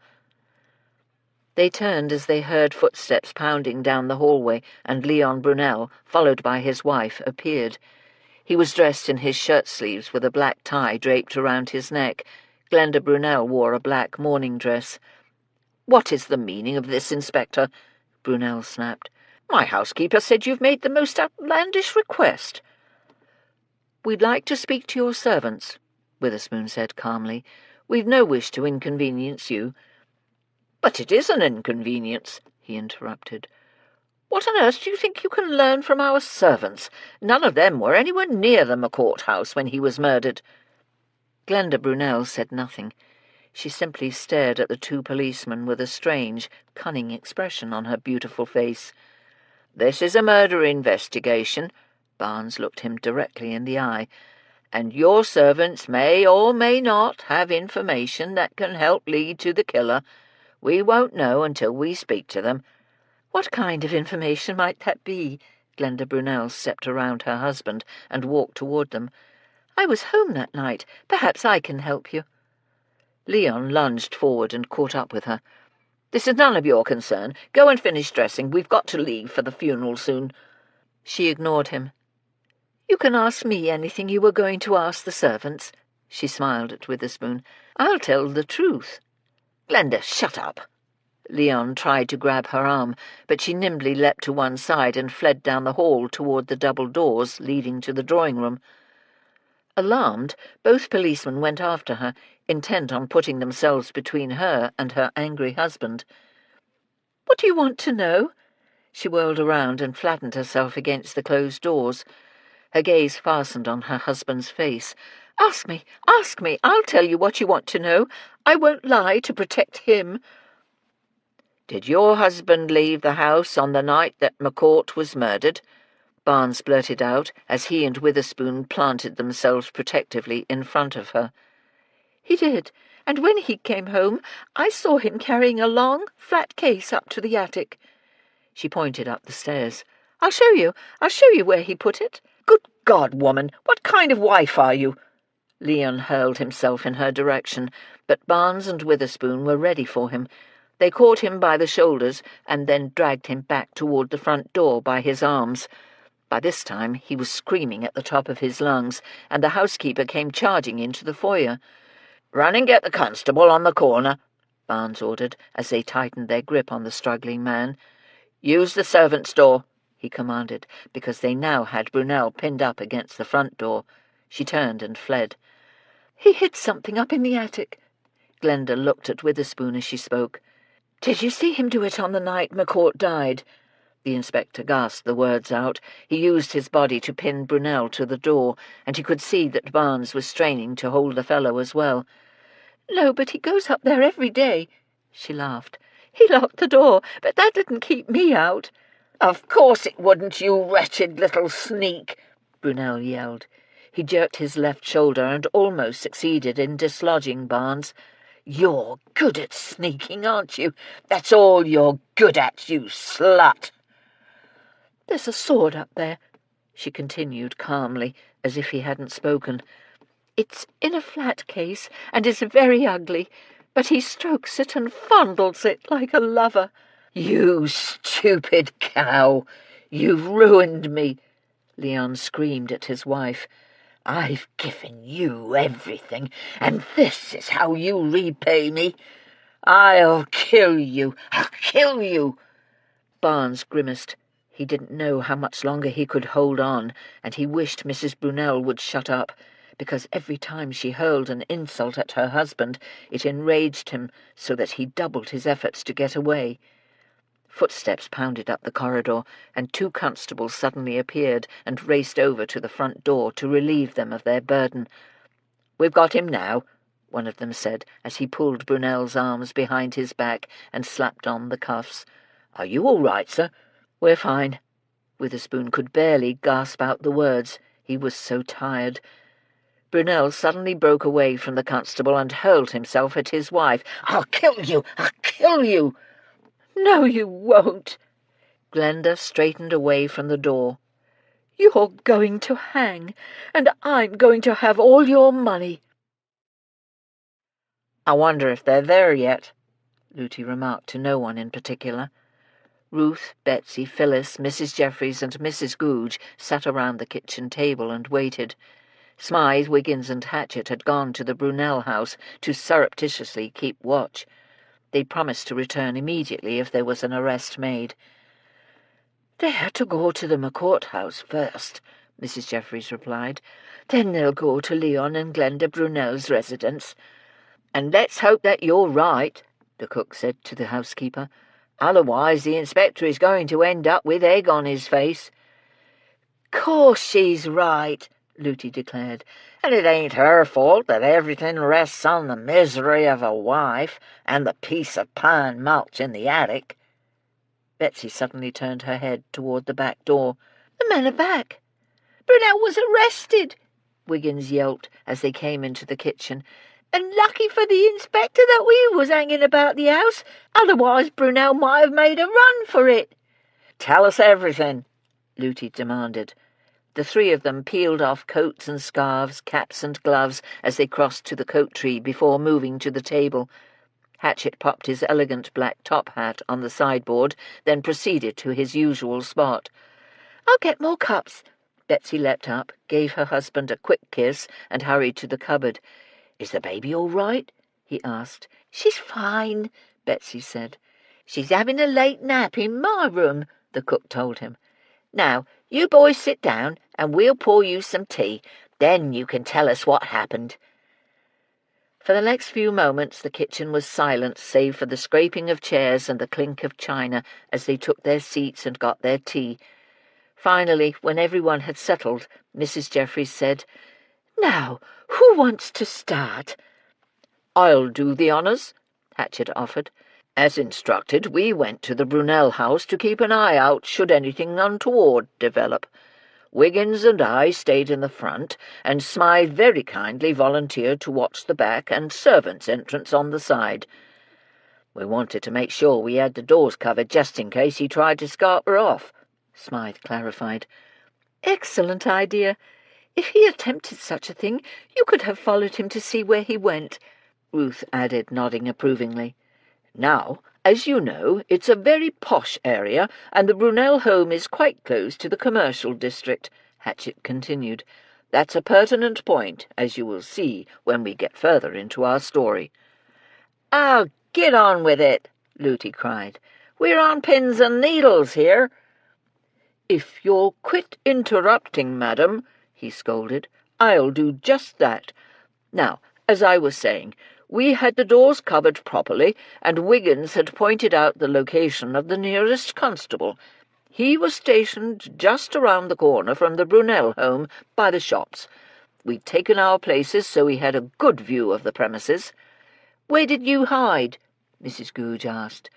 "We didn't really hide, per se," Hatchett replied. "We walked up and down the street. There were a lot of people going to and fro to the shops, so no one noticed us. Wiggins was on one side of the road and I was on the other." "I dodged behind a post-box when the inspector's hansom cab pulled up," Wiggins added cheerfully. "Oh, sorry, Hatchett. Go on with the telling." "We saw the inspector and Constable Barnes go inside, and we waited. A few moments later, Wiggins waved for me to join him. I did, and we could hear raised voices coming from the Brunel house." "They were yelling loud enough to wake the dead," Wiggins corrected. Yes, that's true. They were very loud," Hatchett said impatiently. "At that point we decided we'd best get help. We didn't wish to barge in and give ourselves away unless we'd no choice in the matter, so Wiggins dashed off to alert the constable on the corner. "I ran up and told him I could hear screaming coming from the house, and I thought maybe a burglar was breaking in." The footman laughed at his own cleverness. "He took off like a shot, blowing his whistle so that another constable come running, and the two of them flew like the devil toward the house. Just then the housekeeper come out screaming that the policemen were inside and they needed help. By this time the inspector and Barnes were scuffling with Brunel, and from the sounds coming from inside the house, he was putting up a real fight." Ruth gasped. "Is Gerald all right? Is he hurt? And Barnes, is he in one piece?" the cook demanded. "They're both fine," Hatchett said. "When we heard the noise we were alarmed as well, and I must say we'd have probably intervened if the constables hadn't reached the house so quickly. We were very apprehensive until we saw them bringing Brunel out in handcuffs."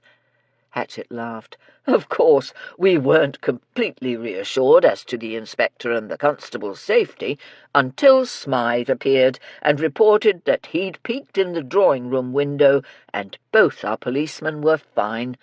They were talking to Mrs. Brunel," Smythe explained.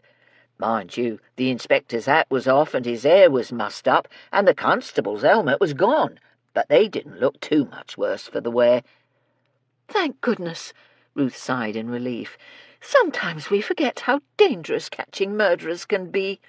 Smythe eyed the housekeeper speculatively. "Right, it's your turn now, Mrs. Jeffries. How did you suss it out?" "I wasn't sure I was going to figure this one out at all," she admitted with a laugh. "For one thing, so many people had a reason to want McCourt dead. Arthur Brunel hated him for cheating him out of what he considered his proper share of their father's estate, and even though it had happened 3 years earlier, it was only now that Arthur was forced to turn his home into flats in order to keep a roof over his head. And it doesn't take much to spark an old hatred," Betsy murmured. "Not only that, but McCourt was going to sue Brunel," the housekeeper continued. "But didn't Mrs. McCourt confirm that her husband didn't have the money to do it?" Phyllis said. "And the solicitor told the inspector he wasn't going to do any more work on Brunel's behalf without payment." "True," Mrs. Jeffries agreed. "And to some extent that meant Arthur could be eliminated as a suspect. I eliminated Charles Cochrane as well. There was no evidence he'd had much to do with McCourt since he'd handled the marriage settlement 15 years earlier, and they didn't appear to have any sort of personal relationship, which left Mrs. McCourt, Jeremy Raleigh, Nicholas Saxon, or Glenda Brunel." "All 4 of them had a motive," the cook declared. I'm including the wife, too. Just because she had money now didn't mean she'd stopped hating him. But tell me, what made you think of Leon Brunel? He's the only one who didn't have a reason to want his cousin dead." "Oh, but he did. Greed. The more we learned of his character, the more I realized there was something almost evil about his need to keep acquiring things," she said. "He'd do anything to get what he wanted." "Like disabling a carriage so a rival couldn't bid at an estate sale," Ruth added eagerly. "My goodness, Lydia Mortmain wasn't exaggerating. That story is probably true." "And Brunel wanted the best Oriental antiquities collection in England." Mrs. Jeffries helped herself to more tea. "But his motive didn't become clear until the very end, when I realized that the weapon that killed him hadn't necessarily been the one that Lydia Kent had brought from Hong Kong. Once I had confirmation that the sword she sold him wasn't the Huando, but something even rarer and more valuable, a 13th century Koryo dynasty weapon, then the other pieces all made sense." "What other pieces?" Phyllis asked plaintively. "I'm sorry, but I still don't see how you knew it was him." "First of all, there was Annie's evidence," she said. "Annie claimed that she chipped the Chinese plate because McCourt startled her when he came in and that he was carrying a big flat case. Then I kept remembering what Saxon told the inspector. He said that from the way McCourt was behaving at the tea party, he'd thought they were going to see something unusual and rare." "But the Huando is valuable, so it could have been that they were going to see," Looty pointed out. "But not particularly rare, unless it had been used by one of the great Joseon dynasty kings," Mrs. Jeffries replied. "Saxon made a point of that, and he also made a comment about ancient swords that led me to think that the local antiquities community must have heard there was one on the market." "What about the fire?" Ruth asked. "Did he deliberately set it?" "I'm sure he did," she replied. "Once he knew that McCourt had the sword, he only had a few days to come up with a way to get it from him. He had to get everyone out of the house for a few moments so he could steal the sword. He knew that McCourt would never sell it to him. The Christmas tea was a perfect opportunity." "So he set the place on fire?" Wiggins frowned. "He took an awful risk. What if they'd continued on with the tea?" "He made sure they wouldn't." She glanced at Phyllis. "Harriet told you that she was frightened she'd get the sack because there had been petty theft in the house." "That's right. The saffron and some lamp oil from the storage room," she replied. "She was accused of the spice theft because she forgot to give the housekeeper the keys the cook had borrowed." "But she only had those keys because the cooks had gone missing. I think Leon Brunel had taken them to get at the spice cupboard. The saffron hadn't been stolen. It had been dumped on the floor in the larder," Mrs. Jeffries said. "Here's what I surmise must have happened. Brunel knew he had to get the tea party guests outside, so he could not only do the murder but also get the sword. He stole the cook's keys and took the lamp oil and the saffron jar, but he wasn't interested in the spice, so he tossed it out." "Then why did he take the jar?" Mrs. Goode asked. "He needed something small enough to carry in his pocket," she replied. "He'd been to the McCourt house many times, so he knew there were paraffin lamps downstairs he could use to start the fire. But he needed additional paraffin to spill on the carpet and in the hallway, so he put the lamp oil in the jar and doused the carpet and the rugs with it. He needed the smell to be so bad the tea would have to be cancelled."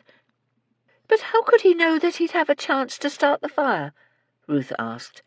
"It began downstairs in the servants' hall. He could have been caught at any moment." "I don't think he had a choice. He wanted that sword, and this was his only chance. He couldn't steal it once McCourt made it public that he owned it." "But Lydia Kent would have said that she'd sold it to McCourt, not Brunel," Mrs. Good said. "But Lydia Kent was supposed to have been gone by then," she reminded them. "Remember, Looty found out that a man matching Brunel's description bribed the waiter at the hotel to find out when she was leaving. If McCourt had paid her properly, she'd have been in Paris by the time the murder was committed and was going straight back to the Far East from there." "That was Brunel's big mistake," Looty said. "He didn't realize that she'd stayed in town to get her money." "That's what I think must have happened," Mrs. Jeffries said. "He got lucky when he did the killing. Everything happened as he'd planned. The servants were busy in the kitchen when he set the fire, and he used the excuse of looking at the vase in the foyer rather than waiting in the morning room with the others. That gave him the chance to get downstairs without being noticed. I think he went down, grabbed the lamp, and started the fire, and then got back to the foyer in time for Mrs. McCourt to see him when she came out of the study. Remember, he was the only person that didn't report hearing the McCourts quarrelling." "That's because he wasn't there," Hatchett said thoughtfully. "He was downstairs starting the fire. I still think he took a terrible risk. His plan could have fallen apart at any moment." "I know, but he was desperate. He couldn't allow the Goriot sword to become part of the McCourt collection because he wanted to buy the collection from the widow, and with the sword added, the value would go up enormously," she said. "He was greedy, but he also wanted to get the collection as cheaply as possible." "He committed the murder when the others went outside," Ruth commented. "But if the odour was so awful, how could Brunel be sure that McCourt wouldn't go outside as well?" "They were cousins, and he knew McCourt's character better than anyone." She smiled wryly. "He knew he'd never go outside with the door and windows open. Brunel left the house when everyone else did. He put his wife in a hansom and then rushed back, slipped into the study and grabbed the Huando. Then he committed murder, and while Daniel McCourt was dying, he took the case from the armoire, hung the mistletoe, and when he was certain his victim was dead, slipped out the servants' door.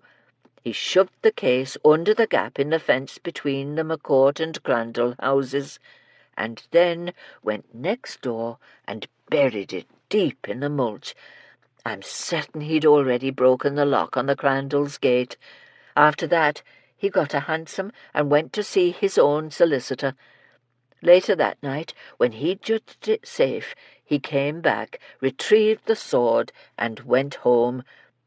What he didn't realize was that he'd dropped pine and bark mulch on the attic floor landing."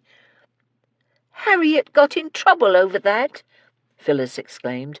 "She'd not swept because no one had been up there in weeks, and there was no need. Is that where he hid the sword?" "Probably. We'll find out when the inspector gets home. But it was when you told us that detail that I remembered I'd tracked the same mulch here, that day I hid in the Crandall's passageway." "Why did he hang the mistletoe?" Betsy asked. "Why take the time to do that when someone could walk in at any moment?" "I suspect he did it because he did know that story of how McCourt had proposed to his wife," Mrs. Jeffries guessed, "and he wanted to point the finger at her. Or perhaps he just wanted to muddy the waters. Perhaps if he's confessed, he'll have told the inspector." The others had gone by the time Witherspoon got home that evening. "This case is finally concluded." He smiled wearily as he handed his bowler to Mrs. Jeffries. That's why I'm so late. We've made an arrest, and after taking care of everything at the station, I had to go to the yard and give Chief Inspector Barrows a full report." "Gracious, sir, who did you arrest?" She hung his hat up and helped him take off his coat. "Leon Brunel. Let's have a glass of sherry, Mrs. Jeffries. I'm not quite ready for dinner yet." She clucked sympathetically as she ushered him down the hall and into the drawing-room. While he settled into his favourite chair, she poured both of them a glass of Harvey's. "Now, sir, do tell what happened. How on earth did you figure out that Leon Brunel was the killer?" She handed him his drink and sat down. "Well, it was rather odd, but as you always tell me, my inner voice was apparently working most diligently." He chuckled and took a quick sip. "Constable Barnes had heard that one of the McCourt servants claimed she'd heard someone walking about in the passageway late the night he was murdered. Once we confirmed this fact, it suddenly occurred to me that if we spoke with the servants in all of our suspects' households, one of them might know who had been out and about in the middle of the night." "How very clever of you, sir!" she exclaimed. He smiled modestly. "It was simple logic, Mrs. Jeffries, but it did lead to the arrest. The Brunel home is the closest one to the McCourt house, so we went there first, and the most peculiar thing happened. When the housekeeper went to get Mr. Brunel's permission for us to speak to the staff, both Brunels came down, and Mrs. Brunel offered to answer our questions. Mr. Brunel became enraged, and within moments she was accusing him of murder and claiming he'd hidden something in the attic. He tried to attack her, so Constable Barnes and I held him back." "Are you all right, sir?" "I'm fine, just a bit sore, and luckily the housekeeper ran and fetched more constables. We searched the house and found the Corio sword in his attic." "The one that Miss Kent told you about yesterday?" "Yes, and of course once we had that, we knew he must have stolen it, because Miss Kent confirmed that she'd given it to McCourt." "Is that why he did it? To obtain that sword?" "Oh, yes. When we found it, he started ranting and raving that McCourt had no right to it, that it should rightly be his." He broke off and sighed. "It was quite astounding, and frankly, I was happy when the constables led him away. I do believe the fellow is a bit demented. Can you imagine murdering a relative because you want something for your collection?" "Did he say why he'd hung up the mistletoe?" she asked. "He did it to incriminate Mrs. McCourt. Apparently, Mr. McCourt had proposed to her under a sprig of mistletoe." He stopped and stared morosely at his glass. "Honestly, Mrs. Jeffries, I don't understand it at all," he finally murmured. "You said it yourself, sir," she ventured. "Brunel appears to be slightly mad. Greed can do that to some people. Objects and things become more important than human beings." No, that's not what I mean," he sighed heavily. "I don't understand why so many of our cases end with a spouse or a sweetheart turning on a loved one." "You mean Mrs. Brunel?" He shook his head in disbelief. "You should have seen her. It was bizarre. She stood there with this odd, cunning expression on her face, and then threw him to the wolves with great abandon. She actually looked the man straight in the eye and said she'd watch him hang and would get all his money. Thank goodness the other constables had arrived by then, because he was so enraged I doubt that Barnes and I could have kept him off her. She kept goading him, telling him that her marriage settlement guaranteed that if he died she'd get it all, and there was sod all, those were her exact words, that he could do about it. I don't condone murder under any circumstances, but she took such obvious pleasure in destroying him. She loathed him, and he was her husband. This isn't the first time I've seen this. It's happened before numerous times. It's enough to put you off the very idea of a decent, loving relationship between a man and a woman." She wasn't sure how to respond, as he'd gone from delight at catching the killer to depression about the nature of male-female relationships. "Inspector, you must remember that your cases tend to involve the class of people that marry for money or position. It's rare the upper class marries for love. Most ordinary people marry because they do love each other, and they spend their lives taking care of each other." He looked up, his expression hopeful. "Truly?" "Of course, sir," she said. "I was married a good many years, and I loved my husband dearly. We did occasionally have words, as all couples do, but we were very devoted to each other." Mrs. Jeffries got up. "But most people don't hate one another, especially at this time of the year. Lady Canterbury dropped in this afternoon and said she'd like to invite you to breakfast with her tomorrow." He brightened immediately. "That's a wonderful idea, and now that the case is solved, perhaps we can go shopping tomorrow as well. Yes, I'm sure she'll like that. She knows how I value her opinion. There are 2 more days before Christmas, and there's no reason we shouldn't celebrate the season properly." "Of course, sir," she agreed. "Would you care for another sherry, or would you like me to serve you dinner now?" "I'll have dinner now." He glanced at the clock on the mantel. "I feel so much better, Mrs. Jeffries. This dreadful case is over. Christmas is upon us, and I've seen the most enchanting doll that I'm going to buy for my goddaughter tomorrow." This concludes Mrs. Jeffries and the Mistletoe Mix-Up by Emily